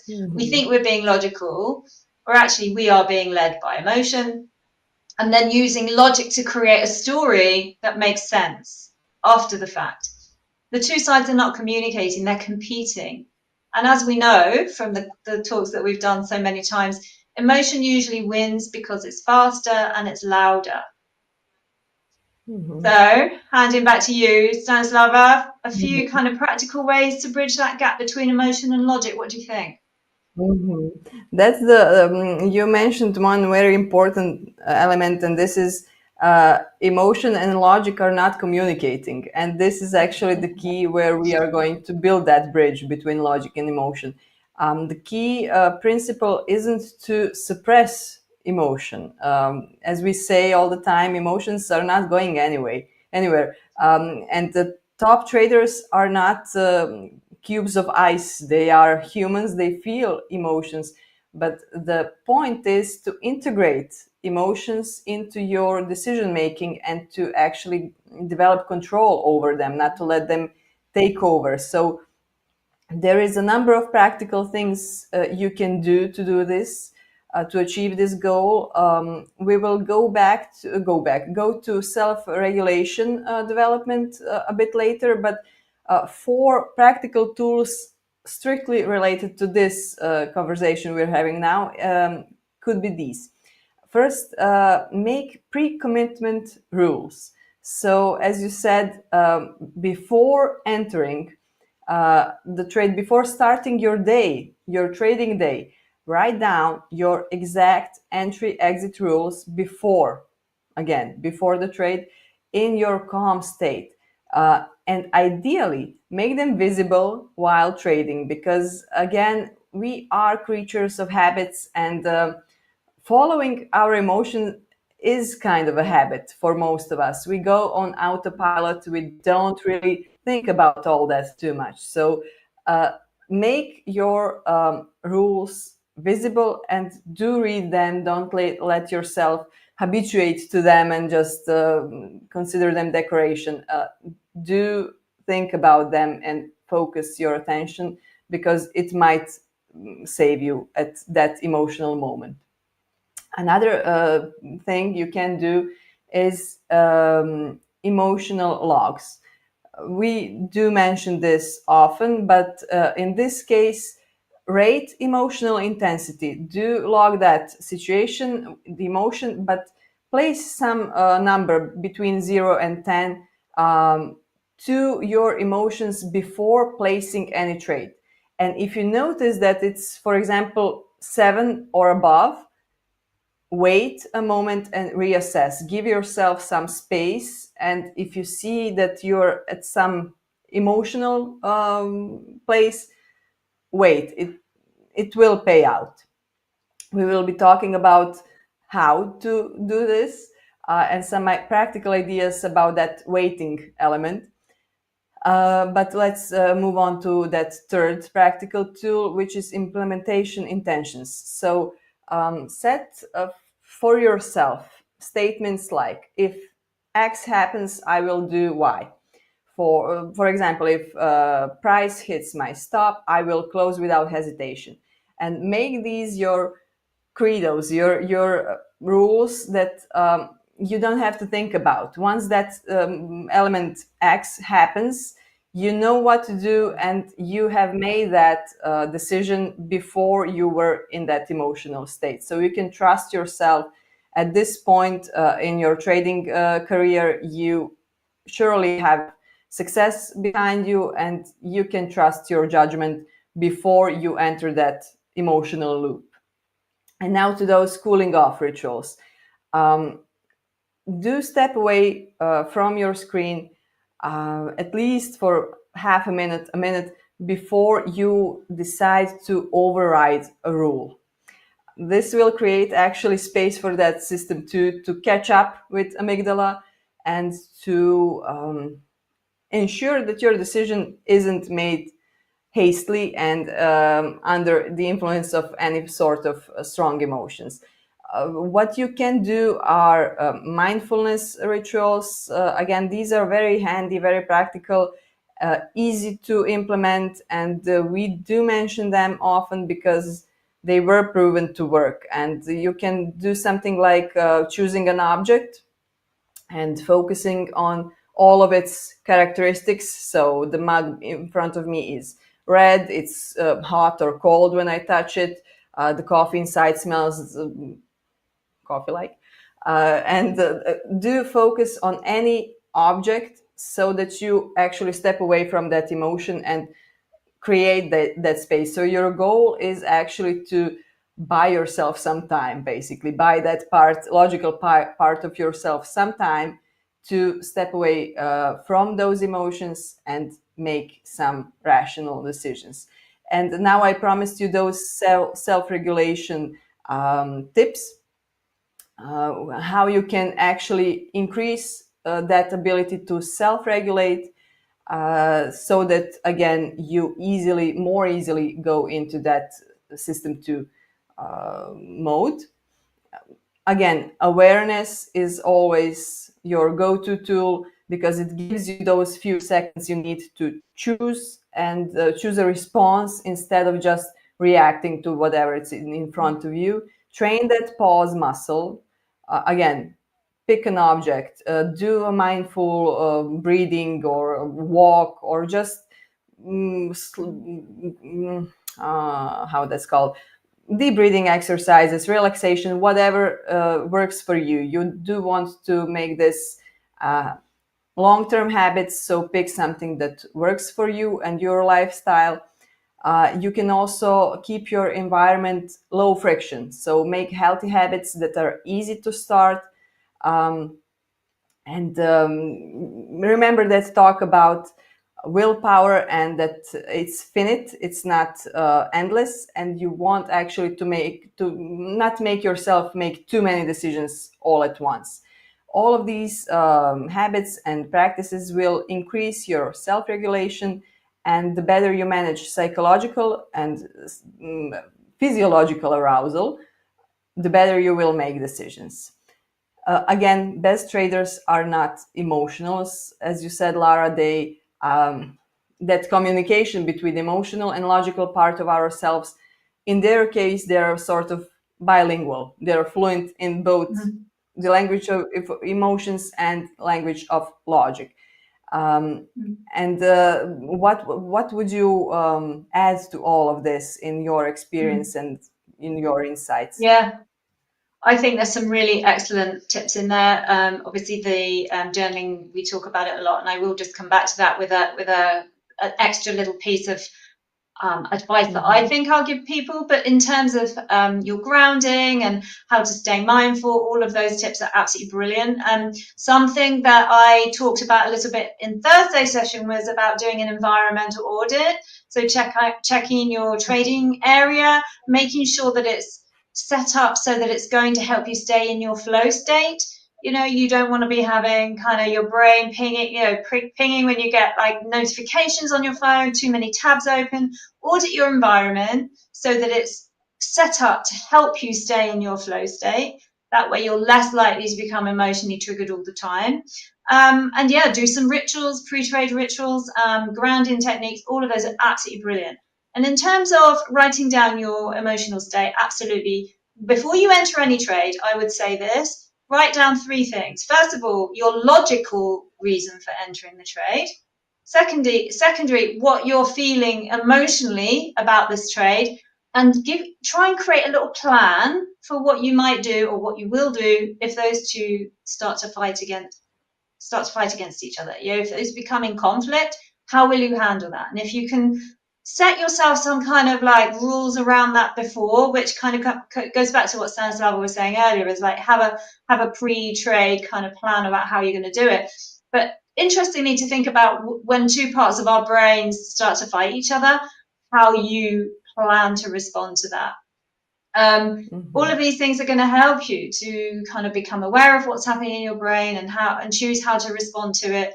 Practice pressing that pause on the pause button of our mind, understanding that the emotion's happening and we can press pause before we decide what to do. We don't want to react to that. We want to allow that other system to come in so that we can use it effectively. But yeah, I mean, ultimately, as we always say, you cannot and should not and will never be able to become emotionless and trade like a robot.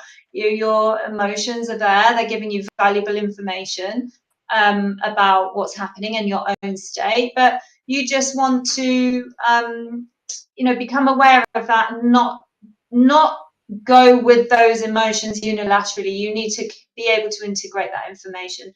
And then when both sides of your brain, the logical and the emotional, have a voice, then that's when your trading can truly come together. What do you think, Stanislava? Fully agree, and that's my closing thought, that you need both of those working together, because your trading self is whole, not one or the other. So this week, just notice one moment where you get your logical and emotional selves into the same condition before taking action. And hopefully this will help your trading journey. So thank you for listening to us. And thank you, Lara, for a great conversation. And thank you. Looking forward to seeing you soon. Bye-bye. As always, look forward to seeing you soon. See you Wednesday. Bye. Bye. Are unpredictable, volatile, complex, but your trading journey doesn't have to be. Ola Prime TV is now live. Every trading day, join top coaches as they break down real-time setups, key levels, live trades across Forex, futures, and crypto. From Tokyo's early momentum, to London's open surge, to New York's high volatility action. We decode every move live. Get sharp analysis, clear strategies, and insights that actually make sense. And yeah, we don't just break down charts. We crack a few smiles too. Only on Hola Prime TV. This is more than content. This is infotainment and beyond.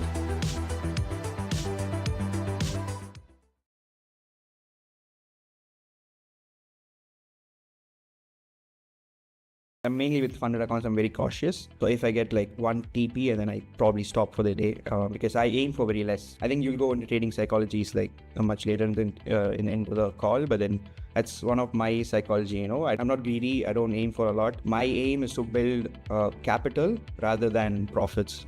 Yes. I think you have to compare yourself with your job if you have had one. I mean, how much were you making in that, and how much are you making right now? I love that. I mean, your psychology, the way you think, is exactly how you should think as a trader. Hello everyone, and welcome to another Trader Stories podcast with Ola Prime. Today I'm joined by another funded trader here at Ola Prime, Saeed from the UAE. Saeed, thank you so much for coming on today. How are you doing? I'm good. How are you? I'm really, really good. Thank you for asking. So Saeed, we love to interview our funded traders, hear their backstory, how they got into trading, all that good stuff, because the viewers really do enjoy, hearing the real stories behind the people. So if you don't mind, we'll just kick it off. Like, how did you get into trading? How did it all start for you? So all right, so trading started as a hobby for me. I think it starts as a hobby for like most of the people in the world. They don't take it up as a profession early on. But then, yeah, I started trading, I think, in 2021. So I'm a software engineer by profession. I was a software engineer by profession. And then I was working I was working at Intel, and then trading was my, side hobby.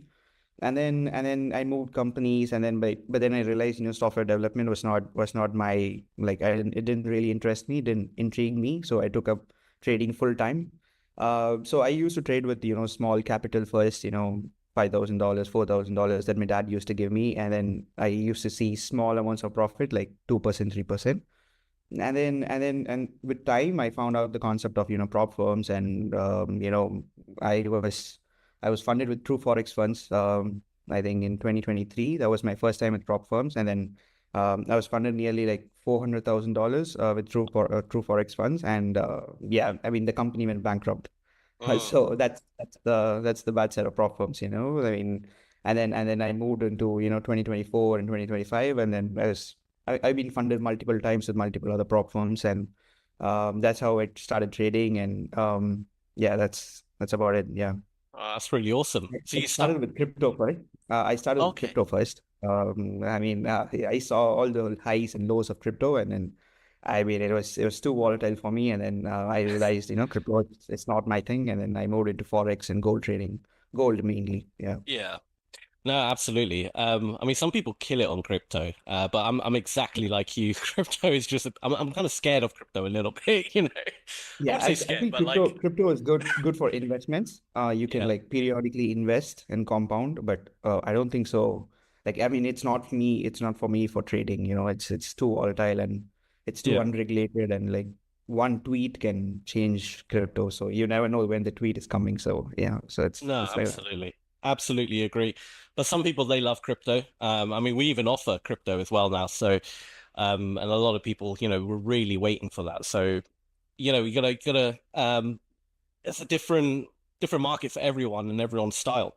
But talking about like styles of trading, what kind of trader are you? Are you like a swing trader, scalper?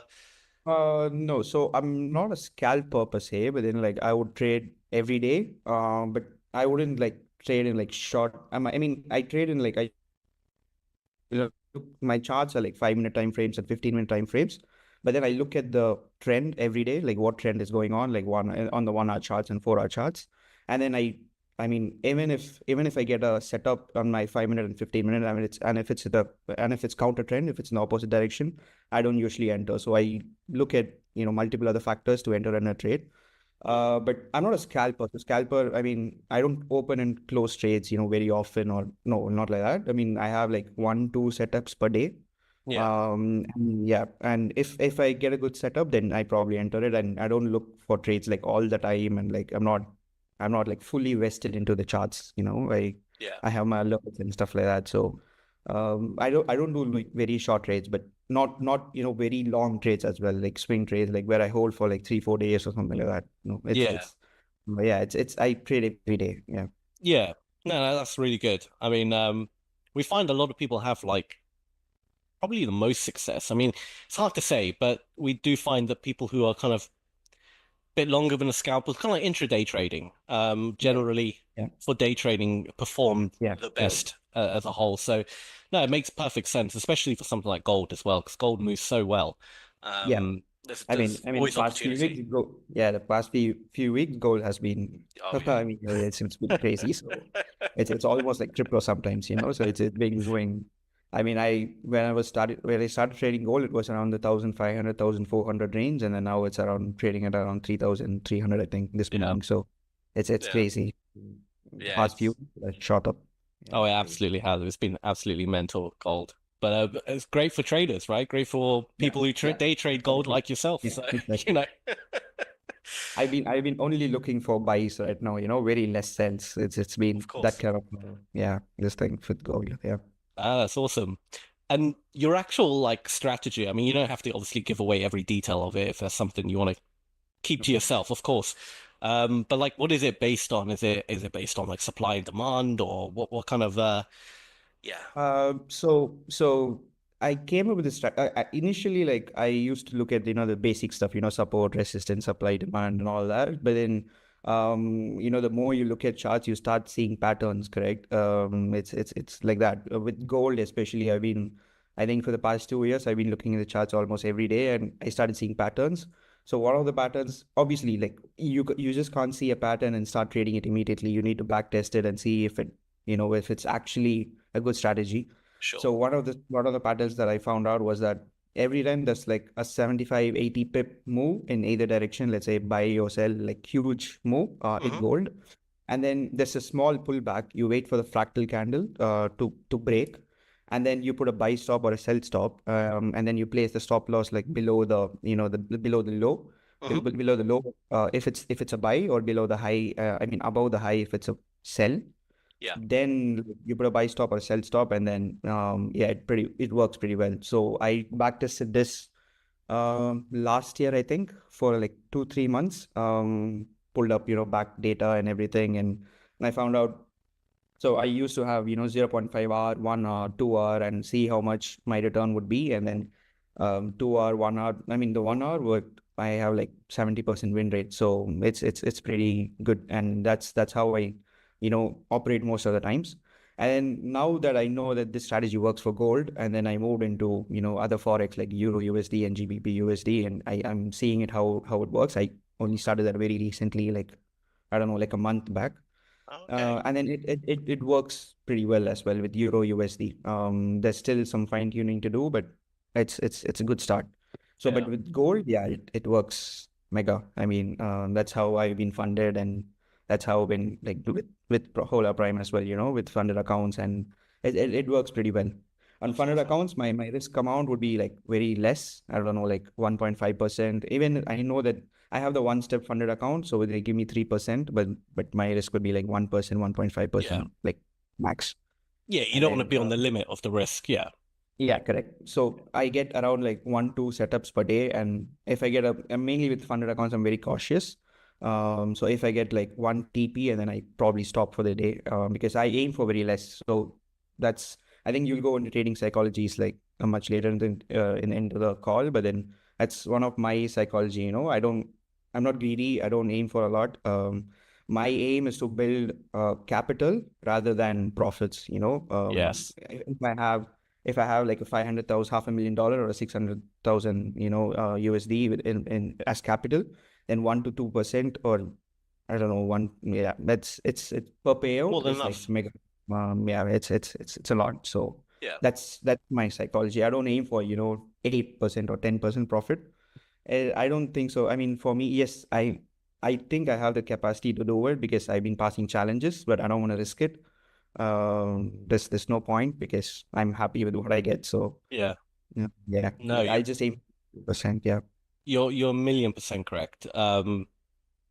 We find the people who have the most long-term success are the people exactly like what you said, got the psychology in check. I'm not overrun by greed. I'm not just looking for as much money as possible in the shortest amount of time, and aim for an achievable, realistic, consistent result, like however many percent per month. But sure, you have people who can do 10%. I mean, I'm sure you're like you said, you're capable of it, but your risk therefore is increased. I mean, that's one of the reasons that why I pass challenges. Like if I know that I have the ability, but then like what's the point? Like I would rather have 600, 700,000, and then I would take like 1.5% like every payout, or like even every month is like it's like enough for me. Like so, yeah, exactly. That's definitely the right way to do it. So I hope people watching who haven't yet been funded or haven't yet got to that stage really take note of that, because that is honestly the right way to do it, especially for the long term. I mean, you might get lucky. We find some people they get kind of, they can't be consistent because they're trying, their expectations are too high. You know, they'll have a 100K account and they'll try to target like 30,000 or something. Sorry, 30% or something. It's just, it can be done, but to do that consistently every month, you know, you're bound to at one point blow your account. So definitely lower that amount, target something more realistic, and always look to build more capital. Like you said, that's the best way to do it. Yeah, that's the aim of the game. Perfect. I don't know if this is possible, but is it possible you could actually show your charts with the screen share? Yeah. I'd like to kind of show like a trade breakdown or something. That would be really interesting. Yeah. 1 second. Okay. So there was a setup last night. So if you look at this, you take, okay, the move has to be quite big, you know. So if you look at this, where my cursor is, so it's 3379.4 to, I don't know, 3399. So that's like a 20 pip move, correct? So 200 pip move. So when you look at this, you know, there's this big move, and then you wait for the next candle. So if you look at this, it's a continuous move. The next candle isn't breaking the previous candle. You know, even if it's a red candle, it isn't breaking the previous candle. So you wait for the previous candle to be broken, which is this candle where my cursor is at, and then you start looking for your stop loss and your entry. So okay, if my stop loss is like over here, I don't usually enter it because there's no point, because the margin is like very, very big. But if my stop loss is like, so as you can see, I keep changing my trade, the you know, the lot size based on the risk, 1.5% risk. So I wait for this, and as you can see, after that, like if I put a buy stop over here, which is the highest point over here, you know, the red, this part, and then like once it takes, like it moves pretty quickly. So as you can see, like I aim for like, this is like 1:1, but then like it just keeps on pushing. So there's another trade also over here. So there's this huge move. Wow. Yeah. Came in, and then you wait. You don't enter the move, but then you wait for the next, you know, the break of the candle. So you see this candle over here, and then you wait for the break. You see this red candle has broken the previous, you know, the high. And then you wait for it, and then like you put a buy stop over here, and then the lowest will be your stop loss, and then you adjust your risk and your lot size accordingly, and then you wait for it, and then you put a buy stop, and then it just pumps. Really nice. Yeah. So this has been working really. So when the market is moving sideways, I don't usually enter it. So if I know that if I hit like 2 stop losses consecutively, I know that, okay, the market is moving sideways, because as you can see, it's a trend strategy, you know. Also, gold has been moving, you know, only in the buy direction. It's only been pumping. So I mainly look at the 1 hour and 4 hour before confirming that this is a proper setup as well. I think on May 1st or something, I'm not sure if I can find the setup, but if I can go to the 15-minute chart, then so this is on May 1st, where it was in the downtrend. It was, I think it went from 3,400 to dumped to like 3,200 or something, gold. So, you know, so you look at so you know that the market is in a downtrend at that particular point of time. So you look for, you know, sell positions as well. So this is one of them. This is 15 minutes, so you'll not be able to see the candle. But on the 5-minute candle, this green candle would have, you know, broken the, you know, the low. So you put the stop loss over here, and your you know, the lower high. Your lowest would be your you know, this thing, your entry, and then you just wait for it. So this is another 1:1. Nice. So this is how it works. Your entry is purely based on when it breaks the last way, if it's in a downtrend, last low, obviously. Or so you just wait for it. So if it's, let's say, if it's a reversal, my buy stop or sell stop wouldn't trigger at all. You know. So if it breaks the buy stop or sell stop, it usually goes up and hits the 1:1 ratio. Sure. So this is the pattern that I saw. So if it's a reversal over here, my sell stop wouldn't have been taken at all. You know, I wouldn't have entered the trade at all. So it would have just reversed like this. Yes. Correct? Yeah, but then since it's in the downtrend strategy, and then it moves quite a bit. See, you see, this is a reversal. Yeah. With so also the strategy is to, you know, look for trades in mainly the London session and the New York session, and not trade in the, you know, in the midnight and stuff in the Asian session. there's hardly any volume, and you can get a lot of fake outs as well. So so that's one other thing, and it has been working well with Euro USD as well. So this is one trade where you wait for a 9 to 10 pip move on the Euro USD, and then so this I haven't backtested this fully, but this is one of the instruments that I'm looking at as well. I entered one of the trades on, I think, Ola Prime Challenge yesterday. So this is one of it. So you wait. So there's a big move. You wait for the break, and then you put your buy stop over here. Your stop loss would be the low, and then it just pumps. Very nice. So That's really awesome. Yeah. It's really interesting to see. I find it fascinating. Yeah, I mean, so I've gone through a lot of courses and stuff like that where people sell their strategies for sales, but I don't think so. I mean, none of them have worked for me, but I think this only comes with the experience, because you just on charts, like even when you take it as a full-time job, it kind of scares you also, because like you want to be successful. Wherein like a 9 to 5 job, you get paid every month, so yeah, this you have to work to get paid in trading. Yeah, no, absolutely. I mean, I find it like you said, there are 1,000,001 strategies out there, but finding one that fits you, and especially I think I like the fact that you spent time on the charts and you discovered something that worked for you, and you did your own kind of you just jumped on the charts and found something, it just suddenly hits you. I think I was up one morning, and then I was like looking at the charts, and you start seeing patterns, like the pattern like this. Okay, there's a big move and there's a small reversal, and then it just keeps pumping. So that's you. So how do you use this strategy to get you some money? So that's you start working on it, and you start fine tuning it. So you start, okay, there was a lot of fine tuning in the strategy, because one, you can't keep the stop loss like very far. If the reversal, let's say, if this red candle came up to, let's say, here, then there's no point, because you need a bigger TP. Take profit, So this I found that I think on gold especially, like I think last year when I back tested, there was like a 40 to 45 pip stop loss is the best, the optimized. 20 pip stop loss is too small, and an 80 pip or 90 pip stop loss is like very big. Yeah. So those are one of the things. These are the fine tuning that I talked to you about. I mean, you work on this and you start seeing patterns.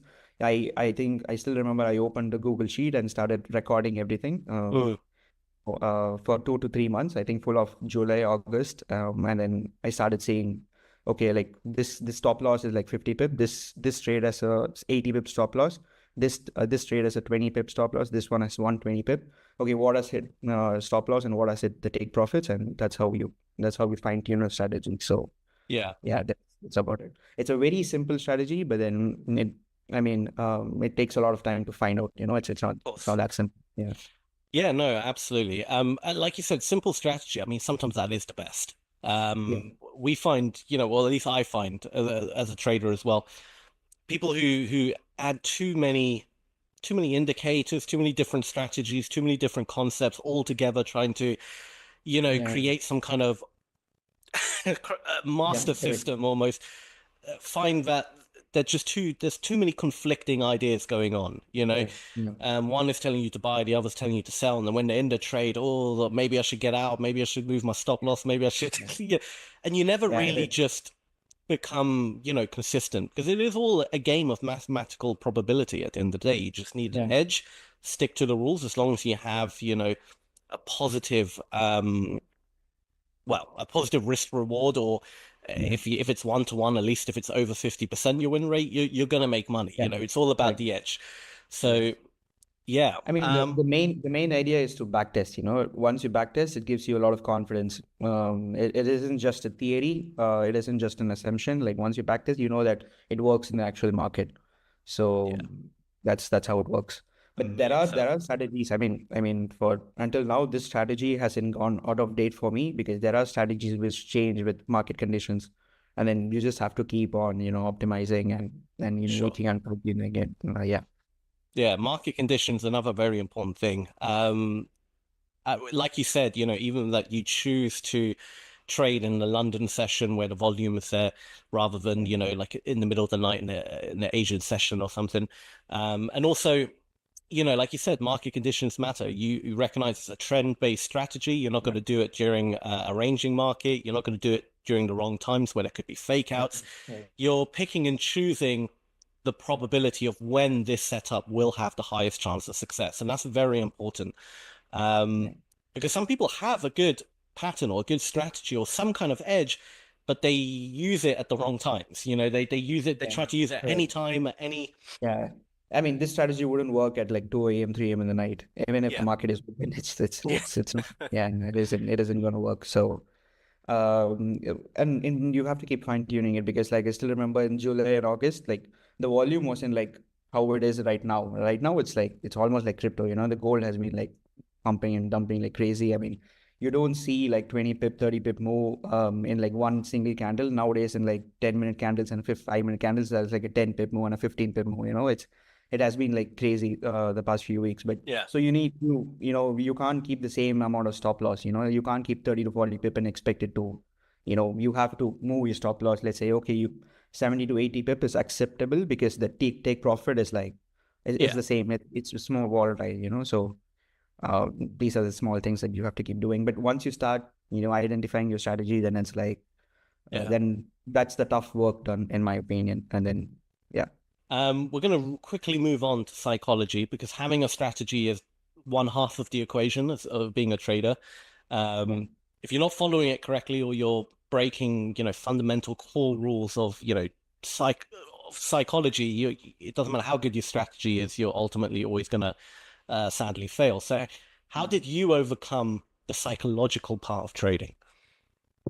So one thing was like, so when I used to, I think I started crypto very small, you know, I used to have like $200, $300 and I used to just play around with it and see what happens.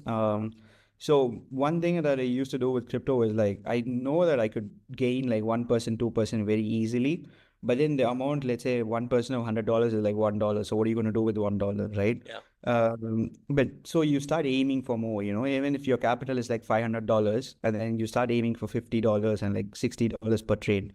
And crypto is that volatile. You can easily gain $50 and $60 if you have a good strategy.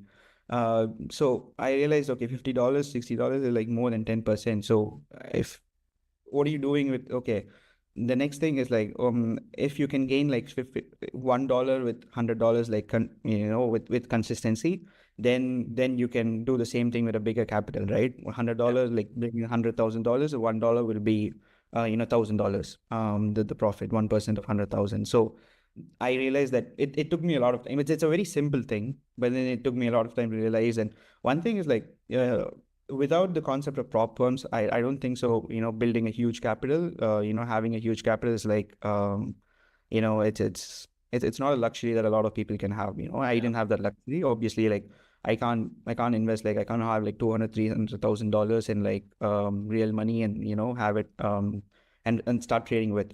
So that's when I got into the concept of prop firms, wherein I knew that I know this concept existed wherein I can get like 1.5% easily. Then that's pretty much, you know, I used to compare with my pay when I was a software engineer, and it was almost like equal to it or even more than that. So that's how I started working with. My concept is like, yeah, it's just build your capital, and rather than building your profits, like I know this strategy, as you can see, it is like I can easily aim for, I don't even need to aim for 1 hour, you know, I can aim for 0.75 or 0.8. It needn't even be like 1 hour, but then it 0.75 in like, let's say if I risk 1.5%, then it would be like $1,000 or $1,100. So if my strategy has like a 60% win rate, like 1:1 strategy, then like in 0.75 or 0.8 hour, it has like probably like a 65-70% win rate, you know, which is more than English. And then I just aim for 1.5%, a maximum 2%. Like as you saw my payout, it was like 1.8, and I stopped at like 1,800. So I know that I just waited the rest of the days for my payout, you know. I know I'm not going to keep on trading, and there's no point, I feel. So that's how I do it. Just don't be greedy is my opinion. Yeah. No, absolutely. Don't rush the process. capital that you want to build, but not. It's Yeah. No, 100%. I agree. I think you made a really good point there about, because we do find that a lot of people, a lot of traders, they struggle with the psychology because they're trying to rush the process. They're trying to get to, quote unquote, the Lamborghini by next month, you know, and there's just no way of doing that. I mean, it's an underfunding problem for most people. There's no way you're going to take, you know, $500, $1,000 and turn that into life-changing amounts of money in a short period of time, unless you're completely gambling and get very lucky. There's just no real way of doing that. So like you said, with prop firms, once you have the capital, if you understand, look, you only need 1%, 2% a month. And if you have the capital behind you, that is more than enough. Most people will be very happy with, and you can always build on that as well. So in my opinion, I don't think so. I don't think people should compare themselves. Like when you're getting into trading, or even if you're a good trader, I don't think so. You should compare yourself with these, you know, the people who post, you know, Lamborghinis and Ferraris on Instagram, wherein they say they make huge money and most of the lifestyle is in Dubai and like they go into posh hotels and stuff. I think you have to compare yourself with your job, if you had one. I mean, how much were you making in that, and how much are you making right now?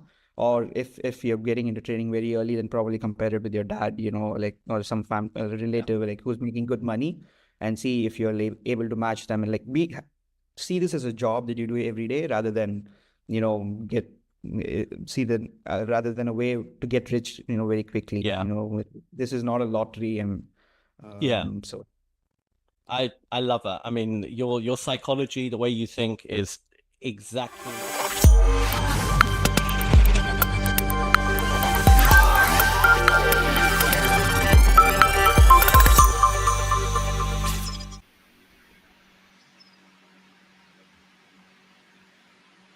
Good day. It's Monday, August 11th, 2025. Here's your quick market briefing on the latest moves in Forex, futures, and crypto. US stock futures are modestly higher as markets brace for a pivotal week featuring Tuesday's CPI report and Thursday's PPI. Core CPI is expected to remain elevated at around 3%, testing the Fed's target and potentially influencing rate cut expectations. Key geopolitical tensions include the US-China tariff truce expiring soon and Friday's US-Russia summit in Alaska. Both events could sway energy and currency markets. Gold prices dipped about 1.2% following investor uncertainty tied to US policy on Swiss gold imports. Clarity from the White House on gold trade policy may be forthcoming. Oil recovered early losses amid the broader macro tone. Bitcoin and Ethereum are near record highs, buoyed by institutional demand and a new executive order allowing cryptocurrencies in US retirement accounts. Market watchers are calling this wave a true crypto summer, with increased IPO activity from public crypto-related firms boosting legitimacy and investor interest. On-chain data reveals crypto whales accumulating meme coins such as Lil Pepe, Pengu, SPX, Doge, Sheeb, and Bonk. This points to strong speculative sentiment in the digital asset space. Equity futures remain firm ahead of inflation data, while the US dollar index shows modest strength amid cautious sentiment. The China trade decision adds another layer of uncertainty for currency markets. Chipmakers Nvidia and AMD are under pressure after agreeing to surrender 15% of China-related revenues to the US government for export approval. This development could create ripple effects across equity futures and related Forex pairs. Coming up this week, key US inflation data, the US-Russia summit in Alaska, and US-China trade developments. These events will be centered to shaping Forex, futures, and crypto market directions. Traders should watch gold, oil, and the dollar closely, along with Bitcoin and Ethereum for signs of further momentum or reversion. Speculative moves like meme coin accumulation may signal rising risk appetite, but staying nimble will be key heading into a pivotal data week. That's your market update for Monday, August 11th, 2025. Up next, we have a beginner's guide to Ola Prime.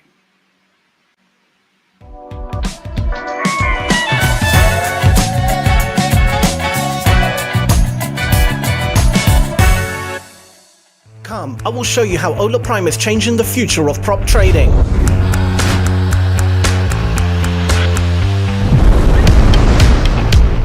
Not like this. By being on our toes so that you can experience prop trading as it should be, fair and transparent.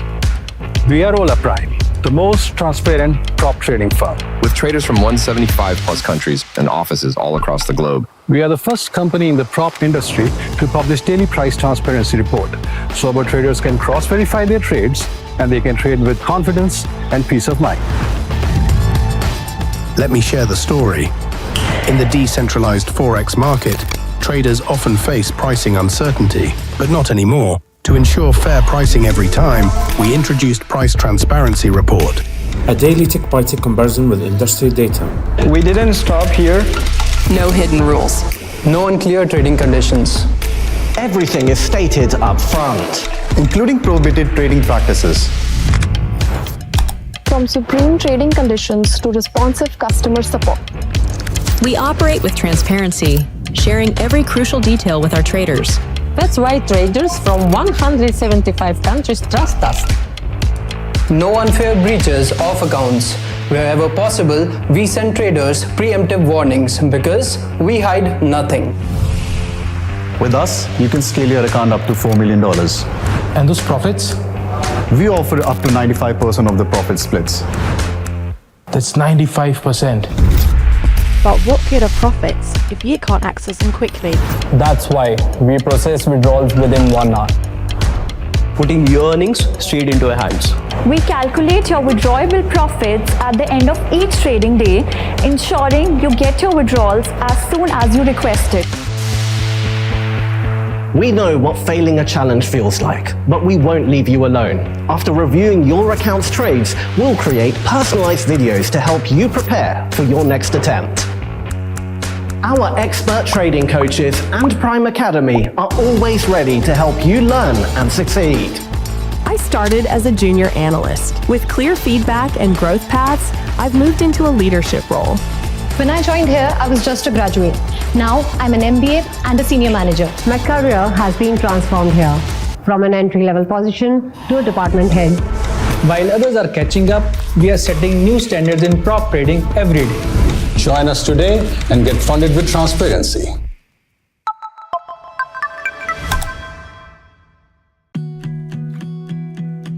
Behind each face, there's a story. A story of courage, a story of battles fought too soon. These little fighters take on challenges every day with courage beyond their years. Today, we brought a little bit of magic into their lives, a chance to laugh, to wonder, and to feel like kids again. So we have arrived at Access Life, which is a very, very important charity. Their main aim is to help and support children with cancer and allow their parents to live with their children. They don't have to go to work and they can, be together during such a difficult time as anyone can imagine. We're currently here. As you can see, there is a magic show happening behind us. We prepared this magician to come to help lift the spirits of these children. A puppet show, which is trying to make them, feel better and enjoy. And they're laughing and having a great old time. So really good to see. Every smile is precious. Every moment of happiness, a victory. Today, they are free. Free to laugh. Free to believe in magic, if only for a little while. A few smiles, a few moments of wonder. It may seem small, but for these children, it means everything. Magic may be an illusion, but the happiness it brings is real. It's a reminder that joy is still within reach, that even in dark times, there is still light, laughter, and love.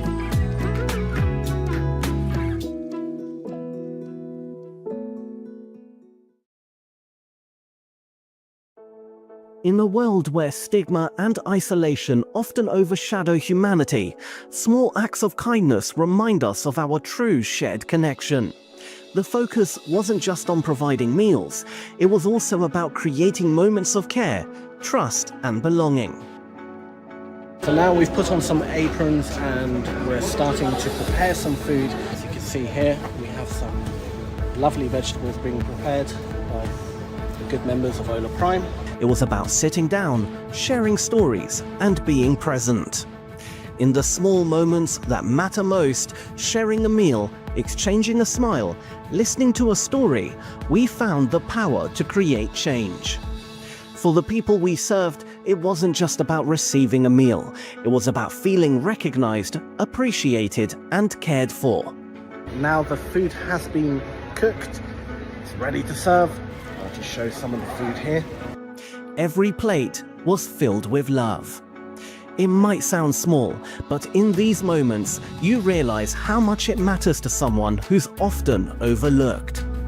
We preferred not to show faces to honor the privacy and dignity of each individual. Nevertheless, behind every hand is a story, one of resilience, hope, and humanity. And it's all been dished up. It's a lot of work, guys, it's a lot of work. But we got there in the end, everyone seems happy. It's looking really good, a really successful day.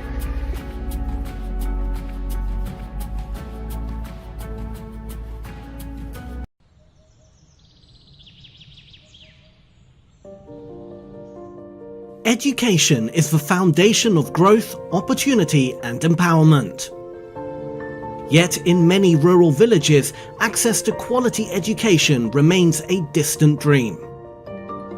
This is school, a place where young minds come with dreams of learning and a brighter future.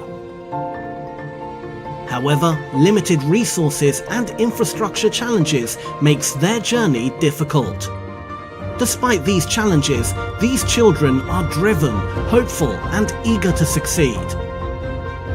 At Ola Prime, we believe that every child deserves access to quality education, no matter where they live. Through our CSR initiative, we're committed to creating lasting change by supporting schools like these. Our efforts include renovating classrooms, providing necessary supplies, and creating a learning environment that inspires growth.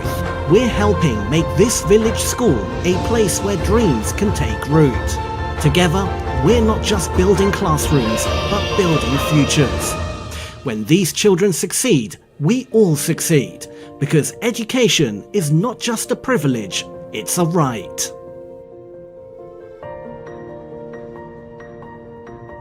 How do you feel after another victory? It's really good, so we're excited, we're happy to be here. People only see the wins. And there it is, folks, the trophies. final buzzer sounds. The moments under the lights. But they don't see this.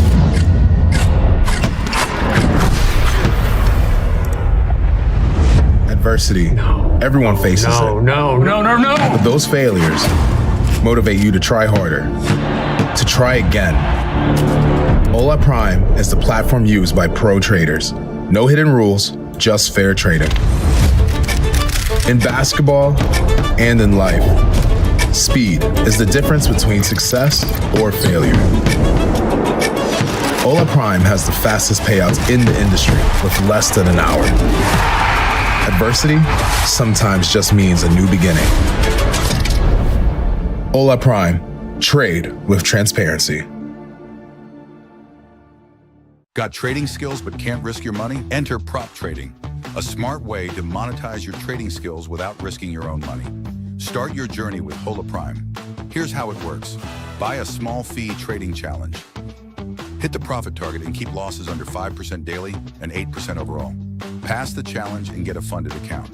The risk rules stay the same, but now no profit targets. And yes, up to 95% of the profits are yours. Wondering, how's that even possible? Well, we selectively copy trades from top performing traders in live markets. That's how we generate profits. Whether we copy yours or not, you still get your share. While most firms take days to pay, Hola Prime is the industry's first to do it in under 1 hour. Yes, every payout is processed in less than 60 minutes. It's a win-win. You bring the skill, we bring the capital, speed, and support, including one-on-one coaching. Take the trading challenge. Get funded. Ola Prime, trade with transparency.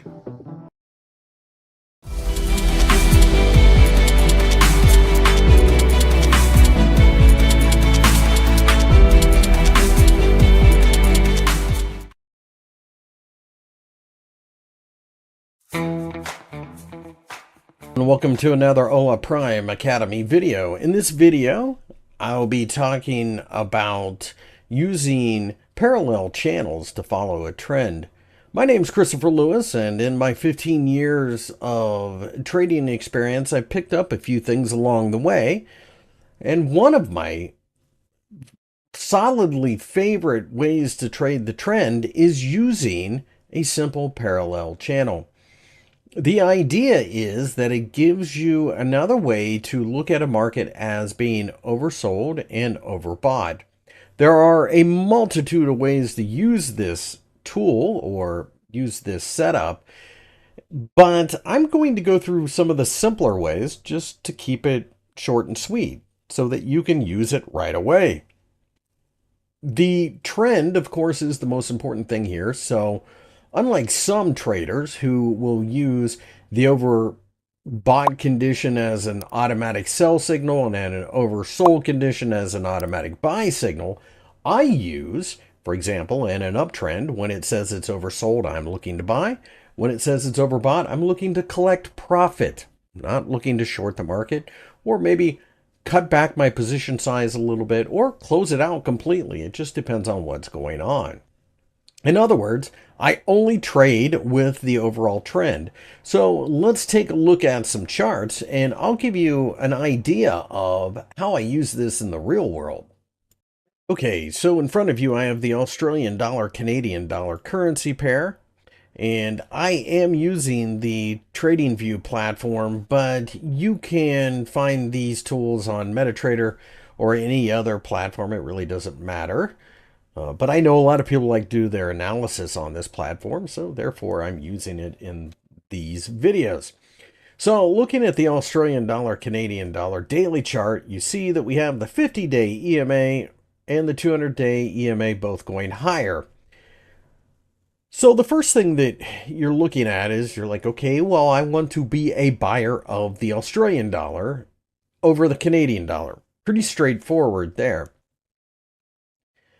You can go to the trendline menu and go to parallel channel. And there, like I said, there's the exact same thing on MetaTrader. And you can click and drag your trendline up and then reach the top and click it again. And it puts this in play.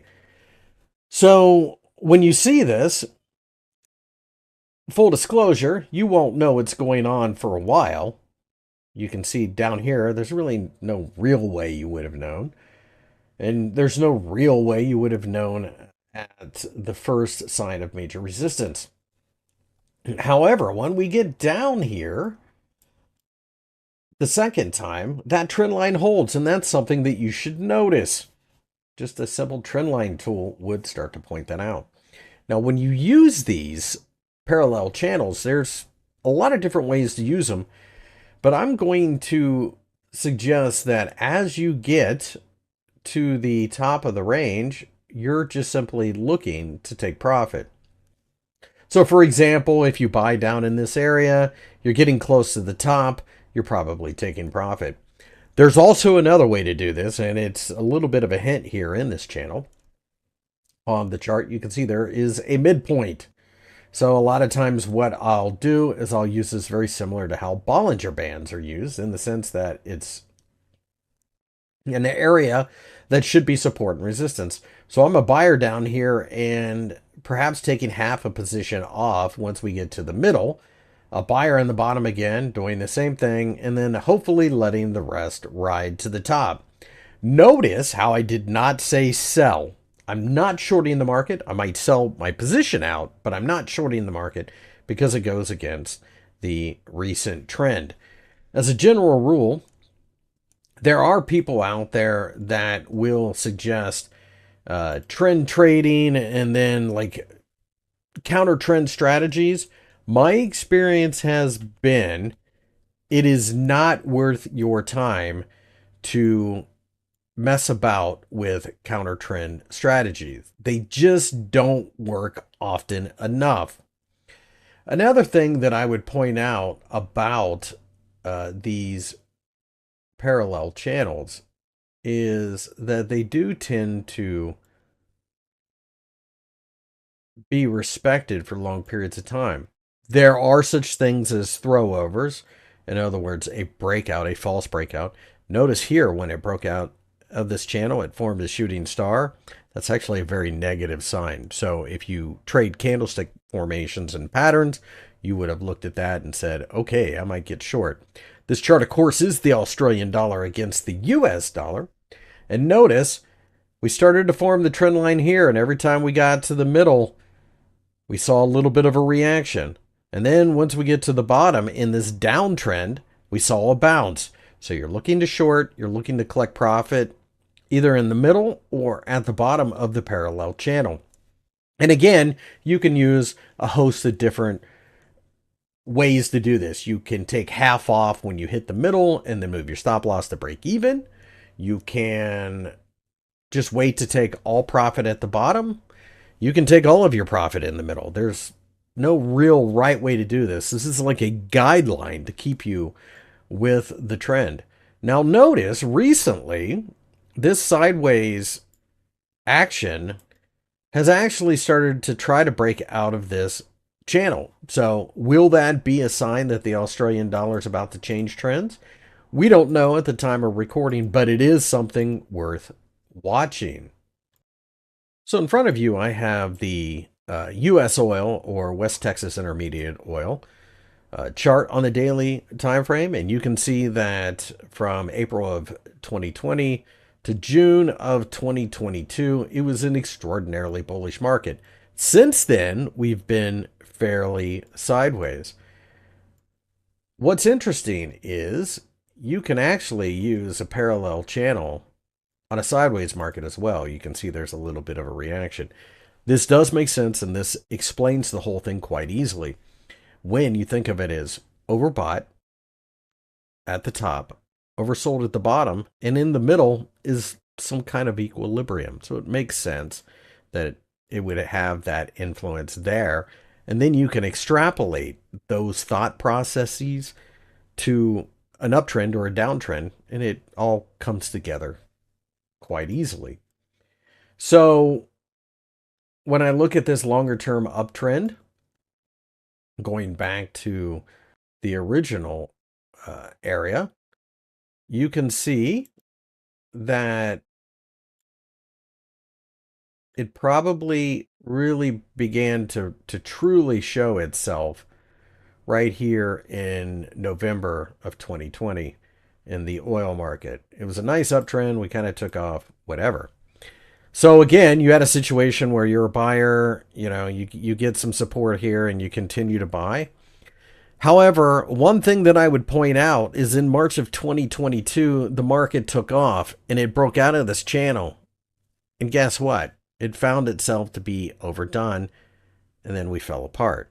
So you also have to recognize that once you get a move that is that sharp outside of the channel, like we saw in March of 2022, a lot of times that's not sustainable. So interesting there. You can use this on shorter term charts. There's really nothing to stop you from doing that.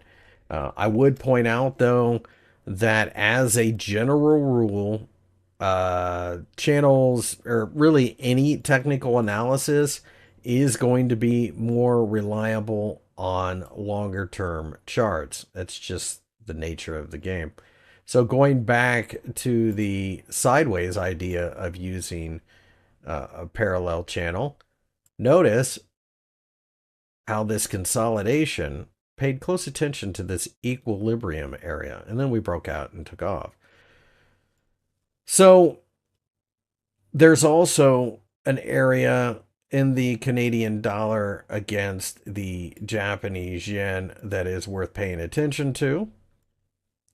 On the 30-minute chart from September 16 of 2024 to September 27 of 2024, notice how we banged up against the resistance and then finally broke down through it.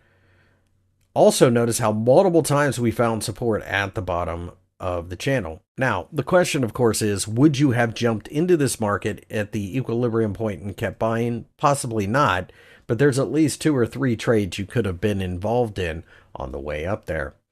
Keep in mind that these channels are nothing more than trend lines. So you could just draw the trend line manually instead of looking at the channel. That's fine. That really doesn't make any difference.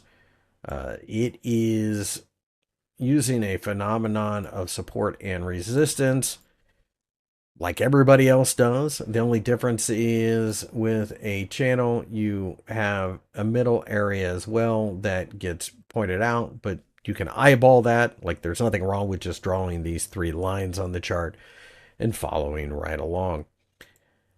As I suggested, though, really what you need to do is make sure you're going with the overall trend. That will save you a lot of heartache and frustration and everything else. It doesn't mean that you are always going to be right. It doesn't mean that every trade works out beautifully.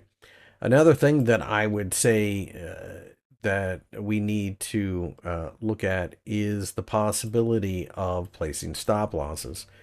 So on a channel, typically it's pretty straightforward. You just put it in an uptrend underneath the bottom part and in a downtrend above the top part. Once you get to the middle, that's when you start thinking about, do I want to move my stop loss to the break-even level? Do I want to take half profit? Do I want to take full profit? That is an entirely personal question, which will have to fit with your risk tolerance, your trading psychological profile, and quite frankly, just whatever makes you comfortable.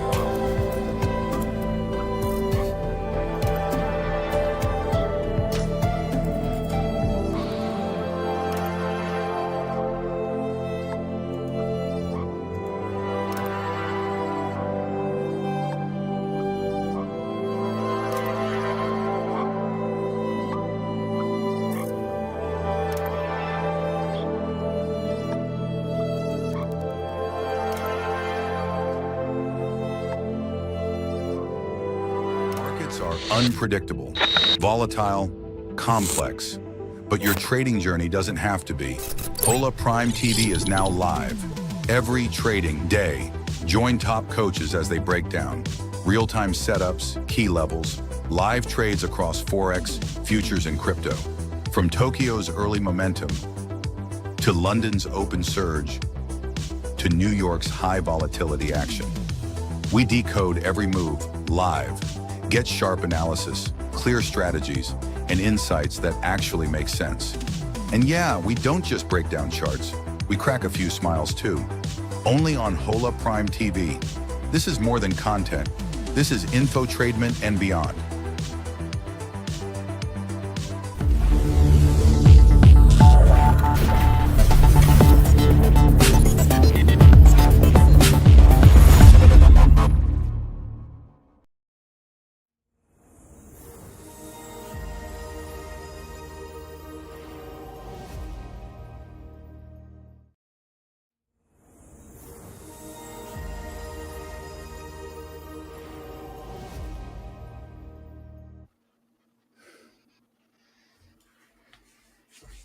What is happening?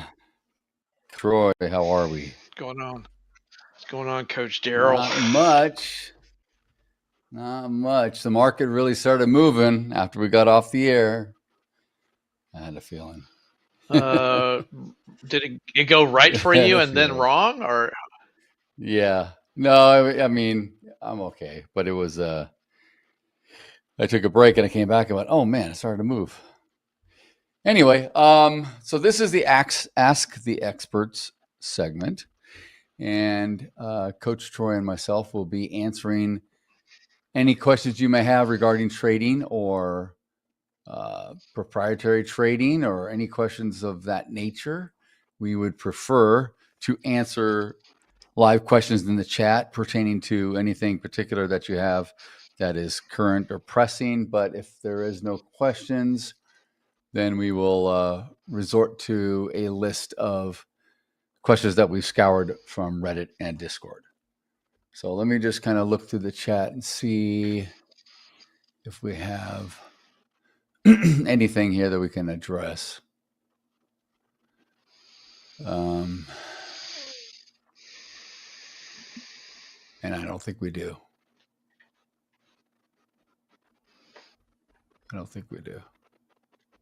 But feel free to join in and add something there.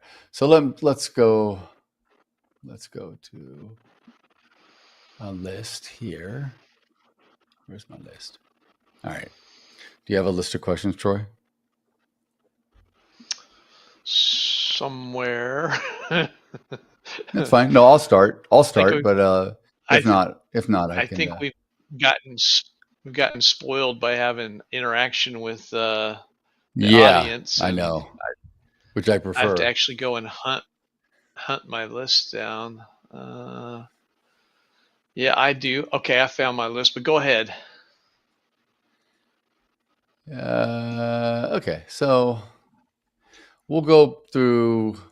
I mean, we've touched on a lot of these because they all kind of tend to interact with each other. And I may have a different list than you. I have something that we haven't touched on too much. Let's see here. Where was the good one I just saw? Oh, so Inflation Watchdog in Discord asks a question. The latest CPI print came in hotter than expected. How does this immediate economic data impact short-term futures movements? Well, I would say any kind of consumer price index or economic indicator like, retail sales, jobless claims, non-farm payroll, that sort of thing, will have an immediate reaction on the markets, whether it's futures or most anything else.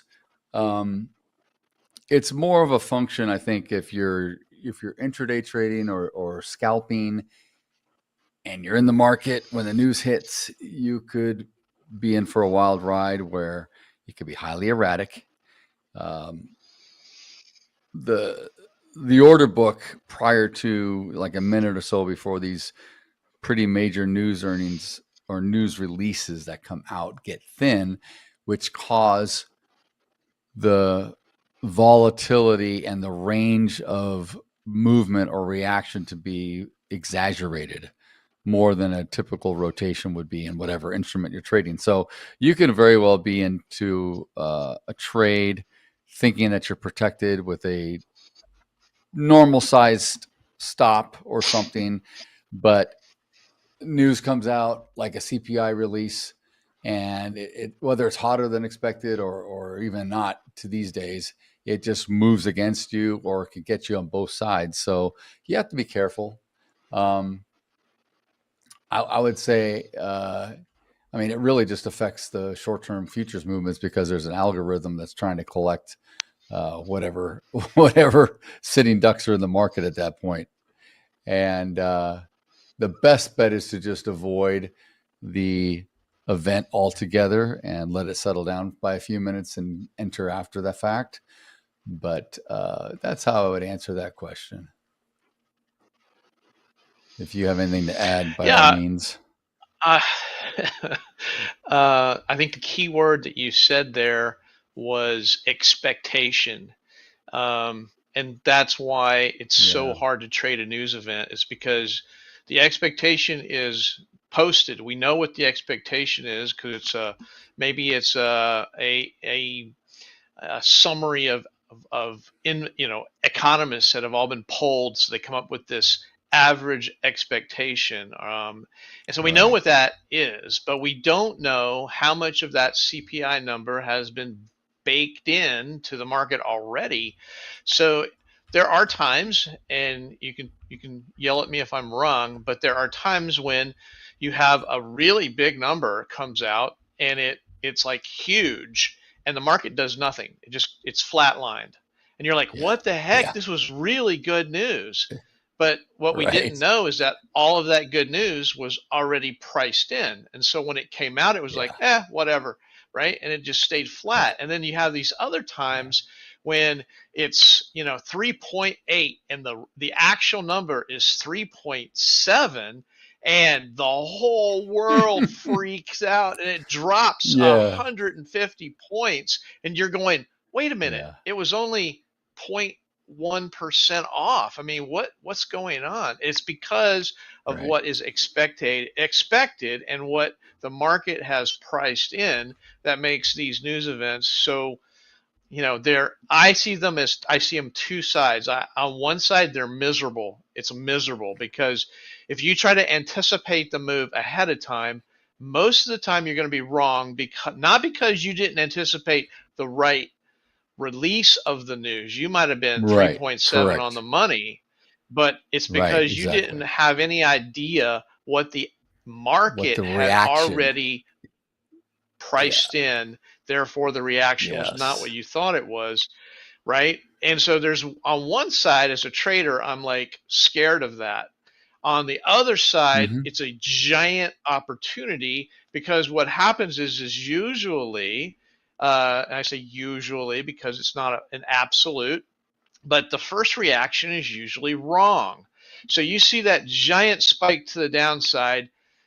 Most professional traders see this as a gimme trade. They're going to go long, and it's going to go rubber banding. It's like the rubber band. Pow! It's going to come right back to it. It may not come exactly to the reversion to the mean, but it's a reversion to the mean type of trade. It may not come exactly back to where it started from, but it's always enough where the professional boys are making, and they're not playing big. They're playing one contract, maybe two contracts, but they're not playing big. It's a gimme trade for them. This is a thank you, that was easy, moving on, right? So they're going the opposite direction of that initial move. Now, after the initial move, it's kind of like all bets are off, because it can continue going up. It could continue to go down, but the initial rubber band effect, bound, it pounds back up, and even if it's up, it goes screaming up, comes right back down, and then it might do whatever it's going to do. But that's the play for a news release, is a reversion to the mean. If you're going to try these, I highly recommend you do these in the micro contracts. Now, remember, though, that you're going to have a way bigger stop than you expect. If it spikes up, you may need, your normals say you're on the Nasdaq, your normal stop's 20 ticks. You're probably going to need 100 ticks. That's how nuts it can be. Yeah. And you get that if you don't quite time it right. Now, over time, most traders learn how to sort of feel. They watch the spike up, they're watching their level 2, and when it starts, the buying starts to slow down, they immediately hit it. That doesn't mean it's not going to dribble down and then rotate back up a little bit. You have to have a fairly large appetite for risk on these types of trades. But over time, I've found that with a little bit of being careful, you can actually get this trade up into the 80 and 90% category of being correct, because the reversion to the mean happens so often. I don't know if that's the answer we were looking for, but I went down that rabbit hole. I think it's again, all of this is education. This is all beneficial for everybody listening, even those that are aware of how the news affects the markets. And this is pretty pertinent because we had some new people. Are you muted, Troy? I think you're muted. No. Or did I mute Am you? I? Let me see. Yeah, you were for a second. Am I now? You're good now. You were. Okay. No, I hear you. Yeah. We had some members in the channel earlier this morning that were asking about, trading news and how Ola Prime handles the rules on news.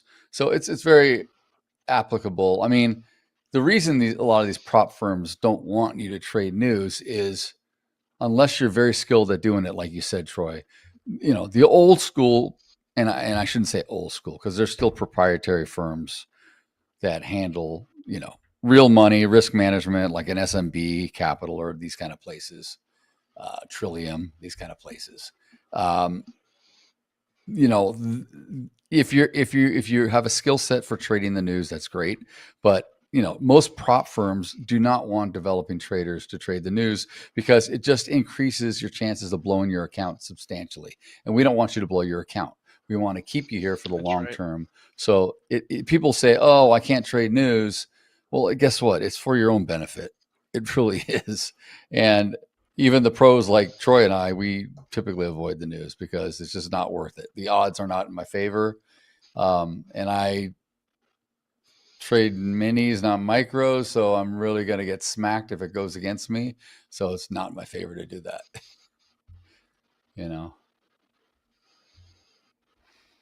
Let's see. Well, I think it also I don't goes think we have to anyone. it also Yeah. goes to money management. You always want to take advantage of your edge, and you always want to trade when the probabilities are in your favor.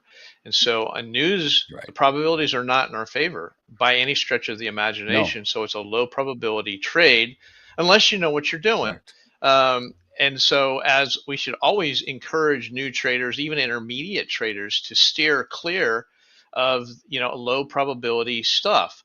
It only makes sense to trade when you have an edge and not when it's so exciting when the news comes out. It's like it's really hard to refrain from taking a trade during that time. So I get it. I totally get it. And what do traders do?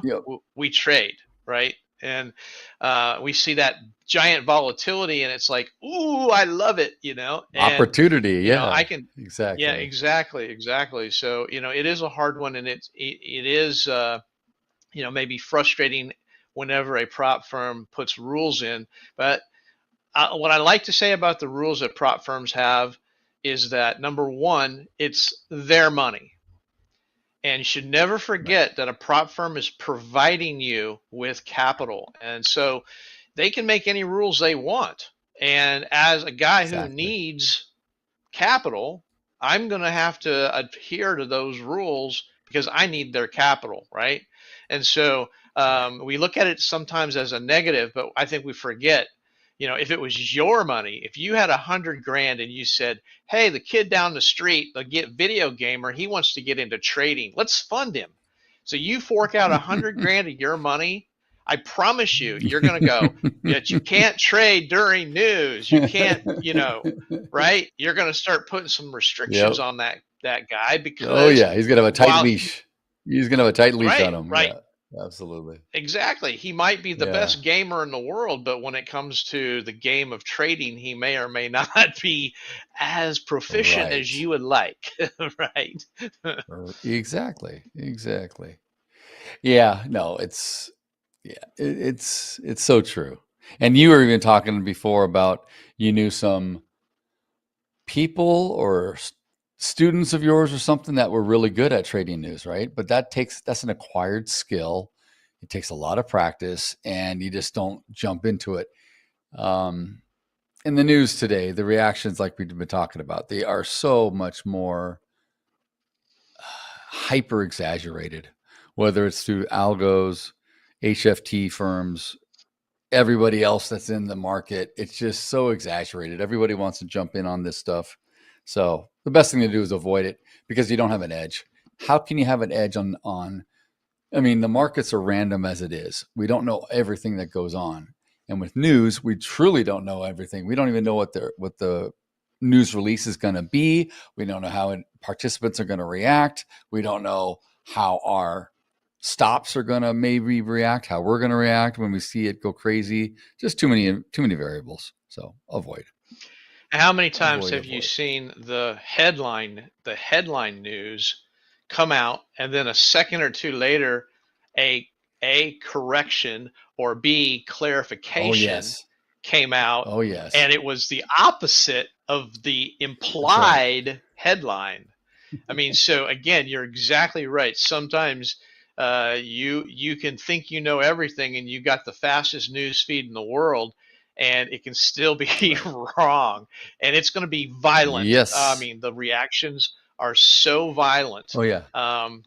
Yeah. I mean, I fully endorse, saying, hey, don't, if you're a newbie, even if you're intermediate, if you're going to dabble in the micros only.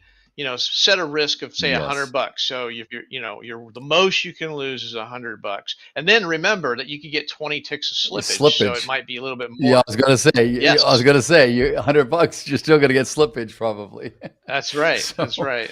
So and that's one thing that new traders don't realize. They don't realize the slippage when it moves that quickly. Well, how is there slippage? I put a stop at a certain limit. Well, if it rolls through and it takes everything out of the queue, and your stop becomes a market order, guess what? Markets are open orders. They're going to get filled wherever it is. Just get in line, and you're just going to get slipped right through. It's just the way it works. It's been a few years ago, but I had a trade. I tried to short the S&P on a news item, and I got almost 30 ticks of slippage, which on the S&P, that's what, $375. Right? Is that 30 ticks? Yeah. $375 worth on a of mini? slippage. On a mini or a micro? No, it was on a mini. It was on a mini. 30 ticks. And the good news, oh yeah, 30 ticks. Yeah. Okay. Yep. From where I had my order, I had a stop order in, and it came down and it just blew through the stop limit and to get me short. And by the time I got it filled, it was 30 ticks below. The only saving grace was that it wasn't done going down. And as soon as I realized, which was virtually instantaneously, I closed the order. I made 5 ticks on that trade, and I was sweating bullets. I can tell you I was sweating bullets because it was super fast, and I was 30 ticks. It would drop 30 ticks. I'm like, what the heck? I should be up 40 ticks. Yep. And I was only up 5 ticks. And at that point, I'm like going, I don't know what's going on. This is wrong. I'm getting out. I'm happy for my $62.50 worth of profit. So, I mean, and I can, there are trader stories out there where you get, this is on the ES. I'm sure on the Nasdaq, you can double that 30 points on the Nasdaq would have been, what, 100, 150? Nasdaq points. So easy. I mean, and easy. If your stop's in the wrong spot, you get stopped out before you even get a fill. Hardly. I mean, it's like fill stop. Yeah, you right? can't. Your fingers can't. Your brain can't react fast enough to what goes on with these computers. I mean, It's just instant. It's done. All right, so let's see what else we got. We should have. Let's go to another question this here. morning we were talking this morning about you were in a long. Coach Paul was in a long. I was sitting on my hands. We kind of talked about that, but I think that's a great place to open an additional discussion about, when is it appropriate for you to sit on your hands and not do anything? Well, I mean, I was sitting on my hands. I mean, actually, this morning I was kind of active, but there's been other mornings where I've sat on my hands for a good hour and haven't done anything. But I was anticipating, we were all kind of waiting for Trump to come out and talk. So we knew that there would be some market reaction, right? We just know by experience, whether it's a Fed head, anybody that talks these days, you're going to get a market reaction. Well, we were kind of waiting. He was delayed in coming out, but we were going to sit. We weren't really going to get into a trade because there was a number of things that we all recognized as seasoned traders. One, the range was super tight. We had very little range extension, which means that the market was coiling, meaning it was just in a very tight consolidation. And if and when it breaks to the upside or the downside, we don't know. It could be a pretty quick move, and none of us wanted to really get in and front run, or basically get in front of an anticipated move, right? By getting in saying, I want to get as much of this trade as possible, so I'm going to jump in and be a little greedy and try to grab an extra 2 or 3 points just to get ahead of the trade. That's what front running essentially means. So we were all kind of sitting around and we were waiting and we were talking about other things, but it didn't make a whole heck of a lot of sense for any of us to get in the trade because, one, the risk reward was very small. The range wasn't there. So even if we got in, we had to either be, you had to be just what I call mean reverting or rotating up and down from the highs and lows of the range, supply and demand, whatever you want to call it. And I think Sam was doing a little bit of scalping of that. He did okay by getting in, getting out quickly. But yeah, I mean, it just didn't make a lot of sense because we also knew, and we were looking at a lot of different things. Paul was looking at the Dow. He was looking at the Nasdaq. I was looking at the ES. We were looking at a number of indices and other products, and we all were seeing the same sort of pattern. So when it's like that, and we've all been around the block a little bit, we can recognize that this doesn't look normal. The market's waiting for something. The best thing for us to do is to sit on the sidelines because we're not fools and we're not going to play this stupid game. You know what I mean? It's just the best thing to do is sit on your hands unless you're just going to open yourself up to extreme risk and lose a lot of money. And then you're in the hole to start the day, or then you blow an account or you do something foolish. So oftentimes, and we did talk about this too, Troy, a decision to take a trade is the same thing as saying, I'm not going to take a trade. That is a decision to do nothing. You can do something or you don't, you know what I mean? It's still a decision. You're still making a decision to do something, whether you want to open a trade or sit and wait and watch and let the market come to you and let your setup come to you and let the participants do what they need to do per your edge, right? And one last thing is we always talk a lot about screen time. One of the big things as you move from a beginner to an intermediate and you're developing as a more consistent trader, yes, you're journaling. Yes, you're getting more reps in by taking trades and getting out of trades and learning different ways that may suit your personality. But to me, one of the biggest things is you got screen time. The more you can sit and watch the market do its thing, whether or not you're trading or not. So like this morning, we're all watching it for an hour. We're not really trading because we know something may happen, but we're cool just to sit and watch. And watching is learning, and watching is also showing you if the market is changing, if it's going through a regime change, like we've been hitting all-time highs for a few weeks. We really haven't since the last 3 or 4 sessions. We haven't come back close to it. So are we turning down now? Are we softening? Are we starting to see a change in the market? I don't know. But I think all of us as veterans, you just get a feeling. You just know that this doesn't seem normal. So let's sit on the sideline and observe. We'll wait. It's the best thing to do. Well, and Sam kept using the word, it's a filthy market. And yeah. Willie, Yeah. I think that we sort of, as a society, we're taught that you're better off making the wrong decision than making no decision, right? That's kind of the way we're sort of taught to think, that indecision, doing nothing is really bad. But when it comes to trading, it's a third decision. You're long, you're neutral, you're short, right? There's three different distinct places to be, and they're very distinct decisions. And none of them are right, neither of them are wrong, depending on the situation. It's just that that's the way it is. I do want to tell one little story. This is in the late 90s. I was working for a firm, and I was in a trade room, and my desk was a couple rows back from the very front of the room. And there's a guy that was to my right, down a level. His name was Jim, and he was an older guy. And he was super diligent. He was always there early to do his research. He had a plan. He was really kind of the model trading citizen. And so I'd only been there a couple of weeks, and I'm there one particular Wednesday. I remember this specifically because there was no Jim.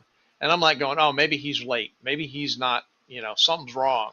And so no Jim. The market opens, no Jim. This is so weird because this guy never misses a beat. So after a while, I went to the next guy over. I said, hey, man, where's Jim? And he goes, oh, he's off today. I'm like, what? He's off today? He never takes a day off. And he goes, oh, yeah, it's Fed Day. He never works on Fed Day. Yeah. And for whatever reason, that has stuck in my brain for 30 years, going,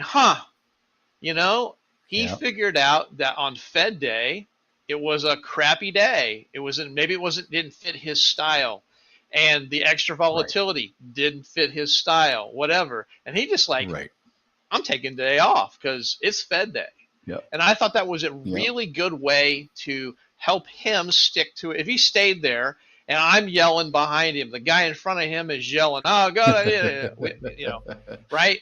He's going to be compelled to probably take a trade and then regret it. He'll feel peer pressure. Right? Yes. Because everybody else is trading like idiots, right? As most traders do. We have the frenzy. Ability to yes, exactly. And when you're in a trading room, you can feel the pulse. It starts going up, elevated. And it's hard to sit on your hands when that's going on. Right. So this guy just took the day off, and I thought, man, that guy, he's got more knowledge. He's way smarter than he looks, right? So I'll never forget that. True. So maybe Fed Day is not a bad day to take a day off, or a Friday. Well, you know how Fridays can be. If you got a whole bunch of junk coming out on Friday, maybe that's the day to take off if it doesn't fit your trading MO. And not everybody is like Daryl and can trade both directions constantly, pretty much nonstop all day long. Some are not like that, and others can't go long. We won't name any names, but you have to sort of figure out. You have to figure out where your expertise is and where your edge is, and then if it's not going to be there, you don't even have to sit around and look. You can just take a vacation day. No. And I've heard of traders that would go in and they'd be done in the first half hour or hour, and they'd be done and they'd walk out. They wouldn't trade anymore that day. They just trade the open, or they would trade only after lunch. They would do all their research in the morning, let everything settle out. It just depends. Whatever works for you or wherever your strengths are. Again, it's finding an edge and utilizing it to your benefit. That's really what it is. So this is great. I'm glad we kind of expanded on all this because one thing I do want to say to those that are listening to us, all of these topics and questions, it's not just trivial. They're all very interrelated because one affects the other. It's like a domino effect. If you're looking at trading news and you're worried about rules and you're seeing how all this now, it's all interwoven into trying to make you a better trader, trying to avoid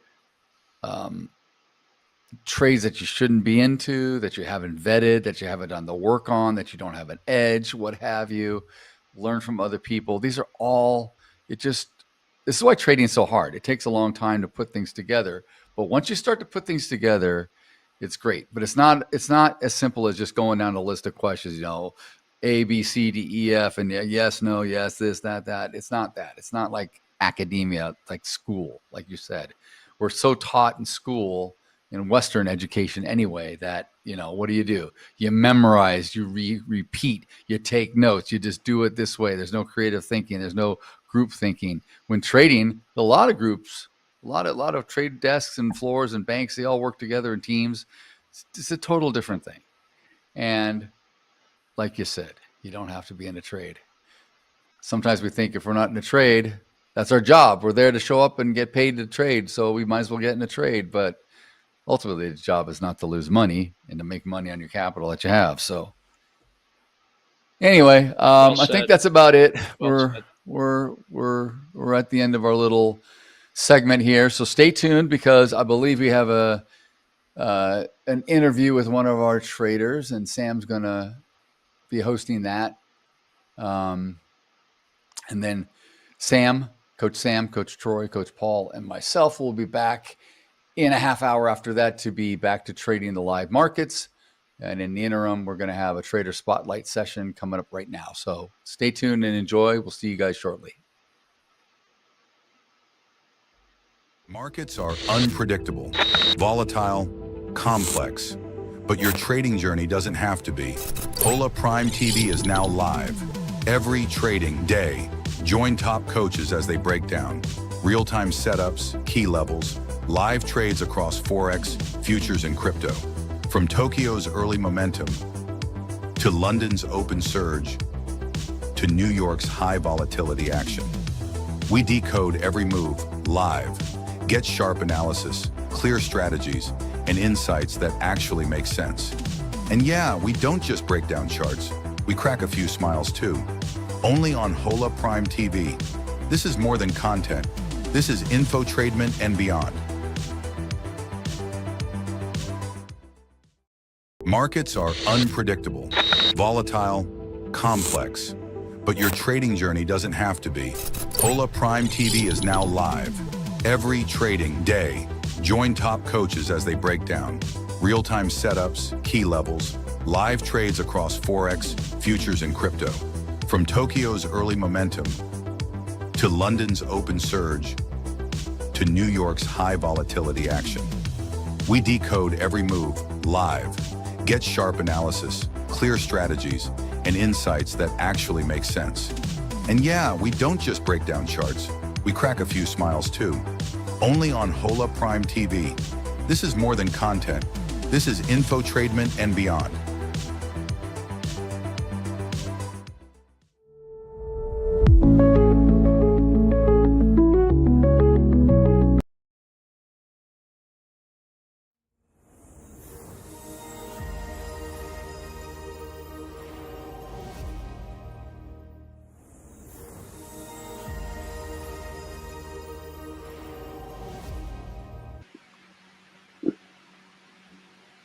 Hello, welcome back everybody. Hello, Coach Ian, how are you?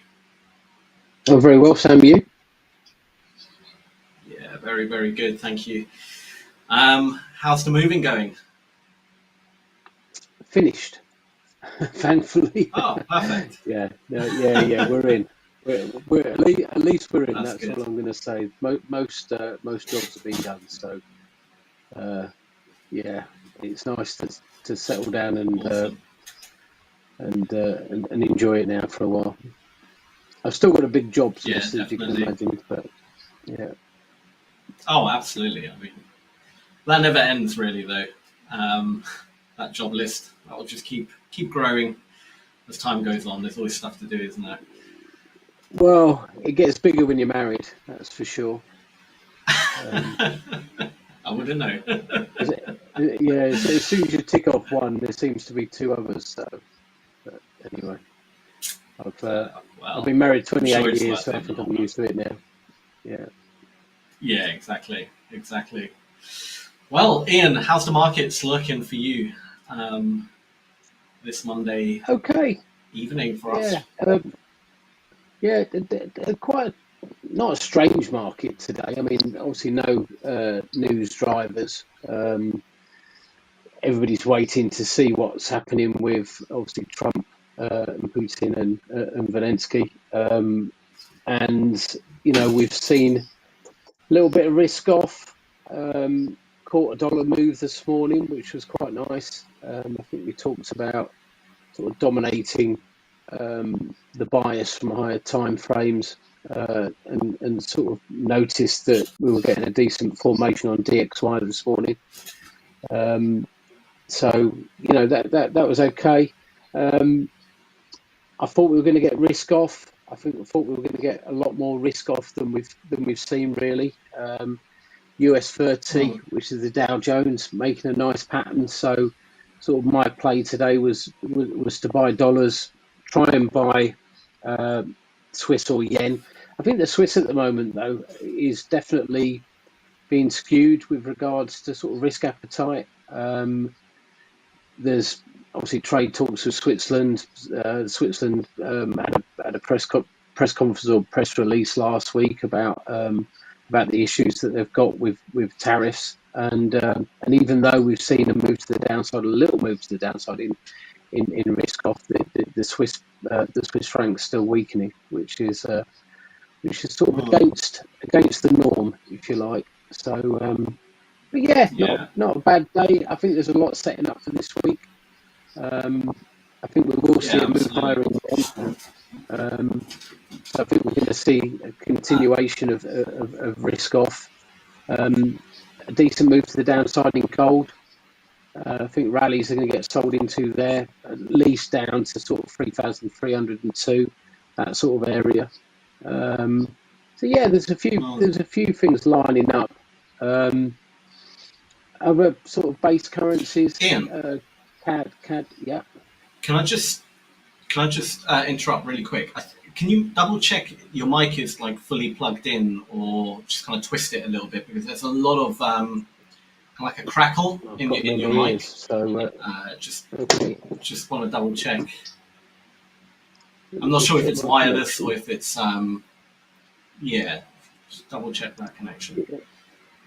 Yeah, I've just got Bluetooth headphones in, so it says they're okay. I mean, I can flick over if it's not and a connection, on and off. Or yeah, I mean, if you I can try hear that, everybody just try that perfectly. once. Yeah. Let's just drop it down so we don't get the feedback.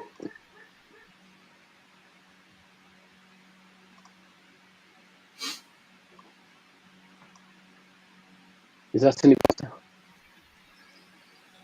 Unfortunately, it's still there, but it's all right. We'll just continue how it is. It's probably a problem that we probably won't be able to fix in the next few minutes. So we'll just carry on. Apologies for that. But yeah, should we get to the charts and we can? Yeah, sure. Let's have a look. Yeah. Share screen one. So I'm sharing the screen now. So this is DXY. So it's the dollar index. Let's wait till it populates. So I wanted to talk a little bit about currency baskets. I know we've sort of briefly spoke about it in the past. I always believe that there's one currency that mainly dominates a move. So I look at currency baskets to try and overlay one weak currency against one strong currency, basically. On the TradingView platform, there's two that are pre-populated. So obviously DXY, which everybody knows is the dollar index, and then there's a Japanese basket in there as well. But the other single currency baskets are actually, they're not that good to chart because they've got too many gaps in them. But if I click on Euro, I'll just show you how you can build your own currency basket. So here is the code for Euro. So obviously 8 single currencies.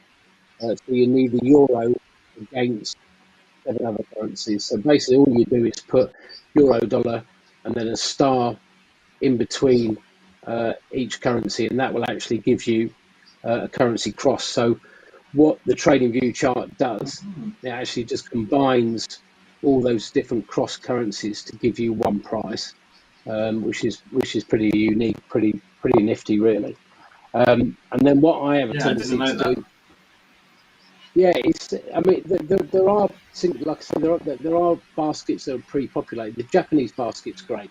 Obviously DXY is good. It's obviously loaded to the euro. The single currency baskets, if you do them like that, it's not loaded to a single currency. So all 7 of the counter currencies have the same weighting. But you can analyze these charts the same way you can analyze any charts.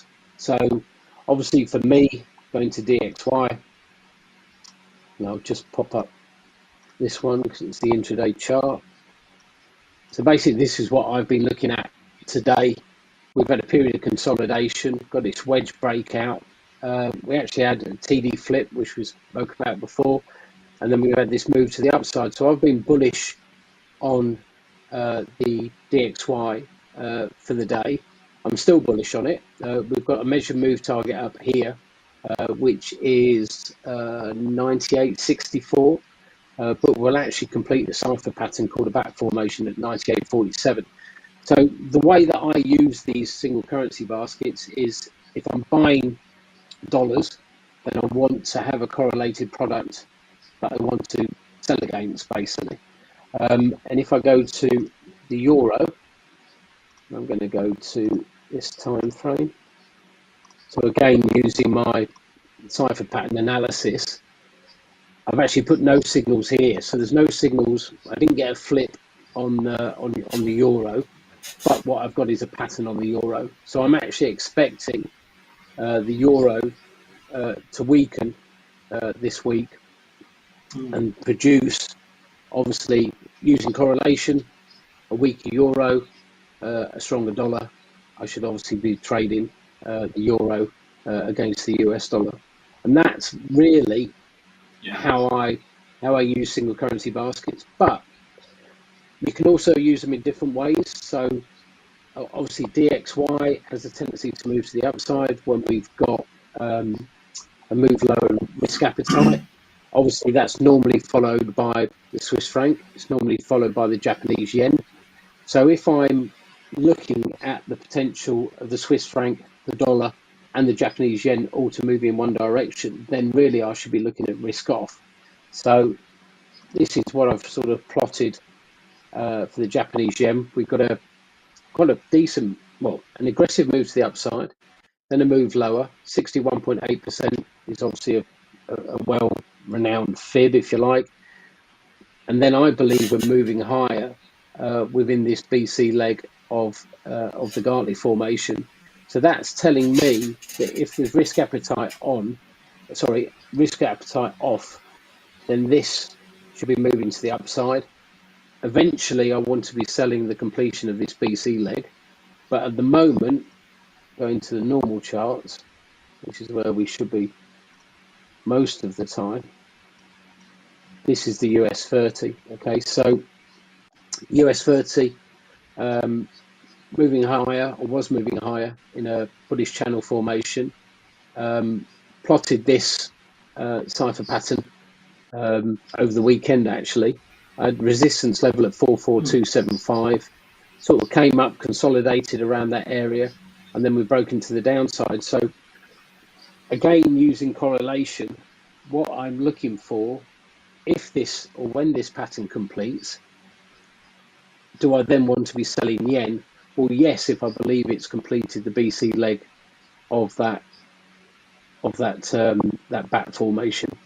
So again, just using correlation, it's using single currencies, it's using risk on, risk off to give me a bias for various different products. And as you can see, I've got 50 odd products that I can sort of concentrate on. So I'm not intraday trading really. I'm looking at swing trades. When I say swing trades, I'm looking at trades lasting 2, 3, 4 days.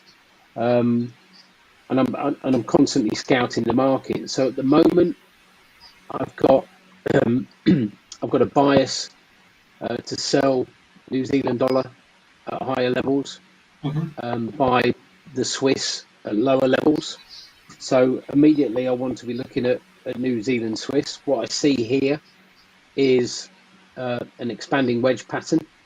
Expanding wedge patterns have a bias to break to the downside.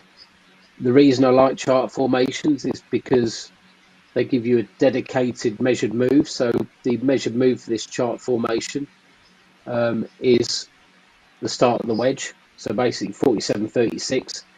And then you can start plotting out your risk reward, which we obviously talk about all the time.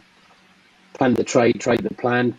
So this move here, 5 legs, as far as Elliott wave is concerned, that should then exhaust. I've got a resistance level at 48.45. I've got a 261.8% extension level at 48.48. I know my target level, I know my entry level, and then I can start calculating, a risk reward structure around it.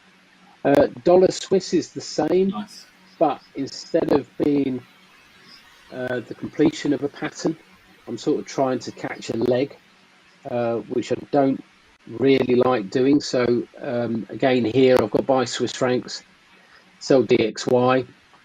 We know what DXY is doing. It's going up to hit that wedge completion. People should then start taking profit. Swiss franc, I'm looking for dips to be bought. So again, I can sort of start planning this out. What I don't really like about this compared to the New Zealand Swiss setup is the New Zealand Swiss setup is the completion of 5 waves. This is more a choppy 3-wave pattern.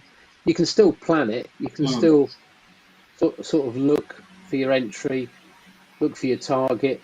You know that if it goes above the previous swing high, which is at A, then the formation is broken. But what I'd have a tendency to do more likely than not in this scenario is actually wait for a good reversal signal. So I'll be looking for a decent sort of bearish outside bar, probably take out 2 or 3 candles before it, and then get a worse entry. But as far as I'm concerned, it will be a better signal. Another one which I'm sort of hunting at the moment is CAD Swiss. And again, big picture analysis. So let's just go back actually to the first one, the New Zealand Swiss, because I want to talk just very briefly about structure. So here, even though this is a 5-wave pattern, a lot of people turn around and say, well, surely 5 waves is followed by 3 waves, which is then followed by 5 waves. Not necessarily. When we look at Elliott wave formations, when we look at expanding wedge patterns, what has a tendency to happen is that the last and final leg is in 5 waves. So what you see here is actually 3 waves. So we've got 1, 2, 3 to take us to our swing high. We've then got 1, 2, 3 to take us to our swing low. And then the impulsive 5 waves takes out stop losses, etc., etc., etc. So this, even though it finishes in a 5th wave, it's actually a whole corrective formation because it's a 3-3-5 pattern, basically. So going back to, which one did I say? CAD Swiss. Again, big picture analysis. Let's go to this time frame. And if we catch this one, then obviously the risk reward factor starts building and building and building. Wave 1, wave 2, 3. For fourth wave corrections are normally flag formations or pennants, or those sort of chart patterns, or corrective channel formations. And again, when you're looking at these corrective channel formations, you really want the waves to be overlapping. So here we've got 1, 2, 3 overlapping waves, 1, 2, 3. It's clearly, to me, it's clearly corrective. What I really like about this is the fact that if I catch it, and if I'm correct, then the wave pattern gets broken on a move back above 59.14, and the 261.8% extension level is located all the way down at 56.77.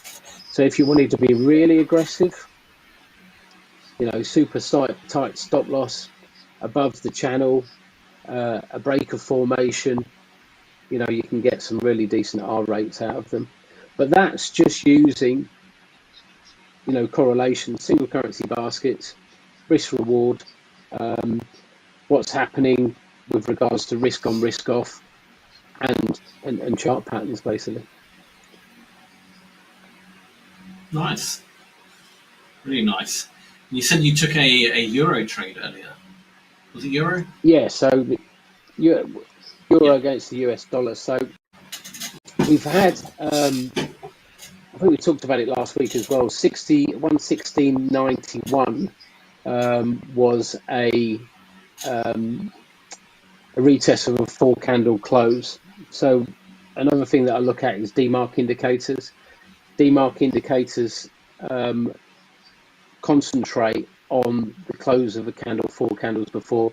I don't use them on shorter time frames. I use them on daily charts, weekly charts, and I plot the close of the 4th candle. And last week we had the close of a 4th candle at 116.91, and I think it was on the daily chart, and that basically said to me that there was a good chance that this sort of 3-wave correction had finished. What I'm looking for in the big picture, and I'm bullish in the euro overall, so I do believe that this is a corrective leg lower. And as I put here, buy euro weekly, sell dollars weekly. But I know that I've got a fair bit of distance to move down within this BC leg. So we've basically flipped at the 78.6% pullback level. And immediately, to me, that says to me that we're building a butterfly formation. So eventually it's going to break higher. But these drawdown legs, if you like, or these corrective legs, they will normally move 38.2% or 88.6% of this last leg. And it depends on price action, really. But obviously, I'm still seeing dollar bullish. When we looked at the single currency basket, I'm still seeing the euro as having a lot of move to the downside. So even though I've got support here, there's a very good chance that those single currency baskets aren't going to align, and that one of them is going to go out of sync. And basically what normally happens then is that we get a bleed through the support level, and we'll actually move all the way down to sort of 88.6%. So again, this one's counter trend, but it's counter trend with the single currency baskets highlighting scope to be a deep counter trend, basically. And I suppose gold, Really nice. everybody wants to talk about gold. So again, we've talked about this on a few occasions, low volume nodes. What has a tendency to happen is it's not -1 correlated, and that's again why it's not really my favorite product to trade, gold, because obviously we've got safe haven value within the yellow metal. So even though normally if DXY moves to the upside, we will get a correction to the downside in gold. What also happens is, and I was talking about risk appetite, risk on, risk off, I'm seeing US 30 lower. So that sort of counter trends it. So even though DXY can push it lower, risk off can also push it higher. So do I really want to be selling it? Not really. What I really want to be doing is looking at buying it when the US 30 completes that back formation that we showed previously, and also the DXY hits the resistance level that we talked about previously, because then I've got two correlated products. So basically what I'm always looking for when I'm looking at commodities or cross currencies, I want all three factors to line up. So here, if I get down to this level, DXY hits resistance, US 30 hits support, then I've then got more of a chance of gold moving to the upside than just selling it blindly, basically. And again, if I'm looking at oil, I'll have a tendency to sort of try to have a Canadian dollar overlay or something like that. But I much prefer cross currencies than I do commodities. Yeah, no, I agree with that as well. Commodities are just not my thing. But loads of traders, they love them. I don't know. I'm not entirely sure why. I think it just moves a lot. Everybody seems to love gold, don't they? It's I think it's the retail trader's fascination, really. But when it's funny that gold is the golden child. yeah. But when there's 50 odd products to look at, I think it's a little bit blinkered if you just concentrate on it. You should broaden your horizons at least a little bit. Do you recommend to beginner traders for them to study one instrument or have a collective of different ones and kind of try and trade? I think really right. If you're right at the start of it, I think euro against the US dollar is really, where you should be focused. You've got super tight spreads. You're not looking at 6-7 pips for or potential 6-7 pips for a cross. You get some sort of decent moves if you can study the DXY. That's correlate. It's 65% euro.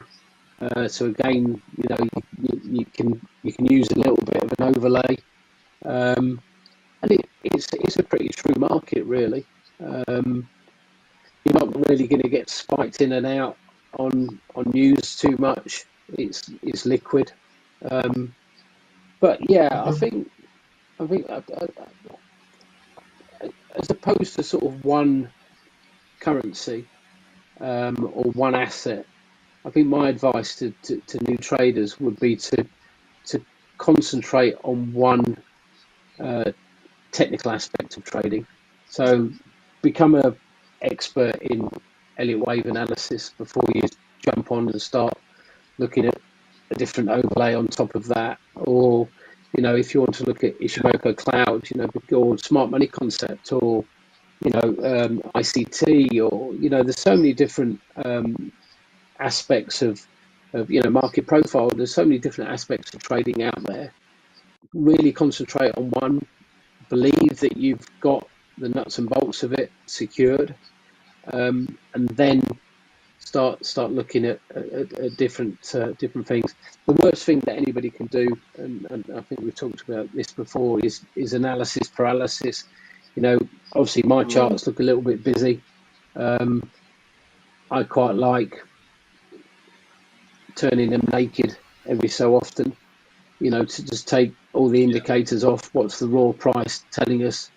I really like just basic candle formations in higher time frames. Have I got a bullish engulfing on the weekly, the monthly?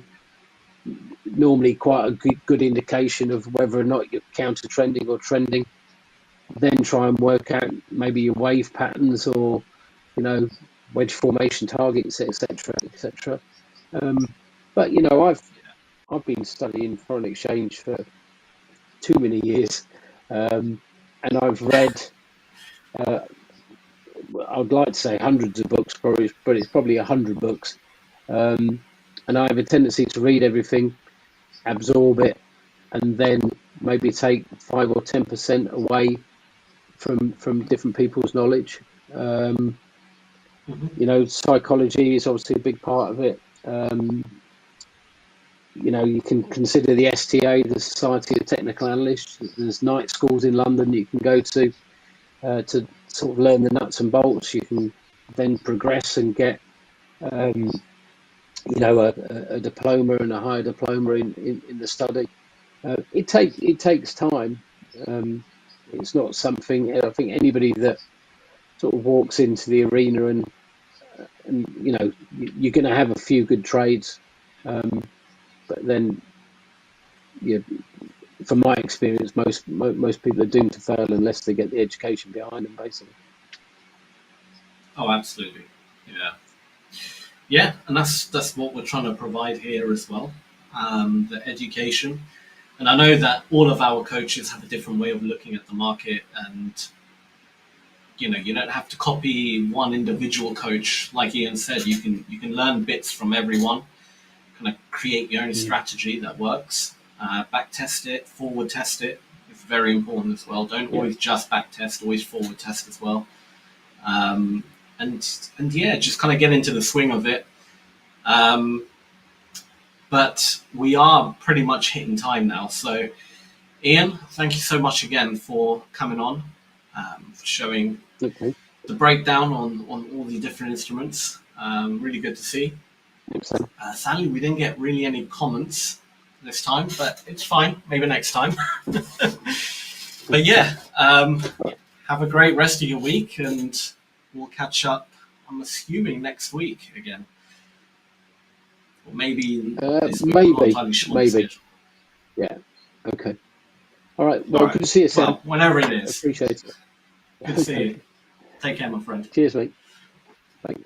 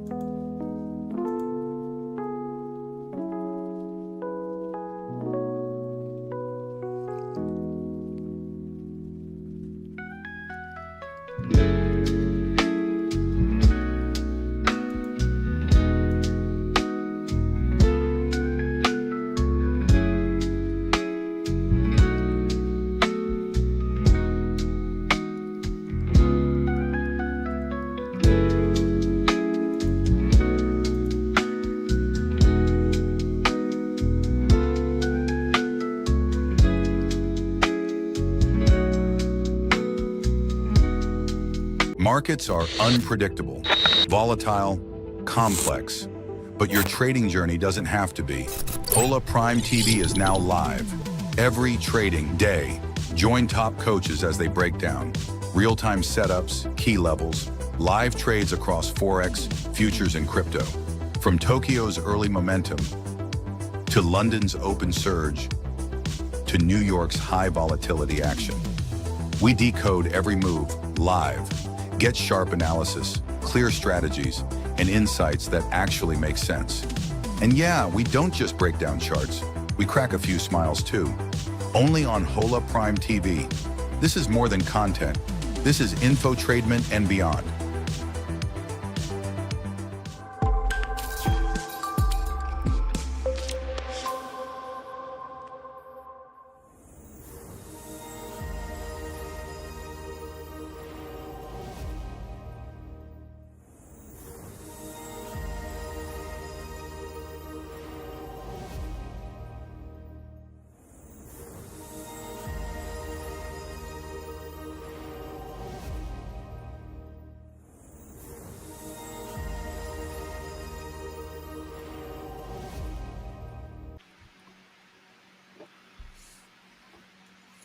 Welcome back, everybody. Welcome back, Coach Troy, Coach Daryl, and Coach Paul. I hope you had a great little break.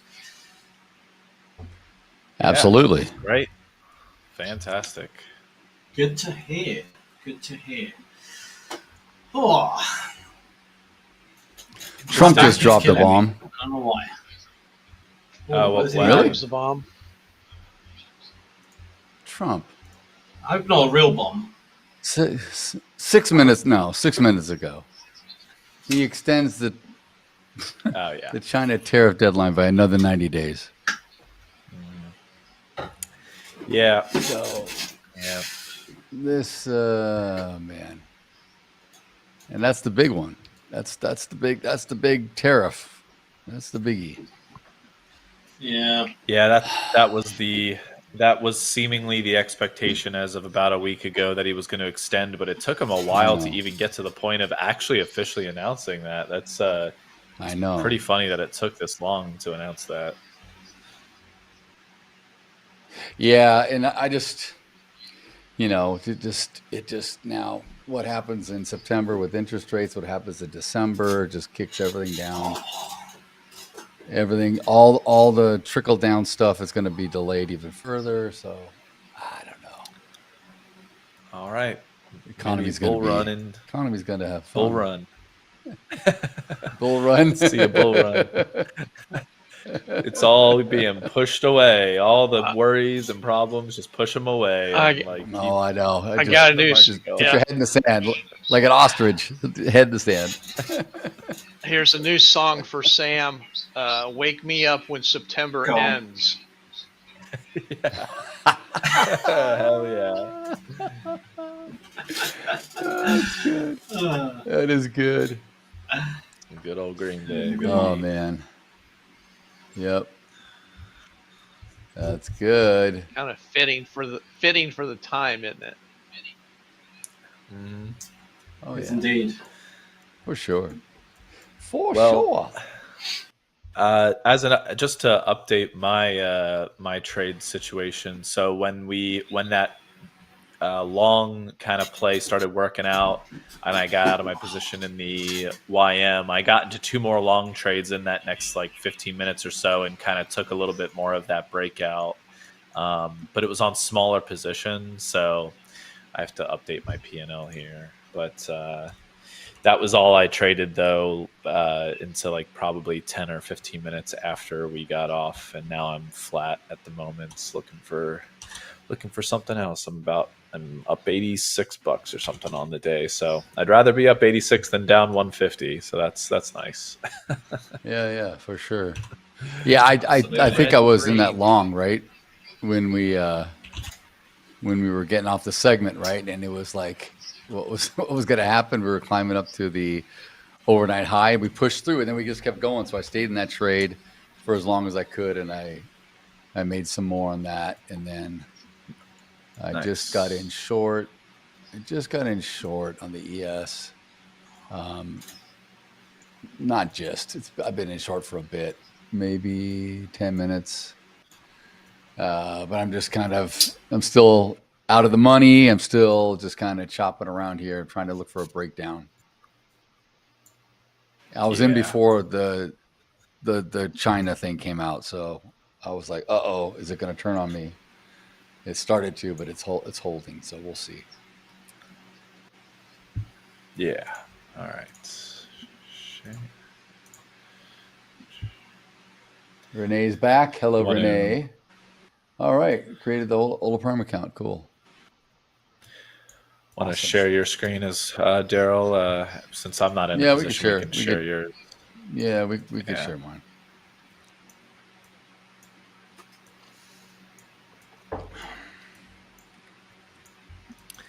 I do want to get into a position here. I mean, I need to share. I need to share my screen. That's what's going on. They're probably we're kind of hanging out. Like, we don't want to drop below this 6408 area in the ES, and that was yesterday. 6406 was yesterday's point of control. So yeah, I want to take a long off of this so badly, but I don't know. I think I need to just chill for about 10 minutes or so, and then maybe get into a I'll tell you why I got short. I'm looking at the daily, and we're trading up here. We're currently, I don't know if I can get this little guy big. If I get him big, can I get you big? Blow up? Can you blow up for me? I can't. Well, I think you can see this little circle. Yeah, you can see it. Yeah. So this is low volume, and we're just right here on this bleeding edge. So I'm thinking if we can drop down, we'll come down. That's the only reason why I got short, because we're sitting in here, but we haven't really extended south, and I'm thinking maybe we'll just come down a little bit, maybe come back up. That's the only reason. So I would love to get 5-6 points out of it on a short move. That's I will say the EMAs have all crossed over on the ES, so to the downside. So maybe there's some continuation trends to the downside that'll help you out as well. I mean, I could be flipping my bias and going short anytime in the next 10 minutes, to be quite honest. So yeah. That's good to hear. I don't trade EMAs, but that's good that if they've turned negative, then that's good. Yeah. All right. Yeah, so I'm just sitting in this. It's a little slow. We're still kind of slow for all the anticipation today. It's not. Come on, get. Oh, I know why it's not getting big. I gotta have this. Oh my God. Also, no gold find tariffs. a better Trump announced. solution. I saw that. By the way. I saw that too. That's yeah. He was threatening tariffs all last week too. You know. Yeah. It was. Why can't I get this bigger? Come on, man. Come on, little guy. Bugging me. So today for LOL time, we have one of those quiz type things again. So that should be fun. Okay, cool. Now Cool. I get it bigger. Awesome. God, this thing. We got to find a better solution for this cursor stuff. I don't like doing it. I mean, it's a good Band-Aid situation, but I don't like doing it. It's just hard to pick up this little guy. Yeah. Cool. We'll do a thing on.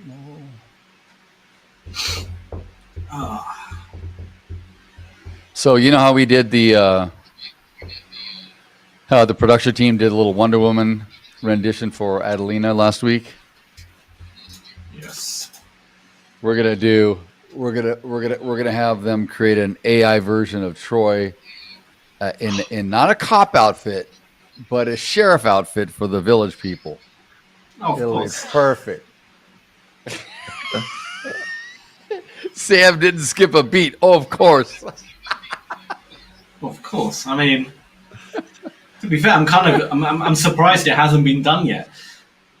Surprised it took this long. I know.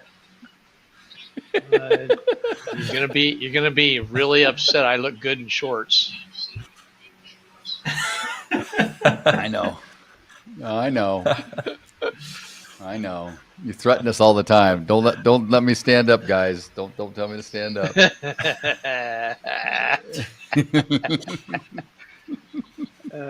Troy used to be a leg model back in the day. Model, Leg outfits, model. hot pants. A leg model. Oh man. Oh my Lord. Oh, Respect my authority. Yeah, exactly. Yes. The long arm of the law. Watch out for him. Here he's coming for you. Respect my authority. Were you a big South Park fan, Troy? Do you enjoy South Park? Huge. If you want to play something with a policeman, do the Cartman when he gets deputized. It's hilarious.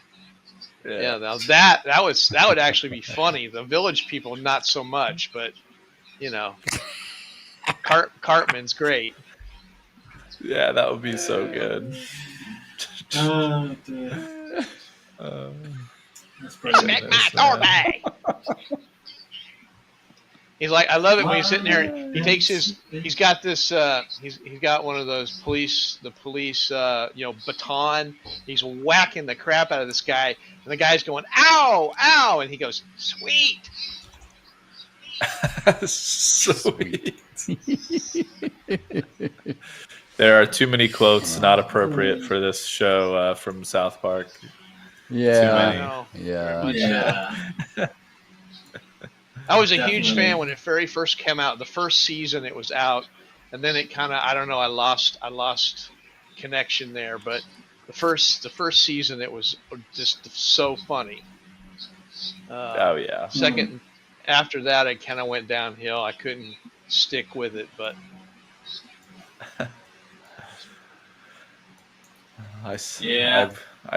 I reckon it's pretty good still. You just gotta give it a try. There's some good ones. There's some gems here and there.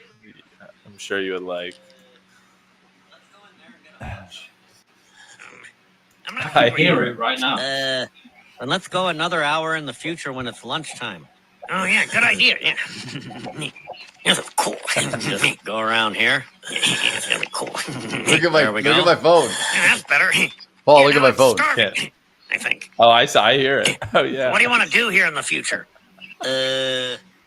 Let's go in there and get a hot dog. I'm not hungry yet. Let's go another hour in the future when it's lunchtime. Oh yeah, good idea. Yeah.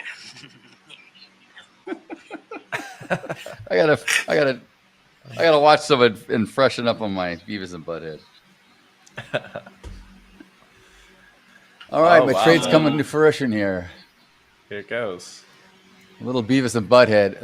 It took a little Beavis and Butthead to get it going, get the juices rolling. Here we go. Look at this. Come to mama. I will trail. I may not have to trail. I'm moving both these puppies on top of each other. That's right. That's right. Still trail this guy. Get my runner on way back up here. Runner's already in break even, so I'm in the money all the way around on this bad boy. Okay, took me out for profit. And we'll just see where we go. It's gonna come back on me. That's okay. Gonna come back. Check. Woo, that was a big little drop right there, huh? Came under 6,400 though.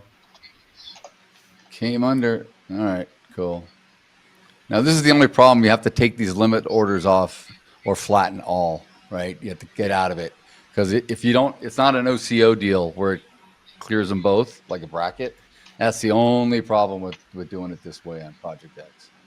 Yeah, that's what I was gonna say. I when you were saying that, like, you figured out a way, I was like, that's for me. I was like, I can't. I don't like doing it because that happens. It's hard. Well, yeah. And that's what Tony was saying on Friday. He was saying you have to remember to, close them out if you don't get them all, or just flatten. Right. It's a little bit of a pain, especially if you got a lot going on. It could be distracting. Yeah, for sure. Can indeed. Oh.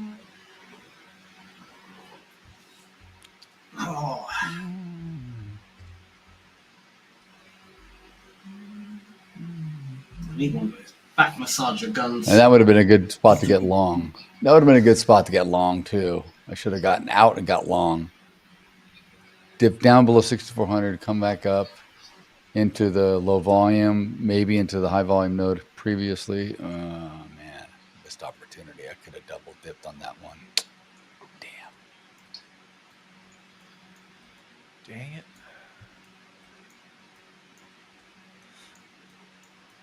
Oh well.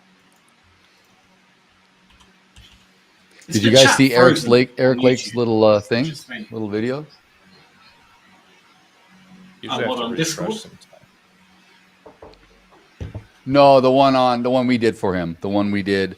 We just posted it on our YouTube short. I think on this channel, on the TV channel. I got a notification on my phone. Because I subscribe, so I got a little notification. Yeah, no, he's loving life. Oh, that's good. That's good.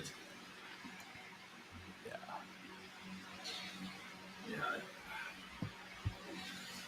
This laptop's killing me, seriously. Every web page keeps crashing now. Oh, you reminded me. Can you provide what camera you purchased, Sam, in the chat or a link for it or whatever? Yeah. Is it? I'm kind of curious. You know, I don't know how I don't know it's called myself. But... Oh, okay. Well, whatever. Not now. Whatever you... I got it. So Daryl, that trade was what, a nice little $500 gain? That's pretty sweet, man. That's not too shabby. Not too shabby, my friend. Well, I owe all the credit. All the credit goes to Beavis and Butthead, because when I was playing that little skit, the market just dropped. Right? See, so that's what I'm saying. Kick me in the Jimmy.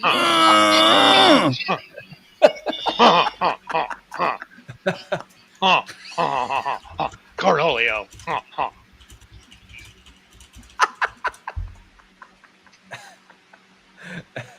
You can check the. You can check the. When Troy does it, it's hilarious. Yeah. Oh my god. Oh my god, that's so funny. Cornholio.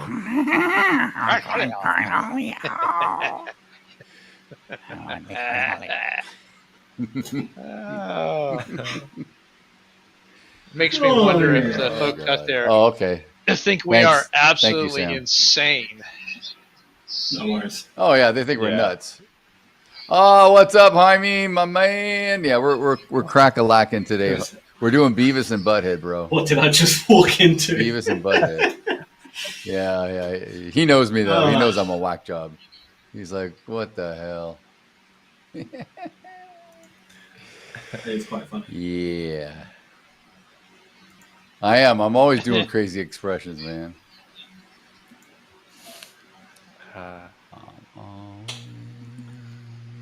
That's right. That's right. Respect my authority. Look at that. I could have reversed on this one off this. Wow. I could have double dipped, like I said. I could have got that short and turned around and instantly flipped it. That would have been a nice $1,000. There's a button for that, isn't it? Mm-hmm. Yeah. Yeah, I do reverse all the Yeah, time. you No, can but reverse yeah, it. you do. You can reverse. You can reverse, get you out and get you in. Man, that's But- the most dangerous key we have. It is. I was going to say it's a scary one. Extremely dangerous. Very dangerous. I do use it sometimes. It is indeed. I have mine turned off. Does it turn off? Mine's turned off right grayed now out. too. Yeah. Yeah.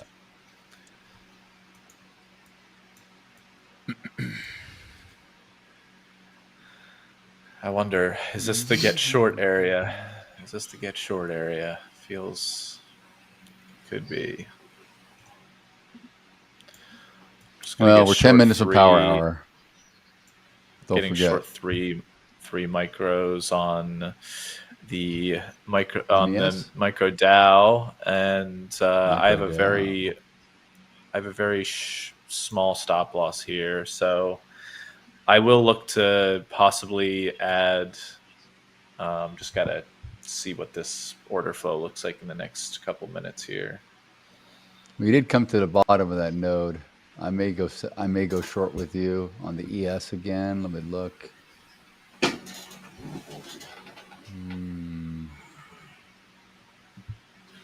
I might recline a little bit. I am. Oh, that's a bit better. What'd you do to your back? More gym stuff? Yeah, I don't know. It's just aching. I think it Old is. age, dude. I'm telling Aching you. like You'll feel crazy, it. man. I need to move this up, actually. Like I need someone to like bear hug me and just. Do you know what I mean? Where's Someone grabs Troy? you from behind You got a and job to just, do. like, stretches out your spine. I need those chiropractors. You know, you see those videos on Instagram. And I have a. where they're like holding I hang from a someone. bar. I hang from a bar, and it helps me. I don't have a I bar hang to every day. hang on. I know. I put one in my door jams, and I freaking can hang. I can do pull-ups on it, whatever, but I hang. Helps a lot on my back. Need a chiropractor. I'm short. Are you short, Paul? You short the Dow? Micro Dow? Yeah. Cool. Gonna probably try to add to it at some point. Hopefully it doesn't just tank all in one go here. But 404. I got it at 404 3/4.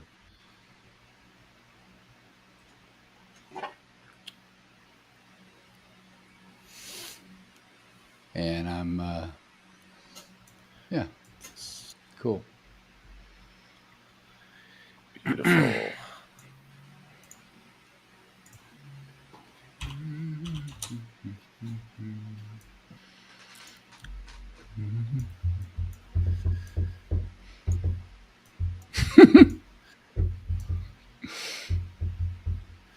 Now, in the Dow, where we are is value area low on the day.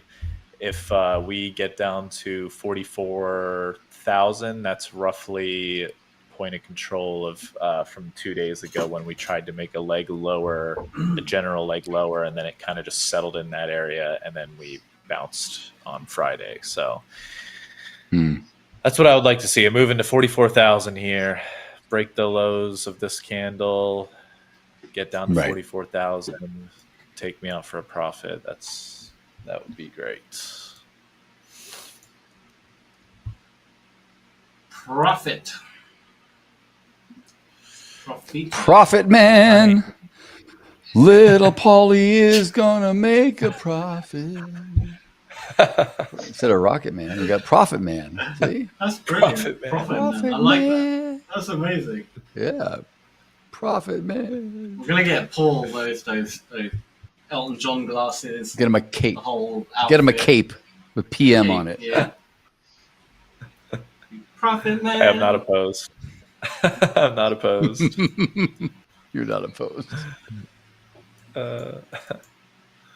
If you had to be a superhero, and you can't pick ones that already exist, you have to create a new one, what would you be? Would you be Profit Man? Guacamole Man. That's not a bad one to be, though. I mean, you know, dude, what's your power? Making profit. That's pretty dope, man. That's pretty cool. Yeah. I wouldn't mind that superpower. Agreed. Would Troy be Short Man? That's the question. In what way? He always goes short. God. and he likes to wear shorts. So. Oh man, Daryl's trying to bag on him. I'm trying to get there. No, yeah, you know, I mean, no. I don't mean his height. Oh yeah, right. Sure you didn't. Think of the other short. Think of the other short. Think about it. He's short and short.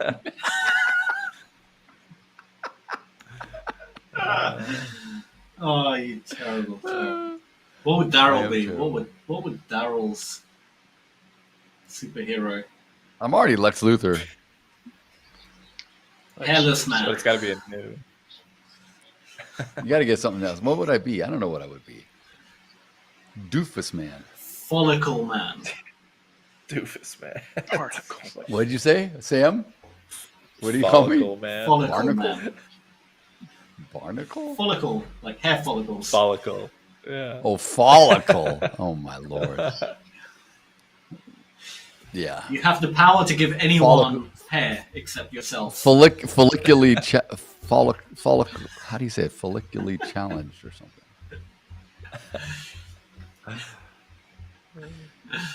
Gosh. How's your short's short doing? Nothing. Holy crap! I was just gonna say, how's your short?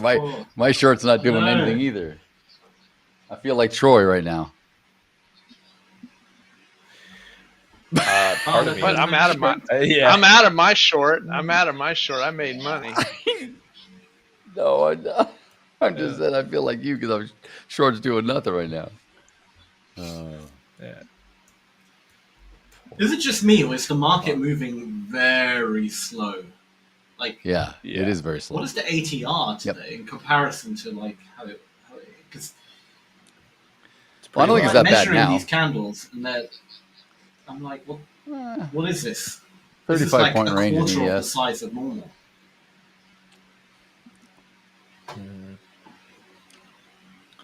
This is what happens when all the froth, we're kind of at peak. You know, it just,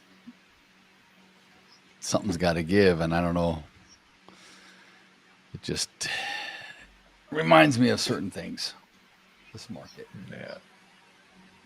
We got to get through this week, though. There's a lot of information coming out by Friday, and then we'll see what happens. Oh no! Don't go long. Don't go long. Don't go long.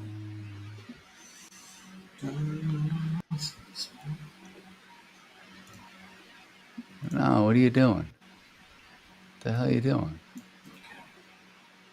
Why are you going long all of a sudden? Oof, thought you were going to pull back. Where's my stop at? 04 to 08? Oh, it's not deep enough. I need to move it back 5 points. That's better. Okay, that gets me up into here at the outer edge of the range. I added to my short here right at roughly Smart move. the That's 9, a good move. right at the 9 EMA on the 15-minute here. Basically the 21 EMA on the 5 minutes. So we'll see. We will see. Come on down. Come on down. Power hour. Let's go. Come on down. All right, guys, we're going to start the lull time. All right. So, back end, if you guys want to roll the sting and you can share my screen, you can get cracking. Let's do it. Let's do it. Let's do it. Let's do it. Get crack-a-lacking.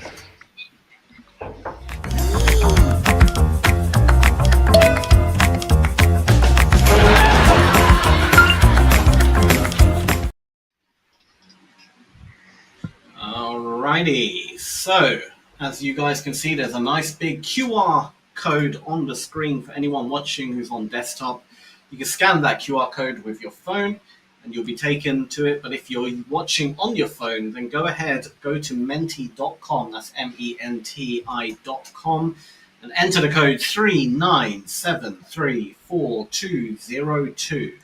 That's menti.com, 39734202. We'll give you guys like 30 seconds or so to go ahead and log in. This is if you want to participate. Of course, you don't have to. You're not forced to.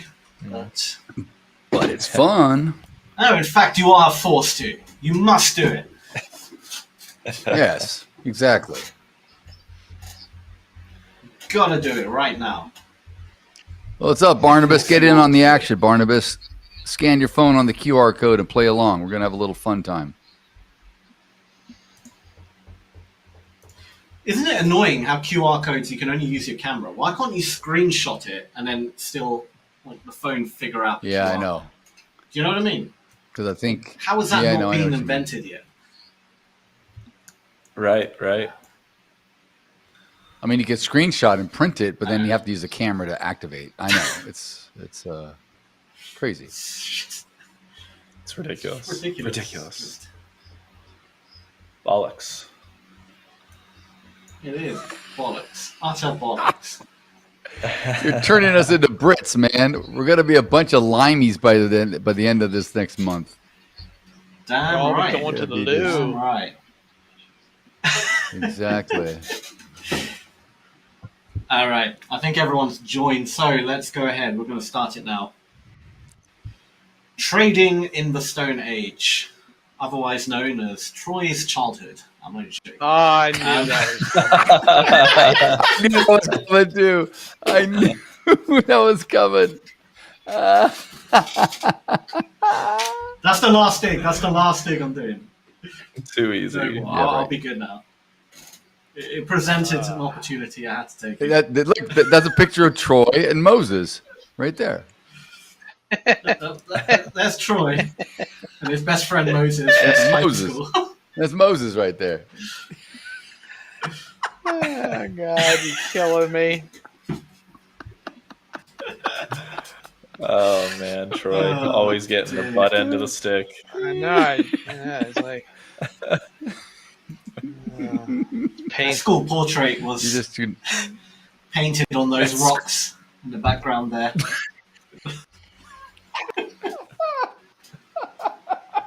Just look at the shorts. Those are good shorts.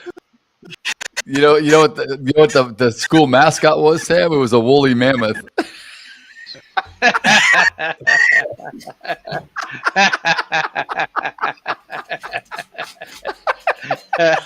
Oh. and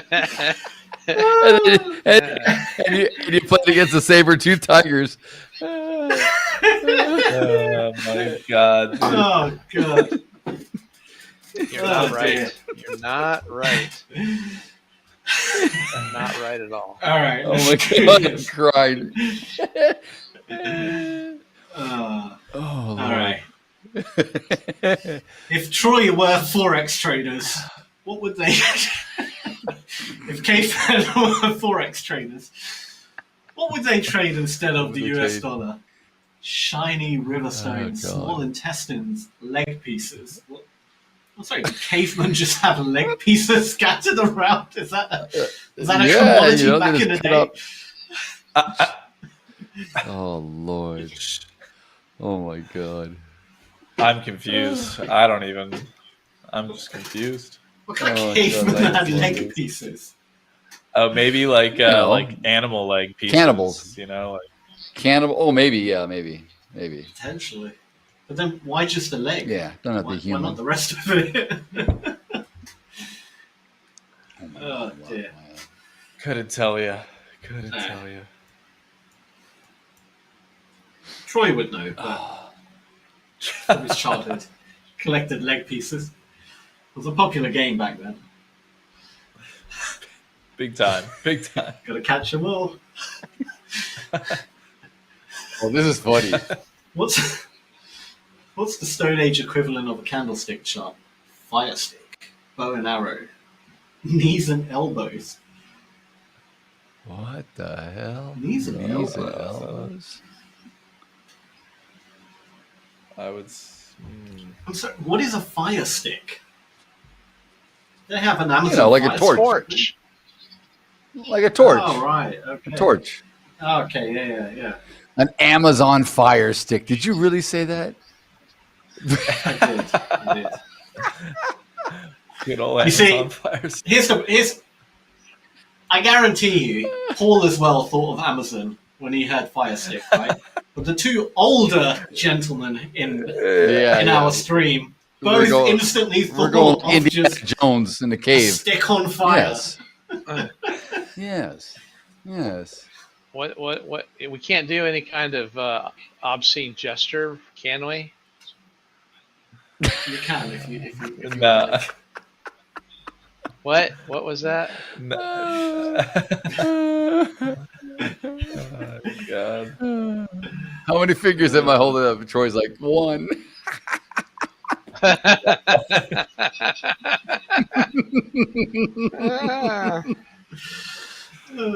Amazon Fire Stick. What's wrong with you people? Oh, that looks a bit like Daryl. That's Daryl and Troy combined. The caveman Daryl. Yes. That's only me from the nipples down. That's my best. My best part. Market crashes. What's the Market first thing a crashes. caveman trader does? Market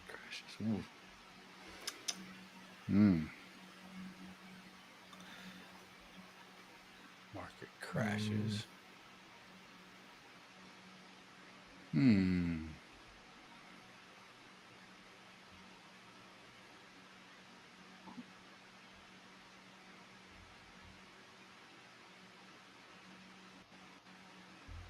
Okay, I got some good ones. Call Daryl.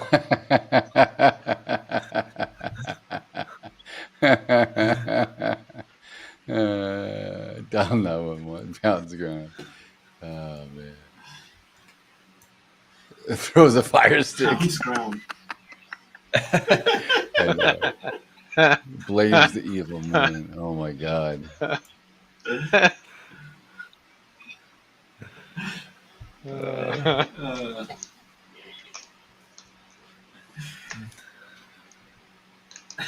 All right. How did Stone Age traders react to breaking news? Smoke signal from the next valley, loud mammoth stampede alerts, gossip at the watering hole, bird messengers wearing loincloth. Birds wearing loincloths? Would've been- What? The loud mammoth stampede alerts is from the football game on Friday night.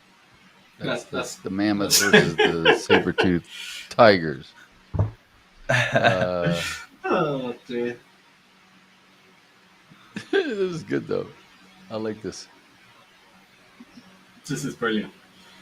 I like this. Yeah, this is good. All the votes in? I think so. All right. Rank these from most pro trader to least pro trader. Log with banana leaves as screen. Pile of flat rocks. Hollowed out tree with squirrels for alerts. Bone and mud laptop. You know what? Oh, that's funny. That's funny. This is good.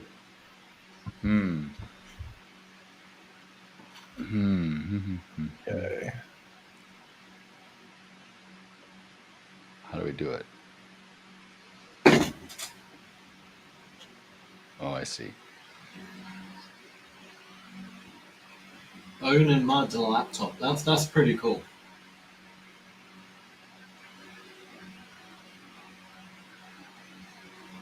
You know what the crazy thing is, though? Imagine if you were teleported back in time to the caveman days. And although we've grown up in this generation where we have all this technology, we couldn't actually do anything to help those. Like, we couldn't invent anything. Like, how do you build a laptop? Oh, yeah. Or, I agree. No, do you know what I mean? We couldn't Like, do anything. Yeah. We're screwed. Yeah. I'm literally There's no electricity back then. There's no electricity. Okay, I know how electricity gets generated, but could you build an alternator or something to generate electricity? Definitely not. I would be useless. No, you need copper. You need to get a bunch of stuff. Yeah, no. No, but you can make a wheel. You can make fire. You can teach them. You could wash a You car. can create new but- weapons. They already figured out how to make a wheel and a fire and all that. That's basic stuff. I mean, Pretend you're Flintstone. literally couldn't make anything. Depends on how far back you go. Well, I mean, like, when they were just like sticks and stones and had like basic tools and like these images, whenever that was. Yeah. Everybody loved this, the hollowed out tree with the squirrels for alerts. I agree. Yeah, that's pretty great. That is great. That was fantastic. It's pretty funny. I thought the log with the banana leaves All was right. good too. What ridiculous What service fee. ridiculous service Oh my fee God. with a Stone Age broker charge.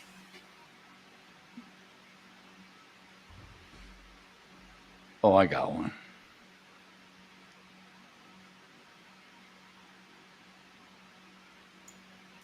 I shouldn't even type that.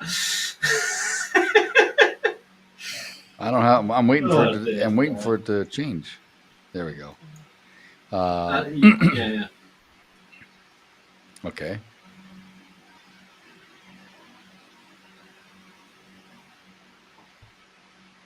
I know exactly what you're gonna say.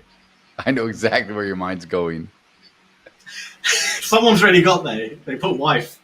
But I was just going to be a bit more... Yeah. You were gonna say daughter. I know where you were going with this. No. I wasn't going to do daughter. Oh, okay. Squirrel B, rock B. I'm not even going to type that. not going to type that. That'll get me fired. Yeah, let's calm it down here. Rockford. Should have wrote BlackRock. Get it? Oh man, missed opportunity. Missed opportunity. Yeah, yeah.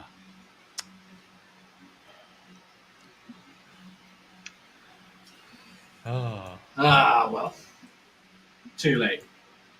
But I think that's the end of it. Let's have a look. Is that the end? It is indeed. I think that's the end. Well, all right, that was fun. That was pretty good. That was good. I like that one. All right. I like that one a lot. Yeah. Yeah. Back end, you can switch it to a The chart. 90 meter. Here we can switch to minor Daryl's. We're both in a trade. Yep, I was watching my trade the whole time. It's hard when I'm in a trade at this time of day. I want to dedicate my LOL time, but I got to keep one eye on over here. Man, this thing's really coming to a crawl, isn't it? I mean, we're in power hour and it's not moving at all. Yeah, I'm hoping that it starts to make its move now, because I've been averaging into a position. I'm 9 micros long, so I'm basically a mini long. I'm 9 micros short. I'm basically a mini short. So on the Dow, and I really want to see it start going now, because it's finally making its little bit of a round turn here. It'll go. The Nasdaq has been kind of looking. Yeah, the Nasdaq's been looking bearish. The S&P is making its way, and the Dow is finally just started making its way down a little bit. So, come on, get going, go now. Coming in. Go. There we go. Let's look at you, Paul. Look at you, Paul. Woo-hoo-hoo. I love it. That's your superpower. You have the power to move markets. You're not profit man. You're profit. Well, that is profit man. That's exactly what profit man does. That's true. That's true. Yeah, that's true. You could be rug puller if you're going short. You can pull the rug. Trap door opener. All right. Try. Yeah. Ooh, come on, baby. Come on, Eileen. Oh,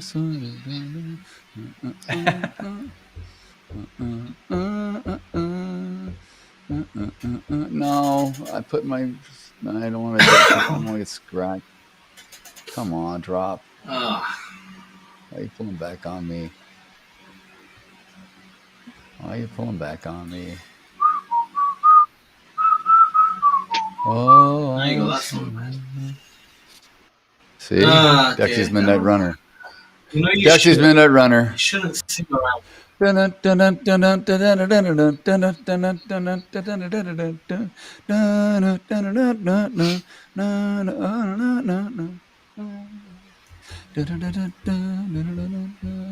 Good old Troy and Sam. Well, they played in high school in the Caveman Sports Hub. Mammoth versus the Saber-Tooth. Oh, look at them.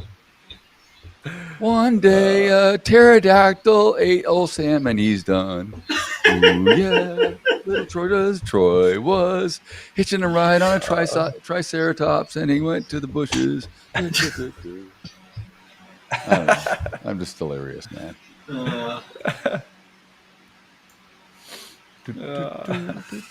Anyone else in the chat? They're probably thinking these guys are cuckoo. What the hell? Cuckoo for Cocoa Puffs. Probably do. Cuckoo for Cocoa Puffs. They definitely do, but it's fun. Yeah. We do. Being cute. Cuckoo. We have Paul's like, I have nothing to say. I don't know what to say. I'm just. I am so into this trade right now. I've gotten in and out multiple times. I'm literally, I'm just trying to keep some He's committed. here. He's committed. Come on. No, that's funny. I'm focused too. I'm looking at my trade. Let's see. Do we have any dinosaurs? I don't think we have any dinosaurs, do we? Oh, we do. Oh, hell yeah. We need to hum the. I got a brontosaurus too. Thing to you. No. I got a brontosaurus, dude. A brachiosaurus. Yeah.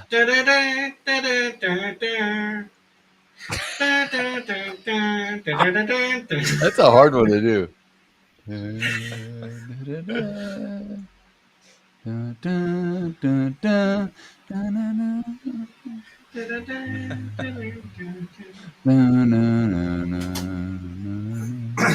Where is? Do we have cavemen? We have club. We have a club. That's a chicken leg, turkey leg. I want a club. I'll find something here. Come on, trade. No, why are you doing this?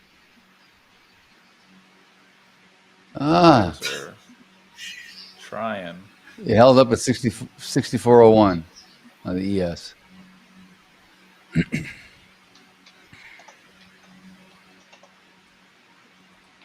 Come on.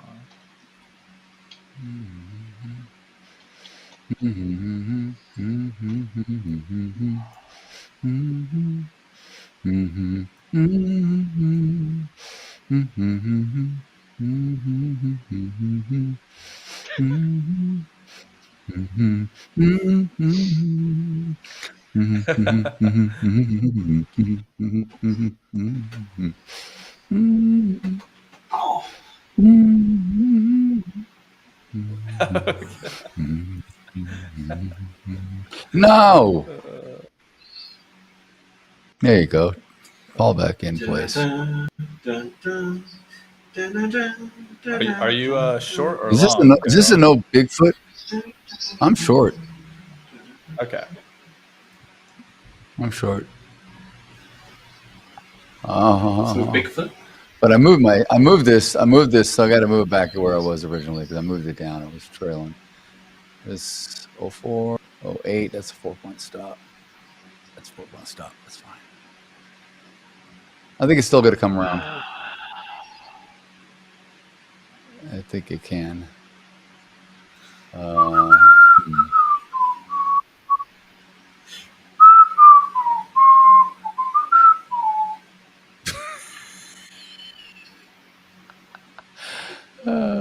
What have we created?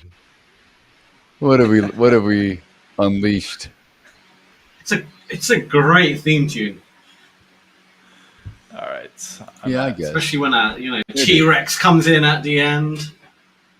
Yes. It's like pulls the sign down. Yeah. Banner falls. Yeah. Great scene. Great scene.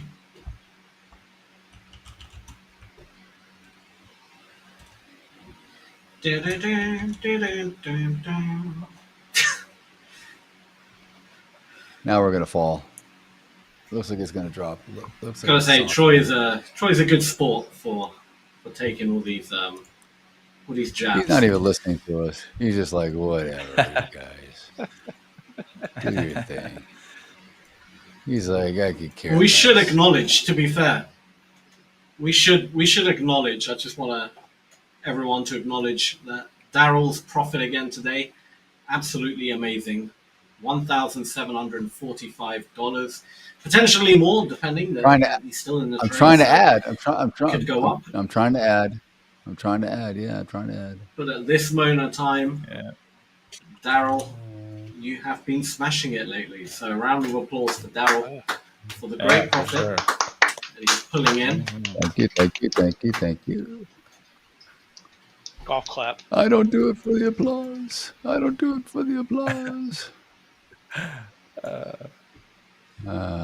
Robert. I guess we have no cavemen. green. Yeah, Robert's up green. I saw that. I'd like to thank the Academy for Your Roscoe Pico train.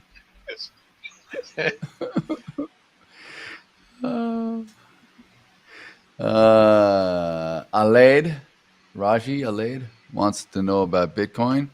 All I can say is Bitcoin is up today, or was up. I don't trade Bitcoin, but we could maybe we'll look at it.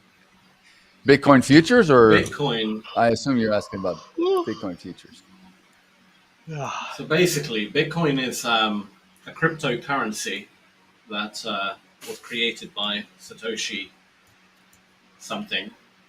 And it's become very popular in the last decade or so. That's a little introduction to Bitcoin. Well, I'm only joking. I know nothing about. I didn't know where you were going with it. That was hilarious.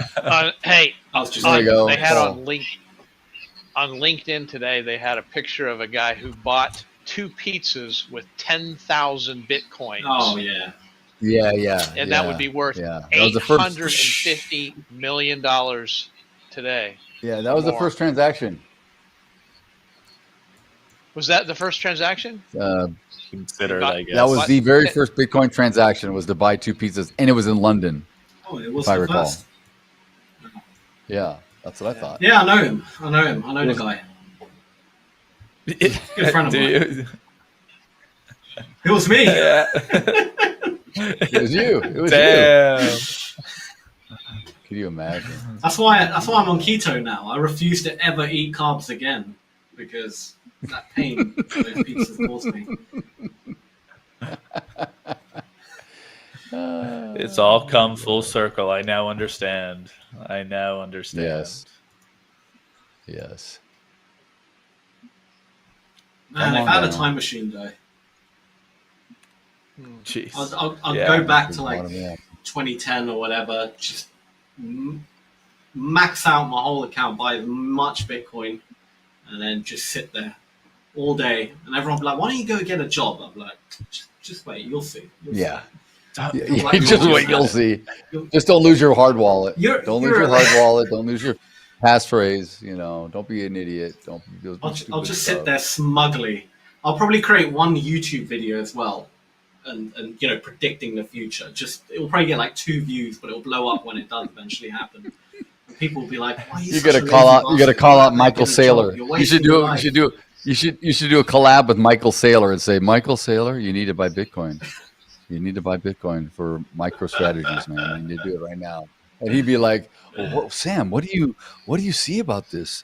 This is the tokenization of the future. It's all on blockchain. Trust me." Oh. I'd be so smug. For like a whole decade, I'll just sit there smugly, eating cheap noodles to sustain myself, and then just one day I'll know it happens. We did look at CL earlier, didn't we? I think Paul, maybe you looked at CL. I know you're in a trade right now, so he probably doesn't want to do anything. No, I'm not in a trade we'll get to it. anymore. I'm out of the trade, but I will look at it in a second. There's just a lot going on in the indices at the moment, so looking to possibly get back into a trade. Why are you out? Here. What happened? Why'd you get out? Well, the Dow is if you look at the Dow charts versus the Nasdaq or the S&P. No, I mean you flattened out. You got out. Oh yeah. I had to. Well, I didn't flatten out. I got stopped out after I made a gain, and then I got back into a position, and then I got stopped out, and now I'm looking to get back in. No problem. Yeah.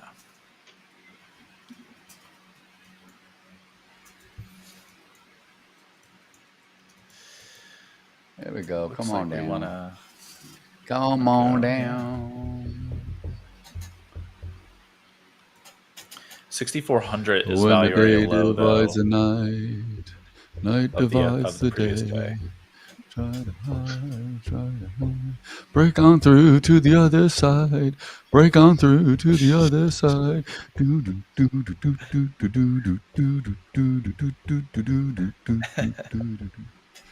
Come on, I wanted to break on through. Come on, break on through. Let's go. Yeah. Come on, Jim Morrison. Let's go.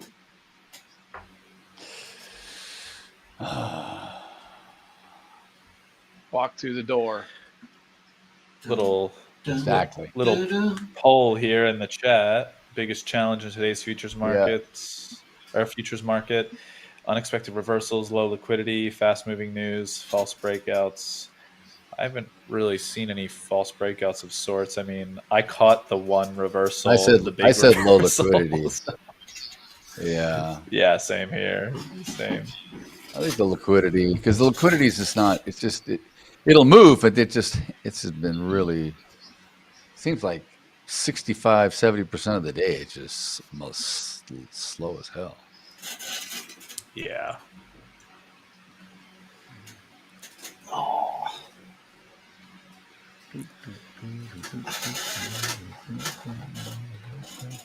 Now, if it makes you feel any better, Troy, when Iris comes on tomorrow, we're very sweet and nice to her. We do not pick on her at all. I know. Yeah, that's smart. We're very good to her. We are. We're gentlemen. But with you, it's fair game. I don't know what it is. Yeah. It's open season. That's true.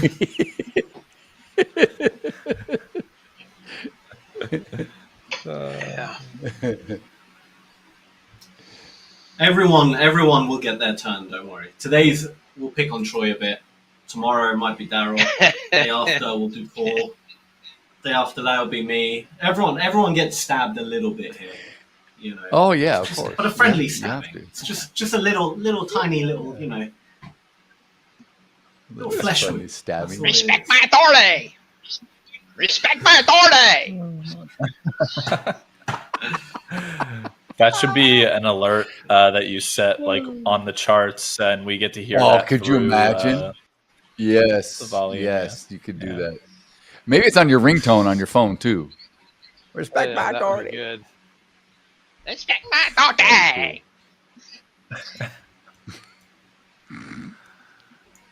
Oh god. Oh man. All right, guys. I'm gonna take a small break. I need to click my back or something. I don't know. Yep. I'm gonna like do a handstand or something. I don't know. Let's figure this out. My back is killing me. Go do All it. right, back end. I'll be back in a few minutes.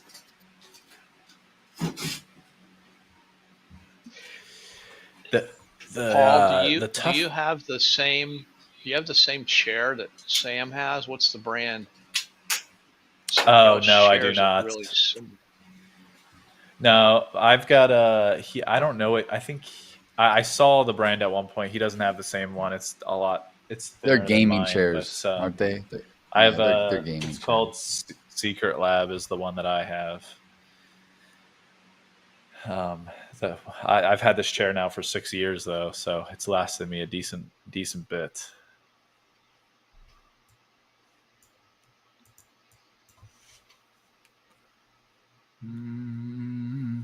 Yeah, the gaming chairs are not very they're not very comfortable a lot of the time, which is why I went with like a little bit of a higher end version, and it's done me well for a relatively good period of time, but it's starting to show its age. It's starting to show its age for sure. Yeah, I'm hard on my chairs, but you know, we're in these chairs all the time, right? I mean, you're sitting for hours and hours on almost every day. But I that's one thing I will spend good money on, a good chair, because my back will just kill me after my lower back, everything, just my butt just kills me. Yeah. So you mean if you look at the Dow right now, it makes it look like the Dow is trying to be a leading indicator of like the other two or something. The Dow is trying to. That's what it was like last week. Remember? You said that last week. It was weird. Yeah. Which makes me want to get long the Dow. It's just it's another reversal play, just like earlier today, and I don't like making those bets too much. I'm happy that I made the one and I got it, but this one is a little bit more difficult.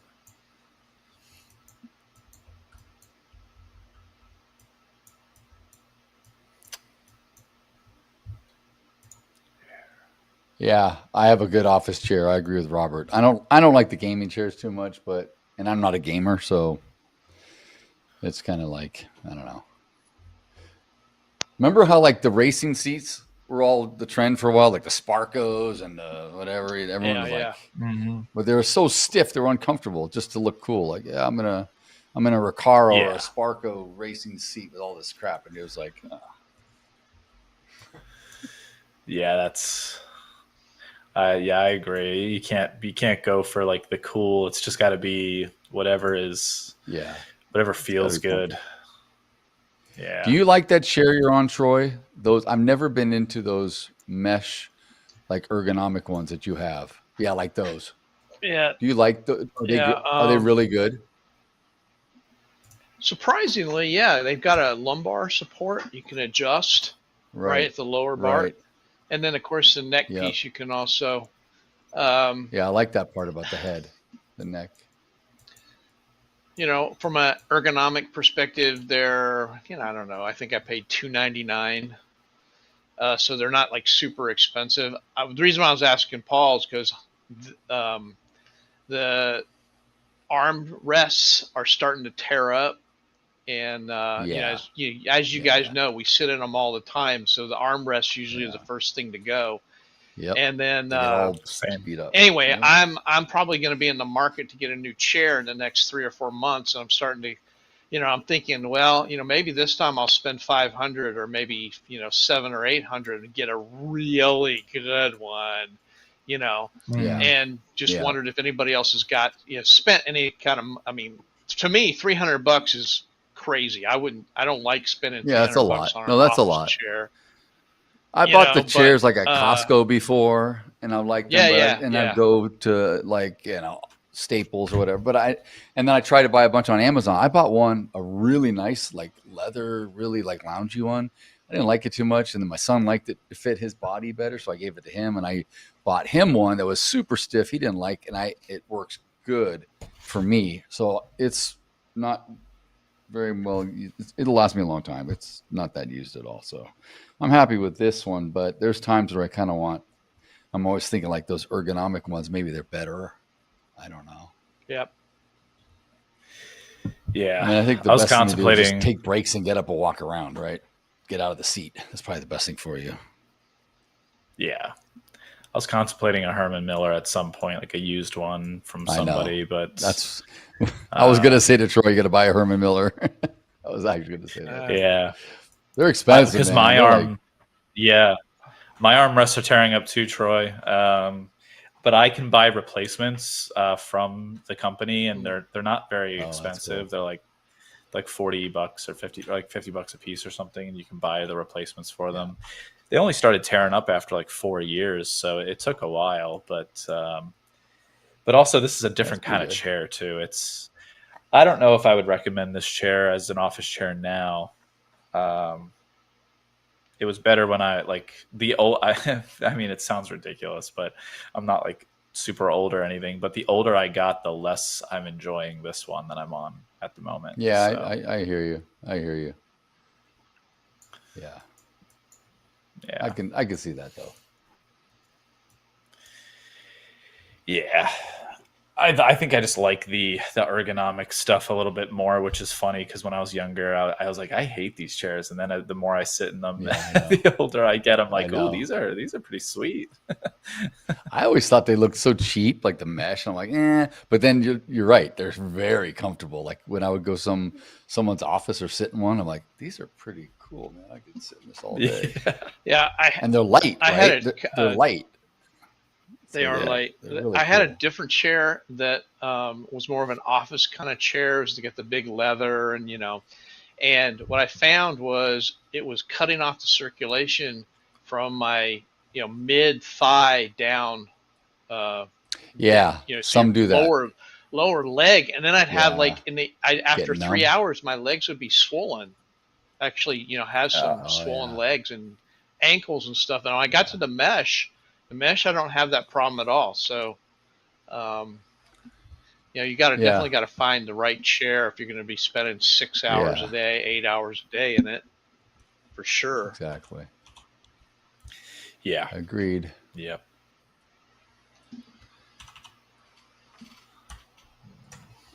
What time is it? 12:38 from me in the West Coast. Okay, so let's see. Do we have one more? 20 minutes. I think we're going to get it. I think I'm going to retest the low here. But we could stay up here at point of control. We can just play around up here and finish up here in the day. Yeah, let me look at the ES market profile real quick. See. Yeah, no, it's. I think we can come down more. I mean, if we were to really break below 6,400 and we made a move, I mean, 63.80, 63.76 to 63.80 is the area. Yep, I would agree. Yeah, that's exactly what I'm thinking. But I want to get long. I want to get long the Dow so bad, but I don't trust it. I just don't trust it. I don't trust anything right now. I feel very untrustworthy of what these markets are doing at the moment in the afternoon. Oh yeah, for sure. I have the ability you just to defined sit the whole and reason crap, why man. I don't go long. Well, I don't like I don't like trust it.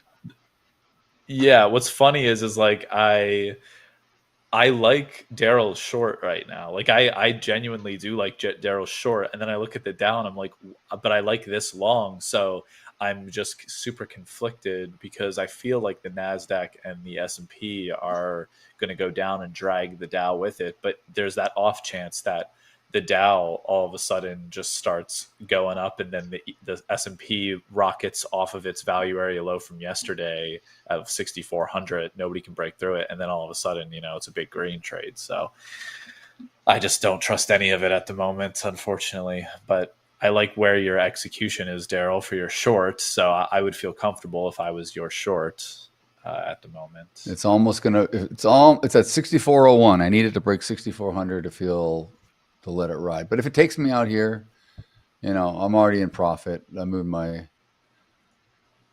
trailing. Yeah. So, if it is, it is. Yeah. I'm okay with that. At this time of day, I'm good. You're in too many is right, you said? 2. Yeah, 2. All right, I'm out. Yeah, I was in 2. All right, cool. And I'm not really, that's okay. That may be all she wrote for me now. I'm not really in a desire to get in more. Tag team. You just tag me into the ring. I'm going to get short now. I'm just kidding. I can't. Ready? Boom. That's funny. God.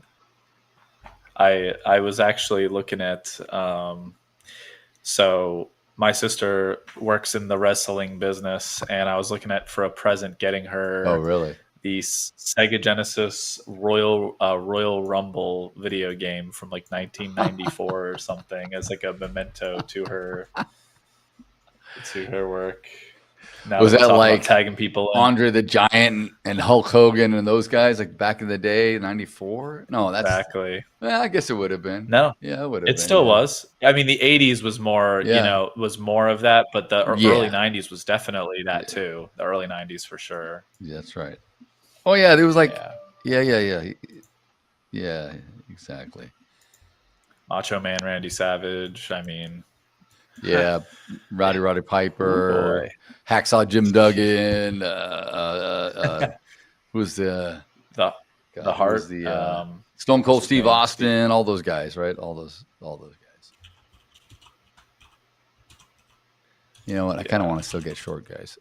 I can't help myself. I want to get short. Troy, help me! I want to get short. I gotta go to Short Anonymous. Yeah, for real. Instead of Gamblers Anonymous, I got to go to Shorting Anonymous. Oh, almost 2,000 on the day, Daryl. Almost. You're right at the cusp. That's not fantastic. That's not the point. Fantastic. That's not the point, of course. Though. That's not the point. Fantastic day, though. But fantastic I just kind of day. want to. If it drops, I want to see it drop a little 6,400 and just roll. Oh yeah, I got to go short. Okay. and maybe just collect right about here. I'll be happy. Oop. Put it to low volumes, 4-point stop-ish. Perfect. Come on now. Come on. Maybe I'll... Barnabas is asking what we think the U.S. dollar will do this weekend. This weekend or this week? The weekend just passed. Talking about this coming weekend? Or you mean what? I don't know what you mean. What you're asking? No, I'm serious. I don't know what I was thinking. Maybe you meant interest rates at first, but I don't know what he's talking about. What do you think the U.S. dollar will do this weekend? Maybe this week. Help us out, Barnabas. Clarify. You got to clarify a little bit. I don't know what you mean. Oh, he says sorry. I have. Okay. What did he say? He just said sorry. I have no bias on what the U.S. dollar will do, generally speaking, this week. To be quite honest, I honestly don't know. I know that it's weak, relatively speaking, against some of the major currencies the past week or so, but I just don't know. I don't know. I don't trade the Dixie much. No, there's too much up in the I don't either. Yeah, there's too much in the air. There's too much going on with everything right now. Yeah. Oh man, we're ES. I don't think the ES. I think I'm putting my chips on the table here, and I'm going to say ES does not break through value area low today in a meaningful way, unless it's the imbalances that cause it to do something like that. If the imbalances could. And if I capture it, then that's fine. Yeah. I'm with you. We're still 5 minutes out from that, though. I hate that it just bounced against you there. I hate that. It's annoying. Yeah, now it's coming down a little bit. It's got to break through. If it could break through and it has some momentum, I'll just flatten. I won't even trail. I'll just flatten, get as much as I can. I'm playing reverse psychology on the markets, Daryl. I don't know if you could tell that by now, but there's no way it could go down. It's just not even possible. Wink, wink, wink. Wink, ES, wink. You think it actually is listening to any of us? Oh, yeah. There we go. Oh, yeah. Not a chance. At 64, there's my 99. Come on, 99, 98. Let's go. Come on. Let's go. Any fundamental high impact news? Absolutely. Alade, absolutely. We went through some of the news. We're going to go through it in a bit.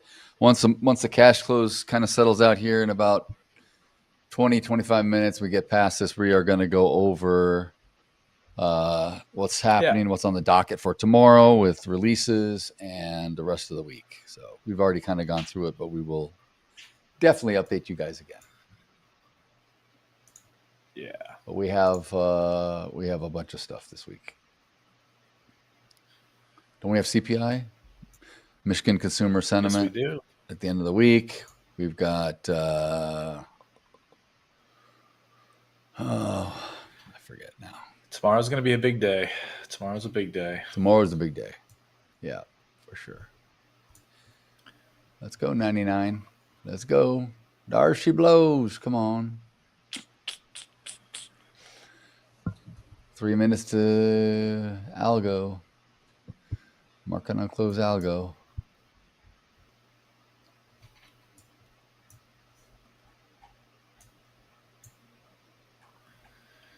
No, don't come up. Stay down. Stay down. Stay down. There you go. Put a damper on it.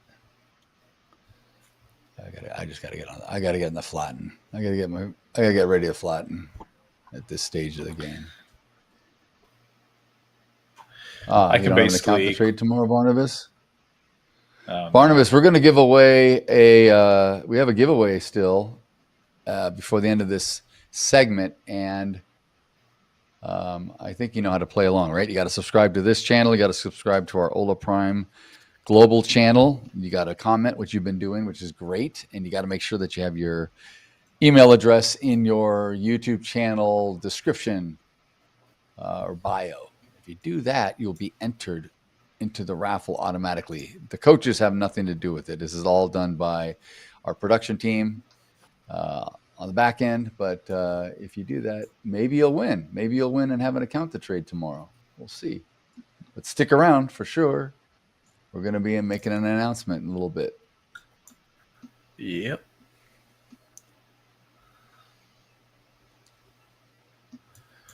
All right. Do I get into a short here before imbalances? I don't think so. But as the Dow's starting to turn over. Oh no, the Dow's turning over. All right. Okay, I gotta get ready to flatten. What time are we at? Minute and a half out. Come on, baby. Come to daddy. Go to the volcano. Go right into the freaking volcano. Just drop right in. Just go. I'll move it. I'll move it right here. Just fall right in. Take out my target. Everything will be perfect. That's just right where you need to be. I'm getting ready to flatten this puppy out. Oh no. Don't go against me. I see the liquidity there.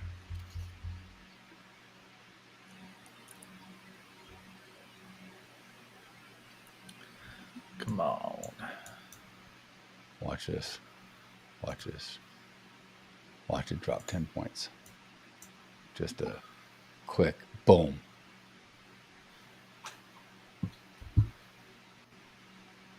Come on. Come on. Wrong direction. Forget you got MOC coming up. I know. Pal, good afternoon. Yeah, I know. All right, I like this. It's good. It went up a little, but come on down. Come on down. That's a lot of buy volume. I see it.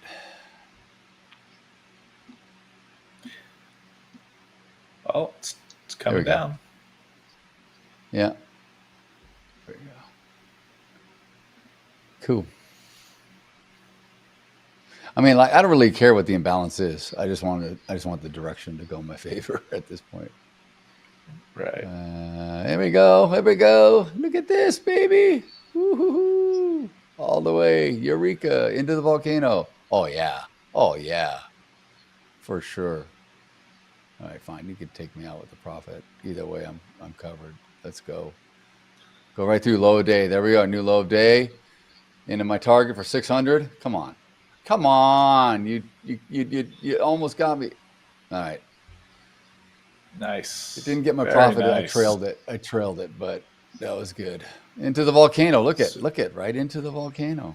Woo-hoo-hoo. Super nice, man. Great stuff. That's fantastic. Beautiful trade. Nice play. Big move. Lovely. That was a good move. It's still going. 6 point. Still I was market like, imbalance. S&P negative 1.2 bill. Well, there you go. Magnificent That 7. explains it. Check this out. Magnificent 7, only plus 6 million to the positive, to the buy side. That's it. All right. Basically flat.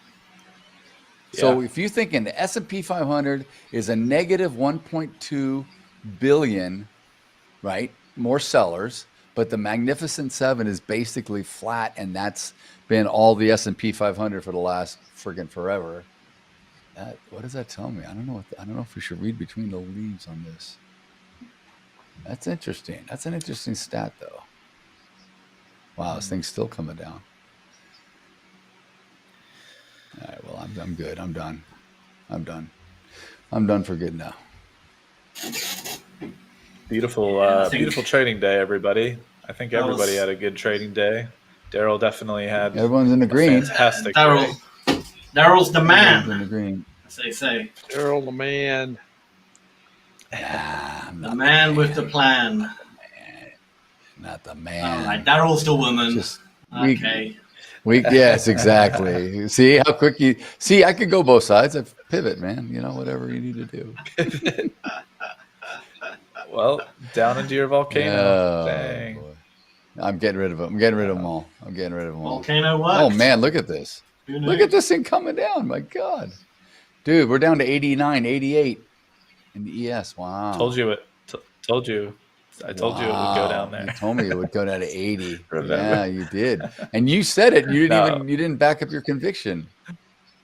I was joking because I was saying I don't think it's gonna happen, and then I was saying the reverse psychology thing, and it was all But did you get in the trade? Did you trade it? You didn't get in. No, I didn't want to get in for the imbalances. I wasn't as convicted as you were. He wasn't convicted. He was taking the fact that he had profit and was rolled a dice. Yep. Yeah. That's called smart money management. Yeah. You're playing with the house's money. Yeah. Might as well take a shot.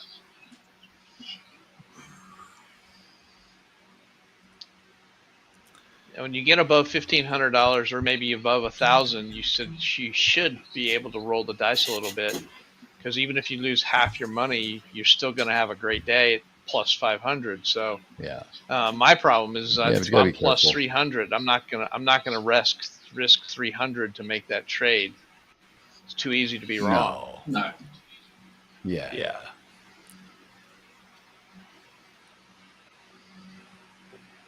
That is true.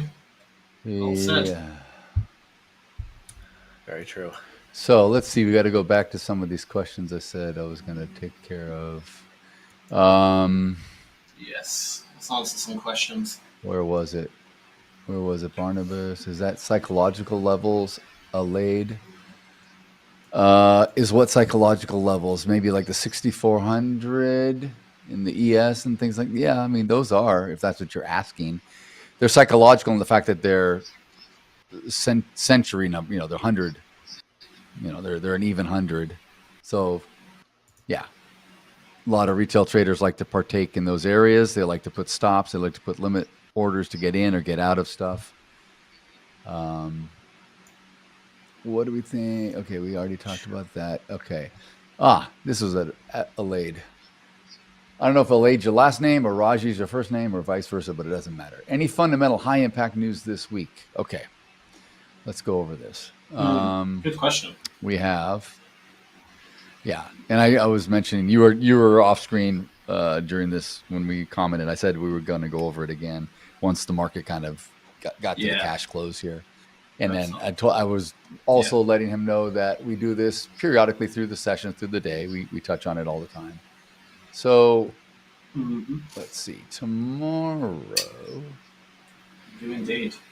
We got unemployment in Great Britain tonight. We got some Australian news coming out, but that's not that big. We got the German zoo, economic sentiment, but Germany's not moving the needle as much as it used to. If it was 6, 7, 8 years ago, definitely be a bigger mover, in my opinion. So tomorrow, core inflation rate, year over year, month over month, but all U.S. inflation. This is a big one. CPI is a big one. 5:30 a.m. on the West Coast, 8:30 on the East Coast. What was that, Sam? Yeah, I just said CPI is a big one, boys. Yeah, CPI is a big one. Then so that's tomorrow. Wednesday, just a bunch of typical, not much, but the mortgage stuff we get every week. The crude oil, gasoline stuff we get every week. Goolsby's going to talk a little bit. He may move something, but I doubt it. And then Thursday, PPI. U.S. PPI, core PPI, 5:30 on the West Coast. Initial jobless claims, continuing jobless claims. That's a precursor for non-farm. So we got that. That's a big one. Fed balance sheet. There's a bunch of stuff on Thursday. And then Friday, retail sales, month over month. That's big. It'll give us an idea of where the U.S., where Main Street is thinking.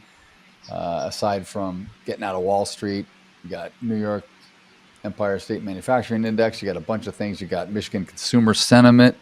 So you got a bunch of polls and things that come out. So yeah, it's overall a big week. This is going to tell us after Friday where you know, kind of what's been happening with the tariffs, although the tariffs haven't really kicked in yet. So it'll also tell us if we think the Fed's going to try to push for a reduction in interest rates next month, which everyone seems to think like it's guaranteed. And to me, that tells me when everyone thinks that, maybe there's a chance we don't again. I've just seen it way too many times. Because we don't need it. We don't need it. Inflation's not going crazy. I mean, things are expensive here, but once, you know how it is, guys. Once a company or a retailer raises their prices, they're typically not going to lower. So everyone's just gotten adjusted to the higher prices. So it is what it is, right? But inflation's not going higher necessarily. So I don't know. They don't have to lower the interest rates. I don't know. Yeah, the only people who want it lowered is all the commercial real estate guys and all the guys that are ready for renewals and refinances and all that. They want the lower rates, and of course, the Treasury wants it. Trump wants it for the note, to pay back the note every month to get that, obviously. But yeah, chances are 86.5% to cut one rate, do 125 point cut. One whole basis point. No, 25. Is it one full basis point? Quarter point. Oh, 25. Quarter point cut. Yeah, 25. Quarter points. I was going to say, shit, 1 basis point. My God. Yeah. But remember when Powell lowered, we thought he was going to do a 25 basis point. He came out and he did a 50, right? And he kind of surprised everybody with dropping a half a point right off the bat. Look at this turnaround. Look at this off the bottom, all the way back up to 6,400 here at the close. But this is just cash flow stuff. Yeah.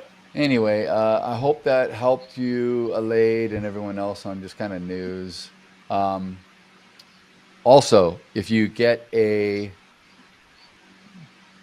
challenge account or a direct account with Ola Prime, you can get Project X, and it has all the news. Let me see. Am I still sharing my screen? Yeah. Go here to Trader Hub. In Trader Hub, you'll see all the big items on news going forward. So tomorrow, 12th, August 13th, August 14th, you can look ahead and you can see all what's on the docket. So this is great. You have everything in one place. Everything's all here in one place. You get statistics on your account. You can track your win rates, your winners, your losers, whatever you got here, all that stuff. It's great. Everything's in one nice, neat, tidy package. So I highly recommend it. We try to make it real easy and convenient for the traders. And of course, we want to provide the best platform possible that you can be successful with. Yeah. So those are things that we do. And thank you for the support, Alade. And yeah, we're trying to be humble, but we know we're the best out there. So thank you. Take care, Robert. Exactly. Robert's off for lunch. So is Robert see out? You tomorrow, Robert? See you, Robert, buddy. All right, buddy. Yeah. Yeah. So, wow. Well, we started out with barely any range, and now we got some range. Finished hard the last 2 hours. My Lord. We got, what did we get here? A high of 64.31 and a half in the ES to 64.87. That's like roughly, what is that? 45 points, 46 points. Not a bad day. Not a bad day. Not bad. Now, will we end up closing below 6,400? That'll be the question. If we close below 6,400, then I think we got some weakening for tomorrow. So soft. I don't know. We'll see. We'll see we got to see what the reports are.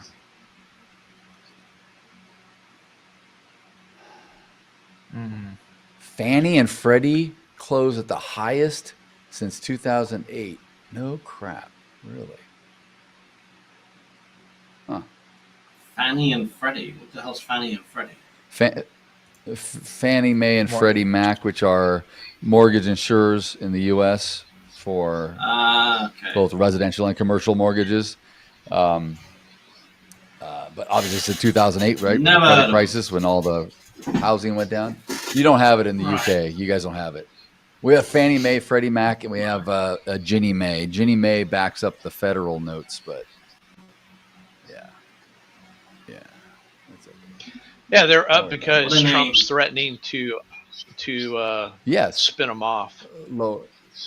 Well, at that as too. Public companies. Everything. Yeah.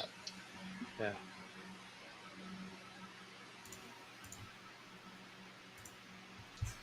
Dun, dun, dun, dun. Dun, dun, dun, dun, dun, dun, dun. Gold logs the biggest daily price drop in 3 months. Damn. If anyone is selling their gold, I will gladly buy it. WTI settles at Jewelry, $63.96 a barrel, up 8 cents. Natural gas settles at $2.95. September futures. I'm just looking through all those contracts on the Time rollover. to panic sell your gold. What you should be doing. Just any gold that you own, just panic sell it right now for the lowest rate. Doesn't matter. Just get rid of it. Smelt it all down. Take it to an assayer. Get it all in bars. Just go to your local pawn shop and just dump it all there. Just exactly. do what you have to do. Get rid of that gold, man.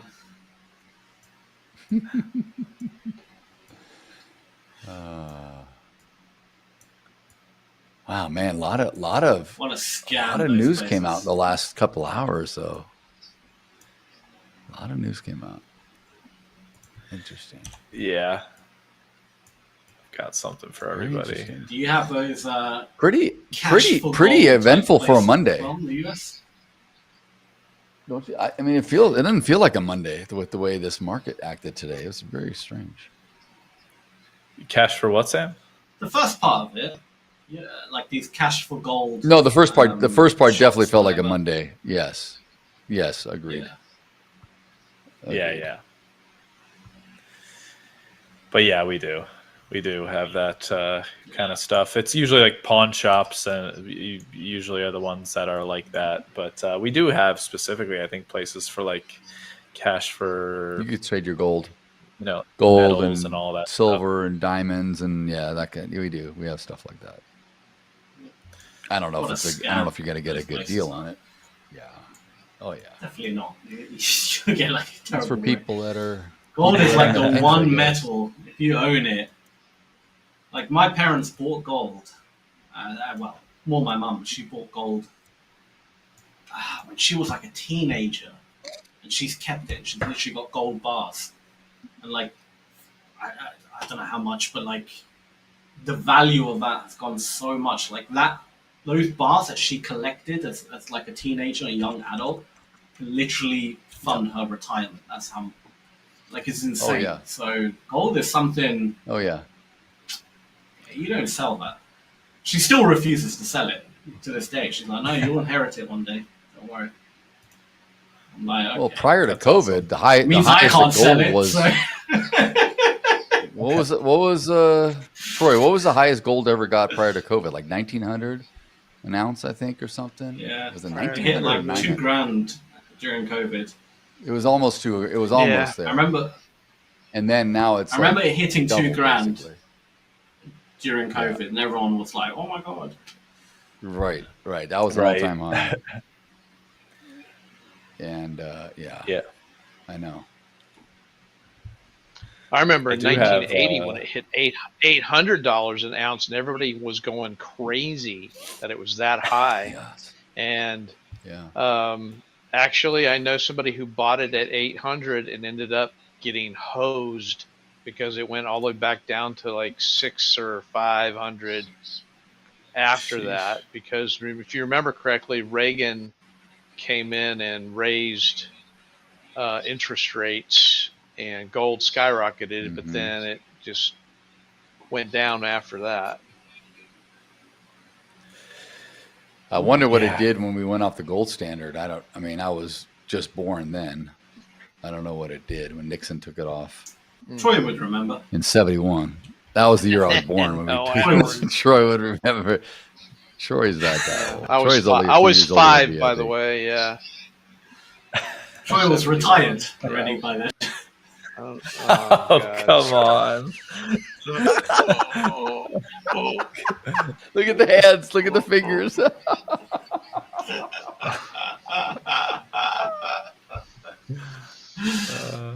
I think we're gonna share my screen here in a second. All right, let's take it. Take it from me. Real quick. And Alade is asking, why is the market so slow today? The markets have been slow for the last week or so. It's just we're waiting on tariff information, trade war stuff. The markets, when they get near all-time highs, they tend to be like this. There's not a whole lot of volatility right now. It's still summer. A lot of traders and trade desks and stuff are still kind of partially in and out with last-minute vacations and what have you. So it's not atypical to be slow. But slow is sometimes good, especially for a developing trader. You can take the time to, check your setups and study and make notes and create edges and things. So just, when things are fast and furious and moving around, everyone wants to jump in because they all think they're going to make money, like it's GameStop stock or something. But that doesn't do anything to anybody. You need to really, you're better off trading with a structure than just jumping in willy-nilly and trying to, scalp something out of something. I like the smiley face. That's what you put on my Discord. That was cool. I'm hiding your guys' next riddle, or your next riddle for a song. Is it a song? I've got two. Is it a song? I've got two on deck right now. Yeah. So we're gonna go with the first one here, and the only way I could do this one is by so it's a 2-word song, but I'm giving you essentially the chorus of it, and there's no way to actually give you a symbol that would give you the first word. So if you were to say it out loud, you'll get it. So 3, 2, 1, here you go. I'm with you. What the hell is that? What's a lizard, and then what is that little... Comma. Oh, chameleon. Yeah. Culture Club. Comma, chameleon. So that brings me back to Beavis and Butthead. There was an episode where they were playing Boy George, Comma Chameleon, the song, and he's like, "I'm a man without conviction," and then Beavis like, "You're a what? You're a man." He doesn't look like a man; looks like a woman. You don't get it? You're a what? That was good, dude. That was good. Second one right really here. Don't stop believing. We already did that. Don't stop believing. Oh, you got a second one. Dang it. Okay. I didn't realize that, dude. All right. Someone did well, that or I had something. one That was one. good. That was good. That was good. Think of another one. I gotta do some proper research and find loads of song titles and stuff. We need to start preparing these. I think I've used up all the ones on my Apple Music, so I need to start branching out to music that I haven't got downloaded.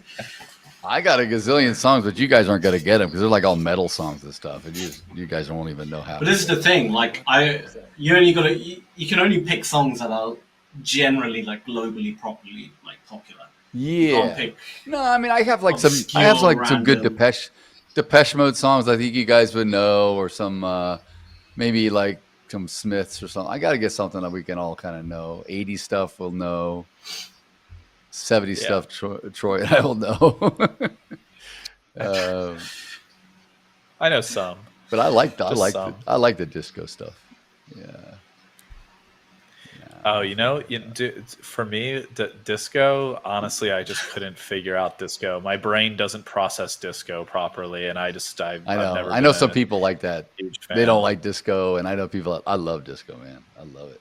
I wish I was born sometimes 15 years earlier. I'd be like Tony Manero dancing in the 5150, Odyssey Club, dude. Just, yeah.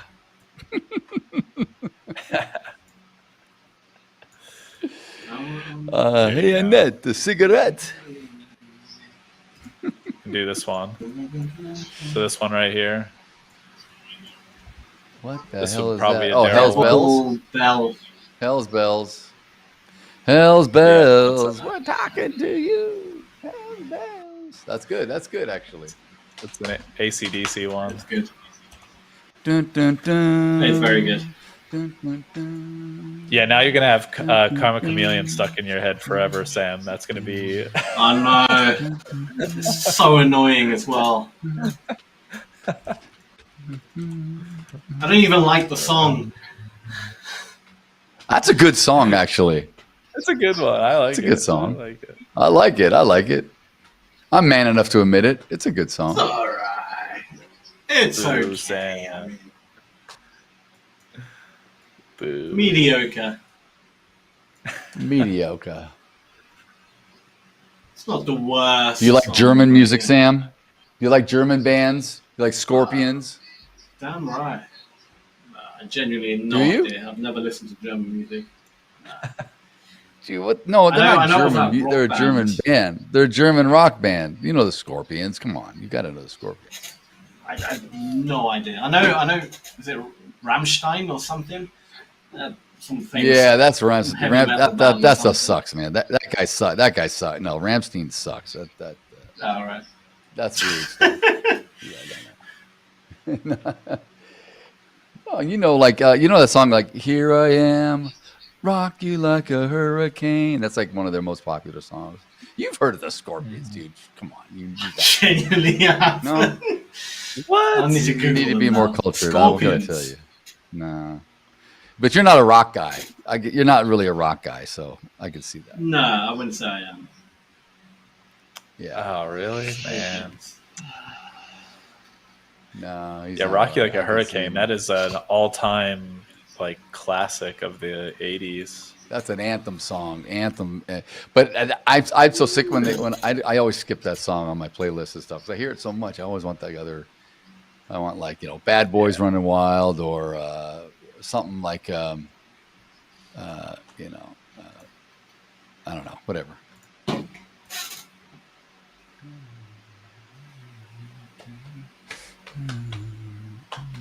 Camera.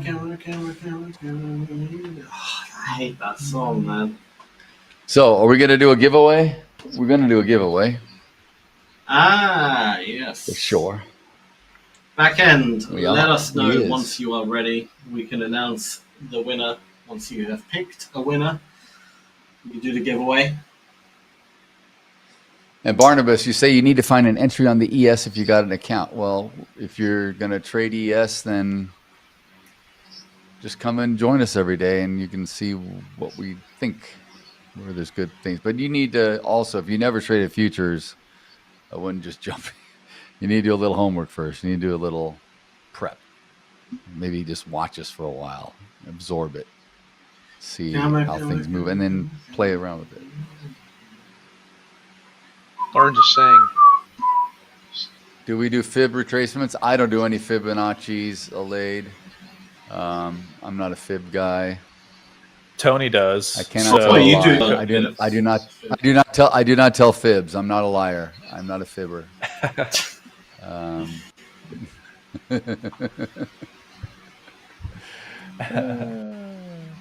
Troy does the odd bit of Fibonacci.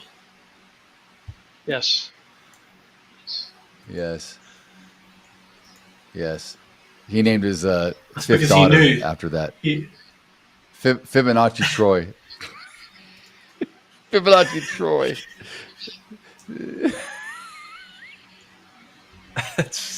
I mean, Not Troy went to Epperson, school. Not with, Epperson, just Fibonacci. Fibonacci Troy.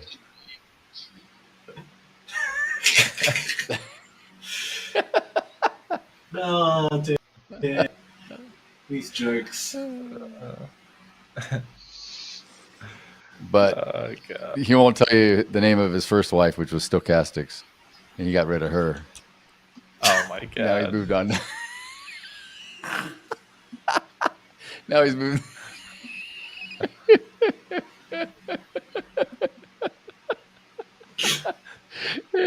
His current wife is Elliot, so he names her Elliot Wave.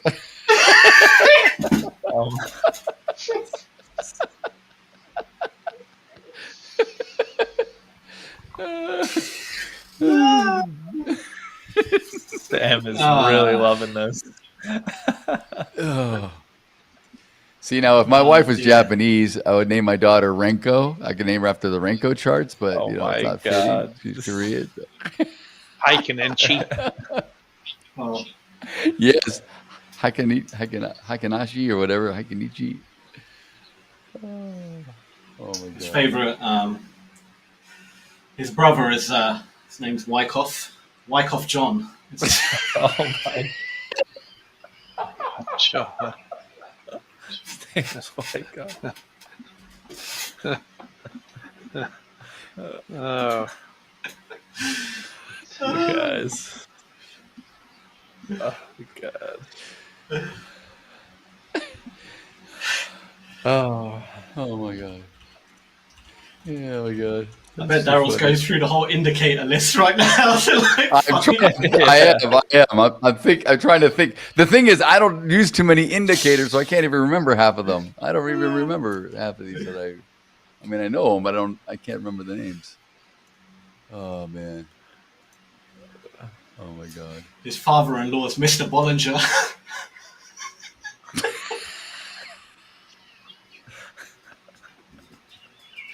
Oh Jesus. Oh my God. Oh my God. Oh, I'm crying. I'm actually crying. I am too. I'm crying. Oh my God, tearing up. Oh my God, that's too funny. Bollinger. Mr. Bollinger. Oh my God. All right. All right. You had me pull up the list. You had me pull up the. Oh my Lord. Oh my God.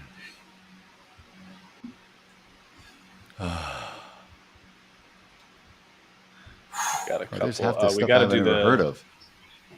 Got to do the giveaway soon, Giveaway? don't we? Yeah. Yeah, we got 10 minutes. Okay.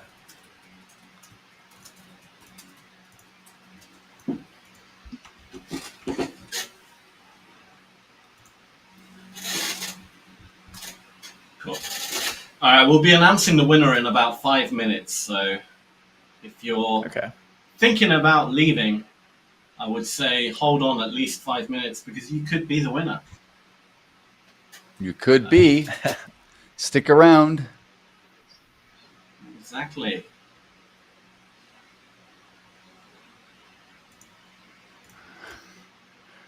Oh my God. There's a. I haven't even heard of half of these things. These are just all. They're all just like basic the same. Someone changed them up and called them something else. Have you ever heard of a polarized fractal efficiency? Oh yeah, of course.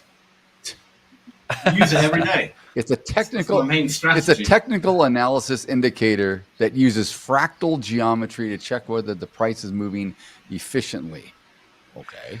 The indicator uses a mathematical equation to show whether the price action is consolidating or trending in the trend direction. This is what I'm saying. All these other things, convergence, divergence, MACD, they can all be used for the same kind of stuff, right? They're all relatively the same stuff.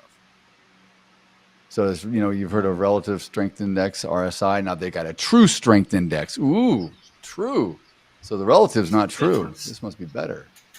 There's a choppiness index, not the VIX. Not the VIX. This is different, called the choppiness index. Wow.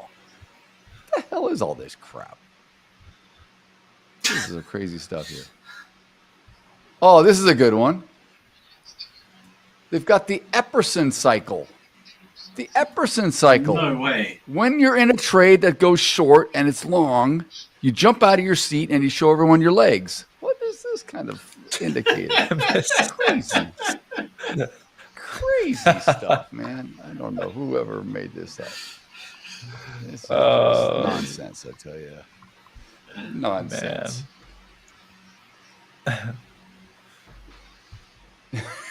All right, here you go, guys. Here's a couple. The easy first one's the easy one. Second one's the harder one, much harder. Is the giveaway a 1 to 2 step challenge? I think it's a 1-step challenge, Edgar. 1-step challenge account. Yeah, it's 50,000. a challenge. Is it 50,000? Yeah. Is it 50? It's a 50,000. It's big boy. It's a 50. 50,000, big boy. Ooh. 50. Purple rain. Yep. Easy. Oh, purple rain. I didn't even look at this. Easy Oh, peasy. clockwork. Clock. Oh, TikTok. Clock. No. Reverse. As if I could turn back time. Oh. If I You're can close. turn You're back- close. By You're share? close. No, you're close though. You're relatively close. That would have probably been a better song for me to do this for, but I'm thinking of time goes round. Time to change.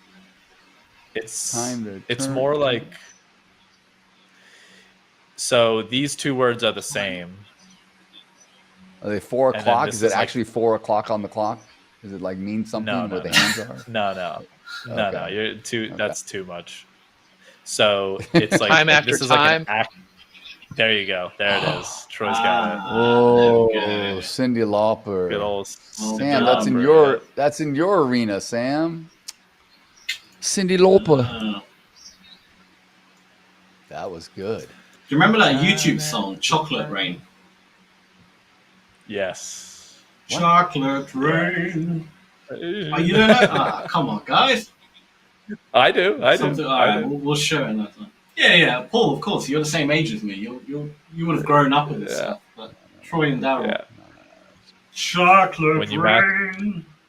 If it When sounds you match like, that if it sounds guy's like face that, to I'm that definitely not voice. listening to it. It's hilarious. It's right. That's pretty bad. Yeah, exactly. See, we're not. Come on. Chocolate rain. Like, what is that? What in the world is that? You'll see. Just when you get off, just search into YouTube Chocolate Rain. You'll see it. It's like a really old video. It's like one of the first YouTube videos. Is ever. it a parody on Prince? It's got to be a parody on Prince. No. Is it Weird Al no, Yankovic it's- or something? This guy's legit. No. Is it Weird Al Yankovic? It's just some dude, genuinely not. No. It's not a parody. He was genuine, trying to. I think he maybe created a song himself, and I don't know, but he went really viral. And it's like a classic YouTube video, Chocolate Rain. Probably like top 10 viral videos I feel like of all time on YouTube. Really? I'm right. Oh, Really? we can announce the winner. Ladies and gentlemen. So Where's the drumsticks? we Troy? have exactly, Troy. Get it ready for the countdown. So we're giving away a $50,000 Neil Pearce. Come on, Neil. and the winner goes to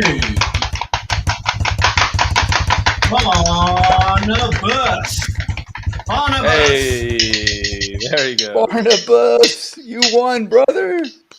Barnabas, you did it. Barnabas, you got chosen. $50,000. Woohoo! But you have a $50,000 challenge account. Way to go, Barnabas.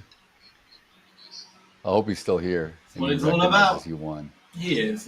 He's got it. Yeah. He commented. Let's see. Let's go, Barnabas. Tom is still here. There you go. He said he got it. Let's There we go. are. Let's go. Woo. Congratulations, Barnabas. Congratulations. I hope it goes Tom a long says way Sam in the has so account. many talents.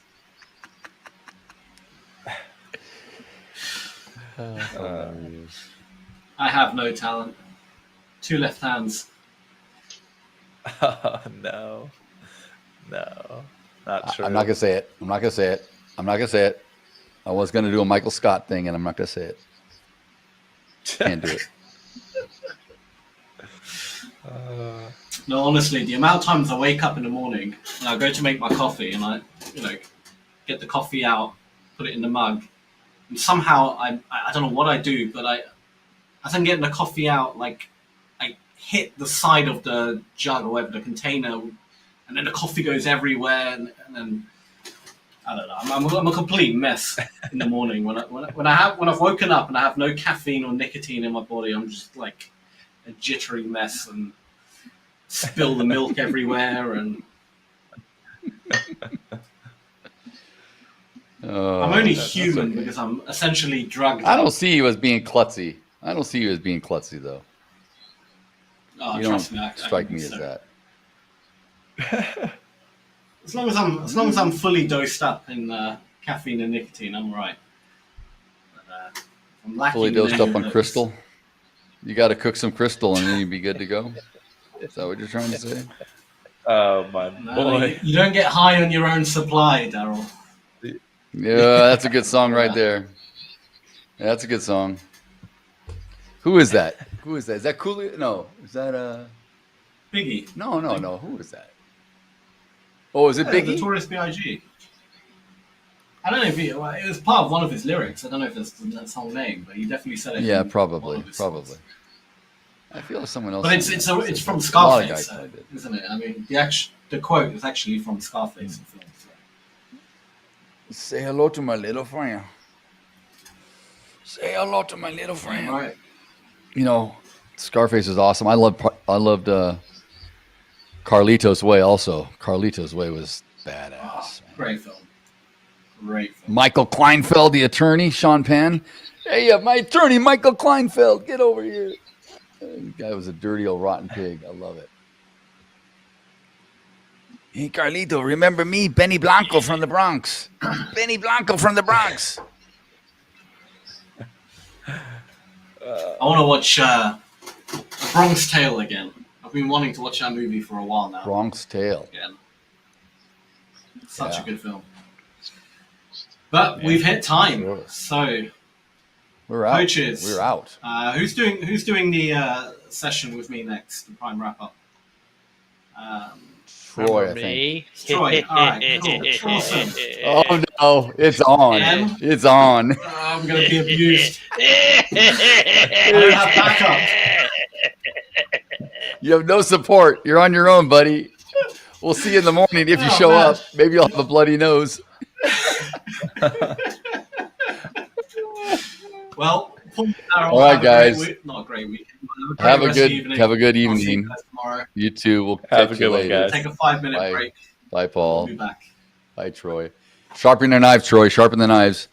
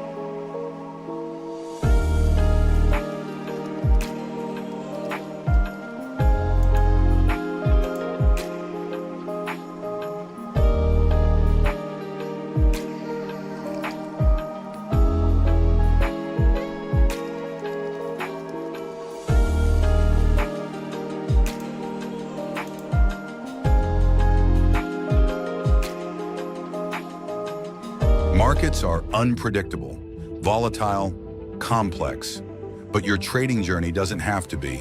Hola Prime TV is now live. Every trading day, join top coaches as they break down real-time setups, key levels, live trades across Forex, futures, and crypto.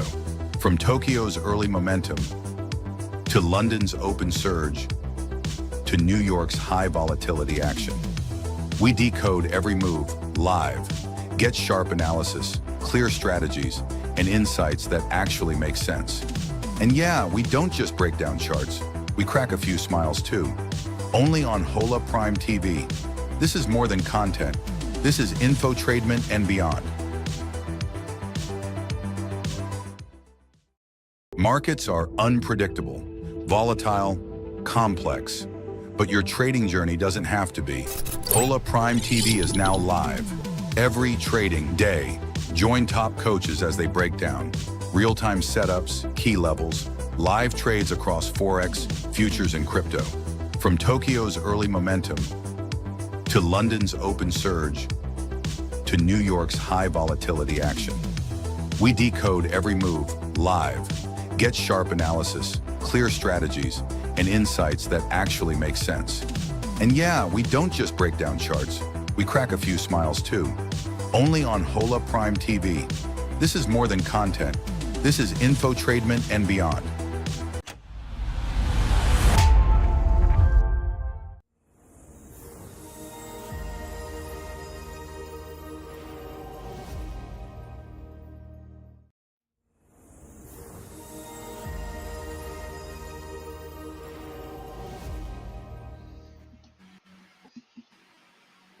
All right, we're back.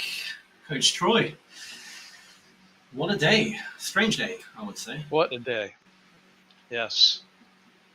Yes, so let's see. NVIDIA is down 64 cents. S&P Spider is down 1.25 points. That's about 0.2%. Let's see what else we got. We got the TLT, which is the 20-year bonds, was up 10 cents. That's virtually nothing. Oil, the U.S. Oil Fund, USO, is up 50 cents a share, virtually nothing. Not a lot going on. I mean, the VIX actually was up $1.10, which to 16.25, and that's actually a 7% rise, 7.25% rise. So that's kind of interesting because we virtually got a flat day on the S&P, yet the VIX went up by 7%. That's a pretty good move for the VIX. I think it sort of shows you what's going on with the general overall picture is kind of just unknown, and I think the VIX is kind of saying, hey, what's going on here? We're not really going up, we're not really going down, and maybe there is a reason to be worried, especially seeing as Daryl said in the last session, we've got CPI, PPI, sentiment, Michigan sentiment, coming out on Friday, unemployment on Thursday. We've got some unknowns for the rest of the week, and we can kind of go over what do you think happens if CPI is above expectations. Well, the market's probably going to take a hit because that's bad, right? But if the CPI is higher than expected, that means that potentially the Fed could raise rates to offset the higher inflation. So the market will not like a higher than expected. However, a lower than expected CPI, they're going to say, oh yeah, the Fed's going to lower rates, right? So that's a good thing. And then PPI, which is producer price index, it's what producers are paying for the raw materials to build or to resell. If that's going up, again, not good for the economy, not good for the Fed. Again, so I think that there's a lot of risk to the downside, not to the upside. If the numbers are better than expected, they're going to go, oh, they're going to lower rates, but we're already expecting them. What Paul said, it was 86% expectation of a quarter point, lowering a quarter of a point in September. So what else we got from today? It was kind of just a do nothing day. And I think it probably the best way you can describe it was we probably spent out of the five hours of market time that we spend together, probably 3 hours of it was making fun of Troy and doing emojis, right? I mean, that's what it felt like to me anyway. Happy to be part of the entertainment here, but it was a pretty boring day when you look at the end result as well as the intraday action, right? I mean, what do you say? No, 100%. But I mean, I think timing-wise, it was just a bit of bad luck as well. Because when we were actually live, the market was very dead for the longest period of time, and then when we got off, it did eventually start moving.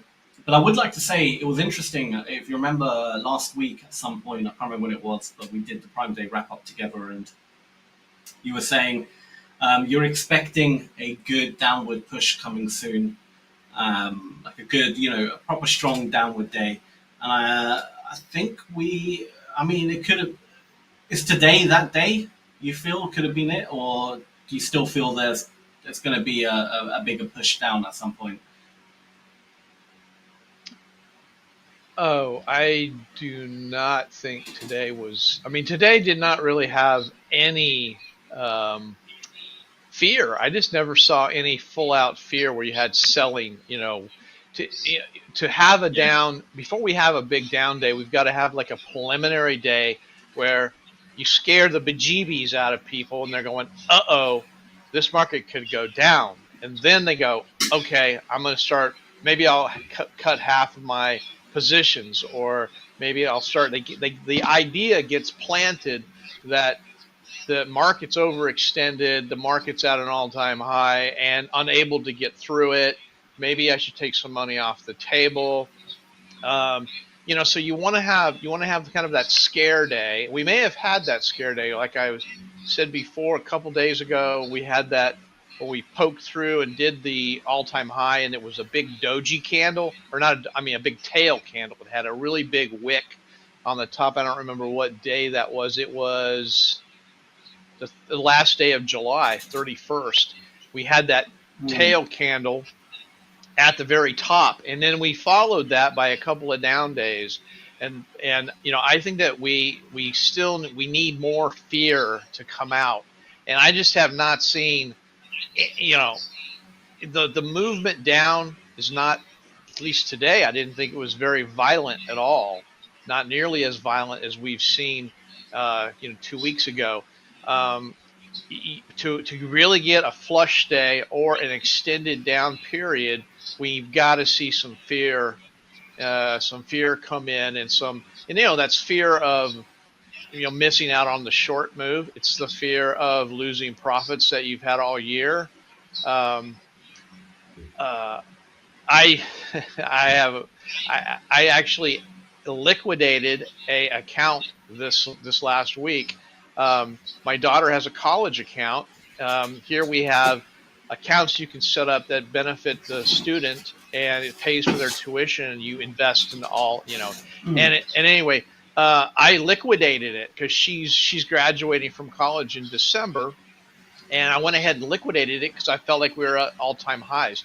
Now we'll see if that ended up being a good decision or not, but kind of interesting that I was thinking that if I was any other parent who has one of those accounts, this is the time to pull money out to pay for that education.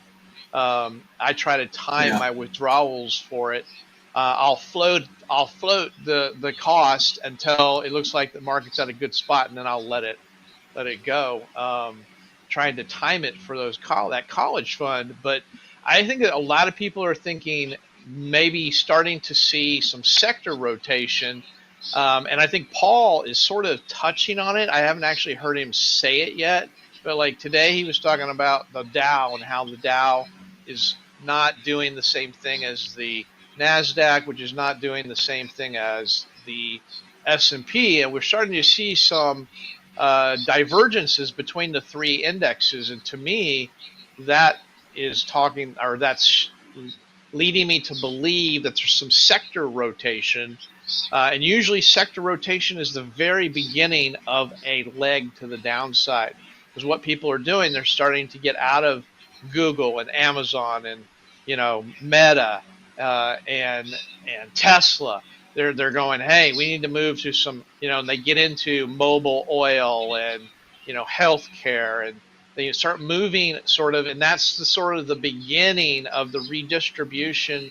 And obviously the Nasdaq 100 and the S&P are so tech heavy that any selling in those areas is going to cause those indexes to in a pronounced way probably go down.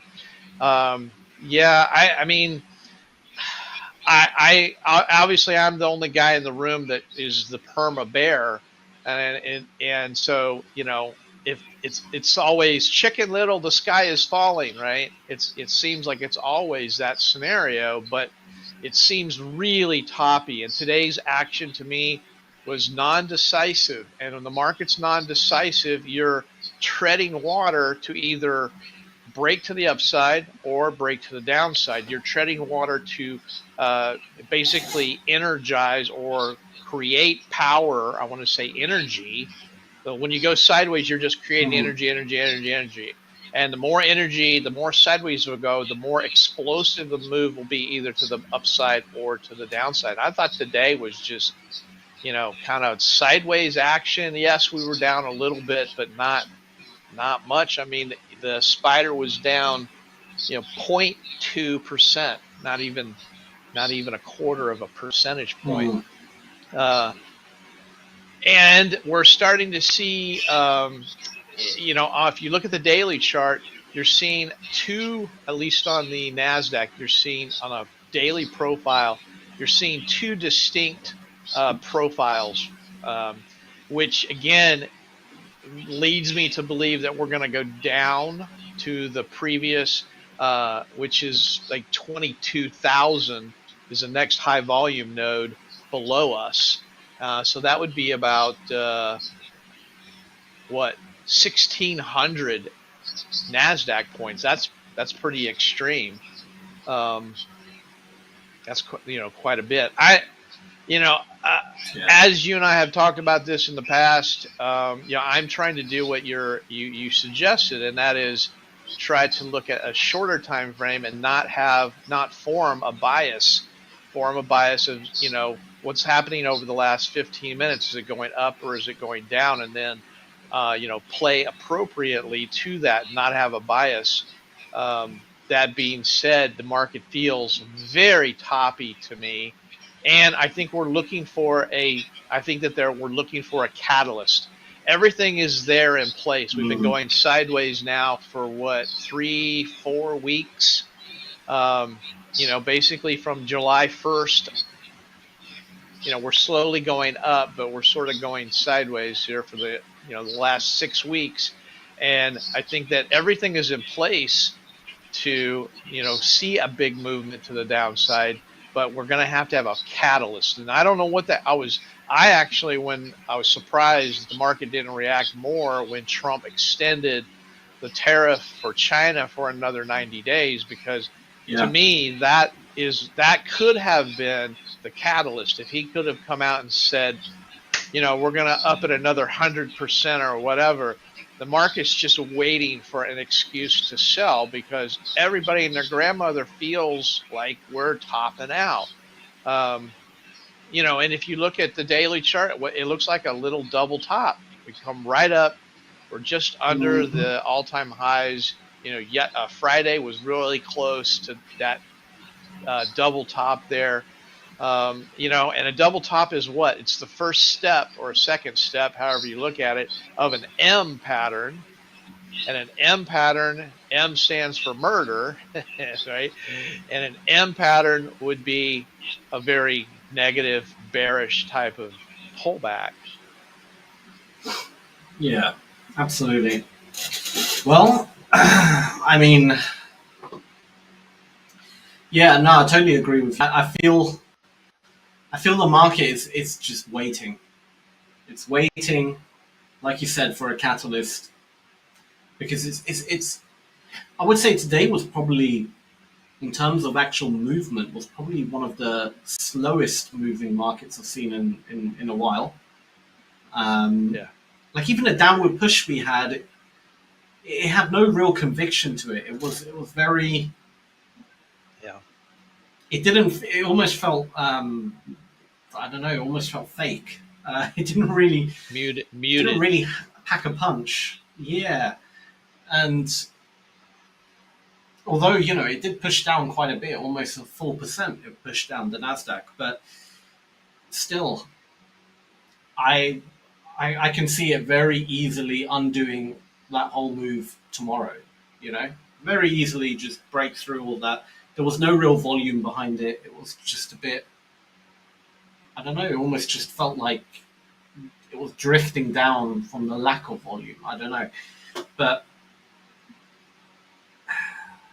again, I have no bias going forward for tomorrow. Will it go up, down, sideways?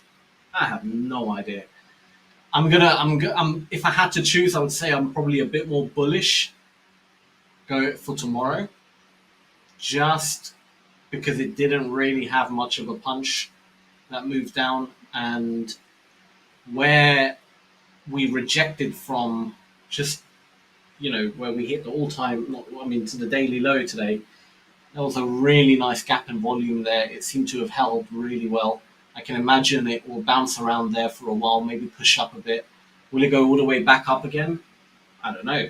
But I would be a bit more on the bullish side starting tomorrow. But again, if I see anything that tells me otherwise, I'm going to scratch that bias and trade what I see. That's all you can really do as a trader. You just have to trade what you see. And it's very hard to kind of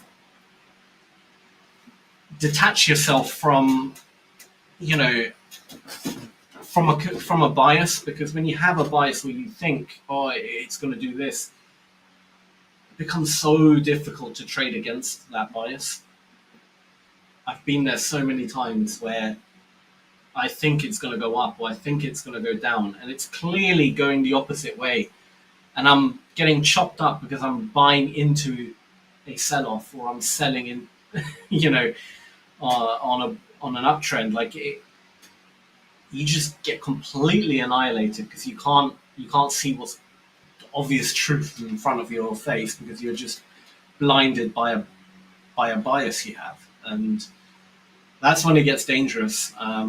Things like that. So. Yeah, very hard to trade a market like this. That little buying at the end of the day, it makes you think, okay, these are the smart money anticipating CPI, or is it the dumb money that's anticipating CPI? You got the bottom fishers going in and saying CPI is going to be good, market's going to go up.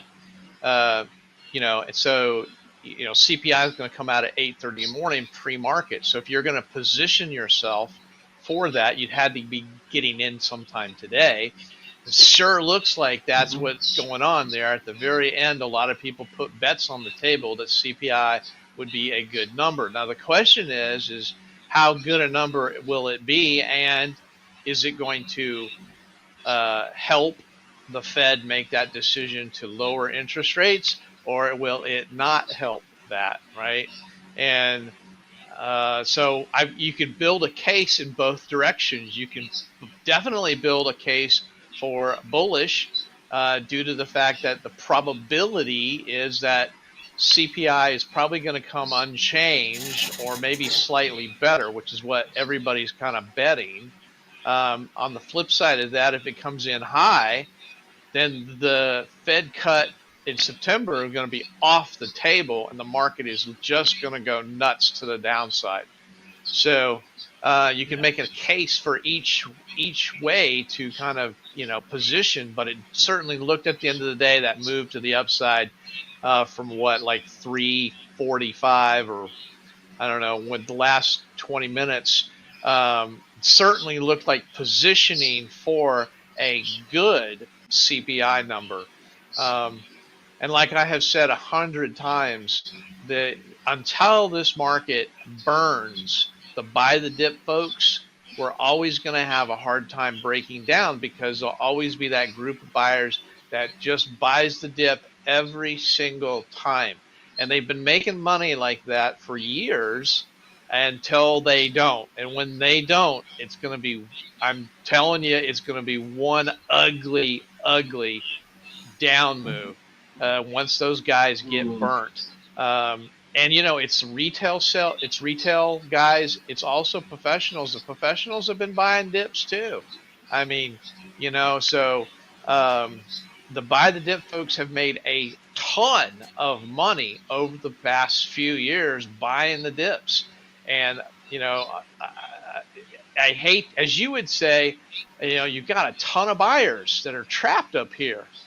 And the more buyers we have that are trapped up at this level, you know, it's either going to be really ugly on the downside, or it's going to just keep going to the upside. And obviously you could make that argument for the upside as well as the downside. So I'm going to do my best not to have an opinion in the morning. I'm going to wait and see, and I may even wait until after, you know, the 9:30 to 9:45 move is over before I say, okay, what's happening? Where do I want to be? Because like you said, it's so easy to get tied into that bias, and that bias then clouds your vision. And, you know, I'm probably the worst. When a market's trend to the upside, every time it makes a new high or a new intraday high, I'm like, oh, right, short it. And it, you know, doesn't go down. And then it goes to another new high, short it. No, it doesn't go down, you know. And you get stuck in that cycle. It can't go any higher. It can't go any higher. And it, of course, it does. Yeah, absolutely. Yeah, I think you're right. I mean, I'm the same as well. I'm very trade against. Like I like to find the tops and bottoms. I like to kind of try and catch them, but you get burnt a lot if you do it. Sadly. So, I mean, look, today was just a tough day to trade for me because there was nothing on the volume profile that resembled any kind of gap or anything. The only time we kind of got to one was literally, like you said, at 3:45 or whatever. And by then, you know, I mean, the market was pretty much already closed. So, yeah, I hate days like that because the volume profile just looks like a range. It hasn't actually created any kind of true low volume trapped between heavier volume. The volume profile just wasn't nice. And that makes it very difficult, at least for me, to trade, because I have no area where I can start, you know, start looking and saying, okay, are these buyers trapped? Are these sellers trapped? Is this because? And I'm glad in a weird way there wasn't, because on the move down, looking at the footprint, it looked like sellers were trapped quite a lot. You know, sellers are trapped, and the buyers would kind of come in a bit, but then boom, instantly drops down again. And so it was probably a good thing that there were no gaps. Otherwise, I would have tried to trade them. I would have tried to buy into such a, you know, push down, which wouldn't have ended nicely. But yeah, I'm going to do what you do. I'm going to sit on my hands, let the market figure out direction tomorrow after open, let it cool off. And then well, it's interesting. Today I made 6 trades. The average, I was 100% 6 for 6. The average win was $60. So, and that's all. Every trade was on the Nasdaq. So, you know, $60 is 12 ticks, and that's absolutely pathetic when you really think about it. I was taking a 12 tick profit on average, and you're just nibbling at it, so $60. Okay, I'm up. Well, yay. Next trade, I'm up $60, right? And, while 6 out of 6 is great. My winning percentage is fantastic. But you look at the average wins, only $60. But that's the kind of day it was. And you know what? I'm perfectly happy to ring the register with, $360 after commissions on a sideways, do nothing kind of crap day. And it doesn't say on here how many were long and how many were short, but they were almost all short. And what I was doing was it started to break, I'd hit it. And as soon as I saw 60, 70, 80 bucks, I'd cover. It was like I was not holding anything for any length of time. Average time duration was 31 seconds for today. So, Nice. that sort of, I don't know how your analysis goes with inside the Project X, but that's, I'm not upset by my day, but I'm certainly not proud of it either. I didn't hold anything long enough.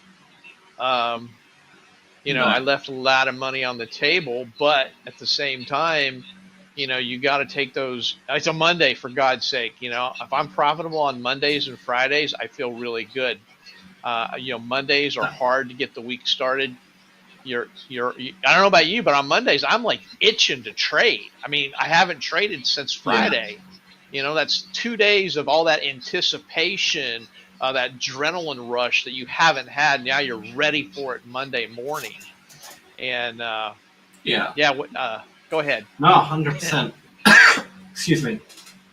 No, I was going to say Mondays and Fridays are a really good point.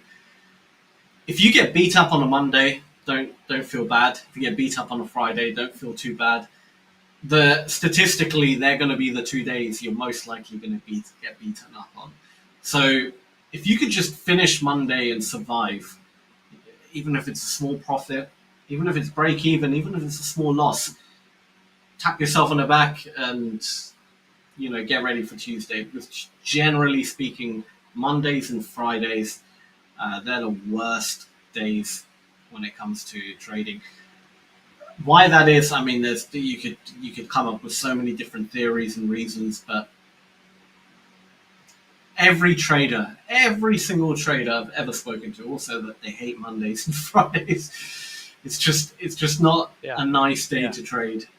Generally speaking, you get the odd one where it's decent, but most of the time it's just not. It doesn't really perform much. So, yeah. Well, anything else you would like to talk about? Otherwise, we can pretty much wrap this up at any point. There's no messages in the chat. So, yeah. All right. Well, we'll wrap it up there then. Troy, have a great rest of your day, evening, afternoon, whatever time it is. I'll see you guys on Wednesday. And awesome. I'll see you Wednesday. And to everyone watching as well, thank you guys. We'll be back tomorrow. Same time, same place. Ola Prime. Trade with transparency.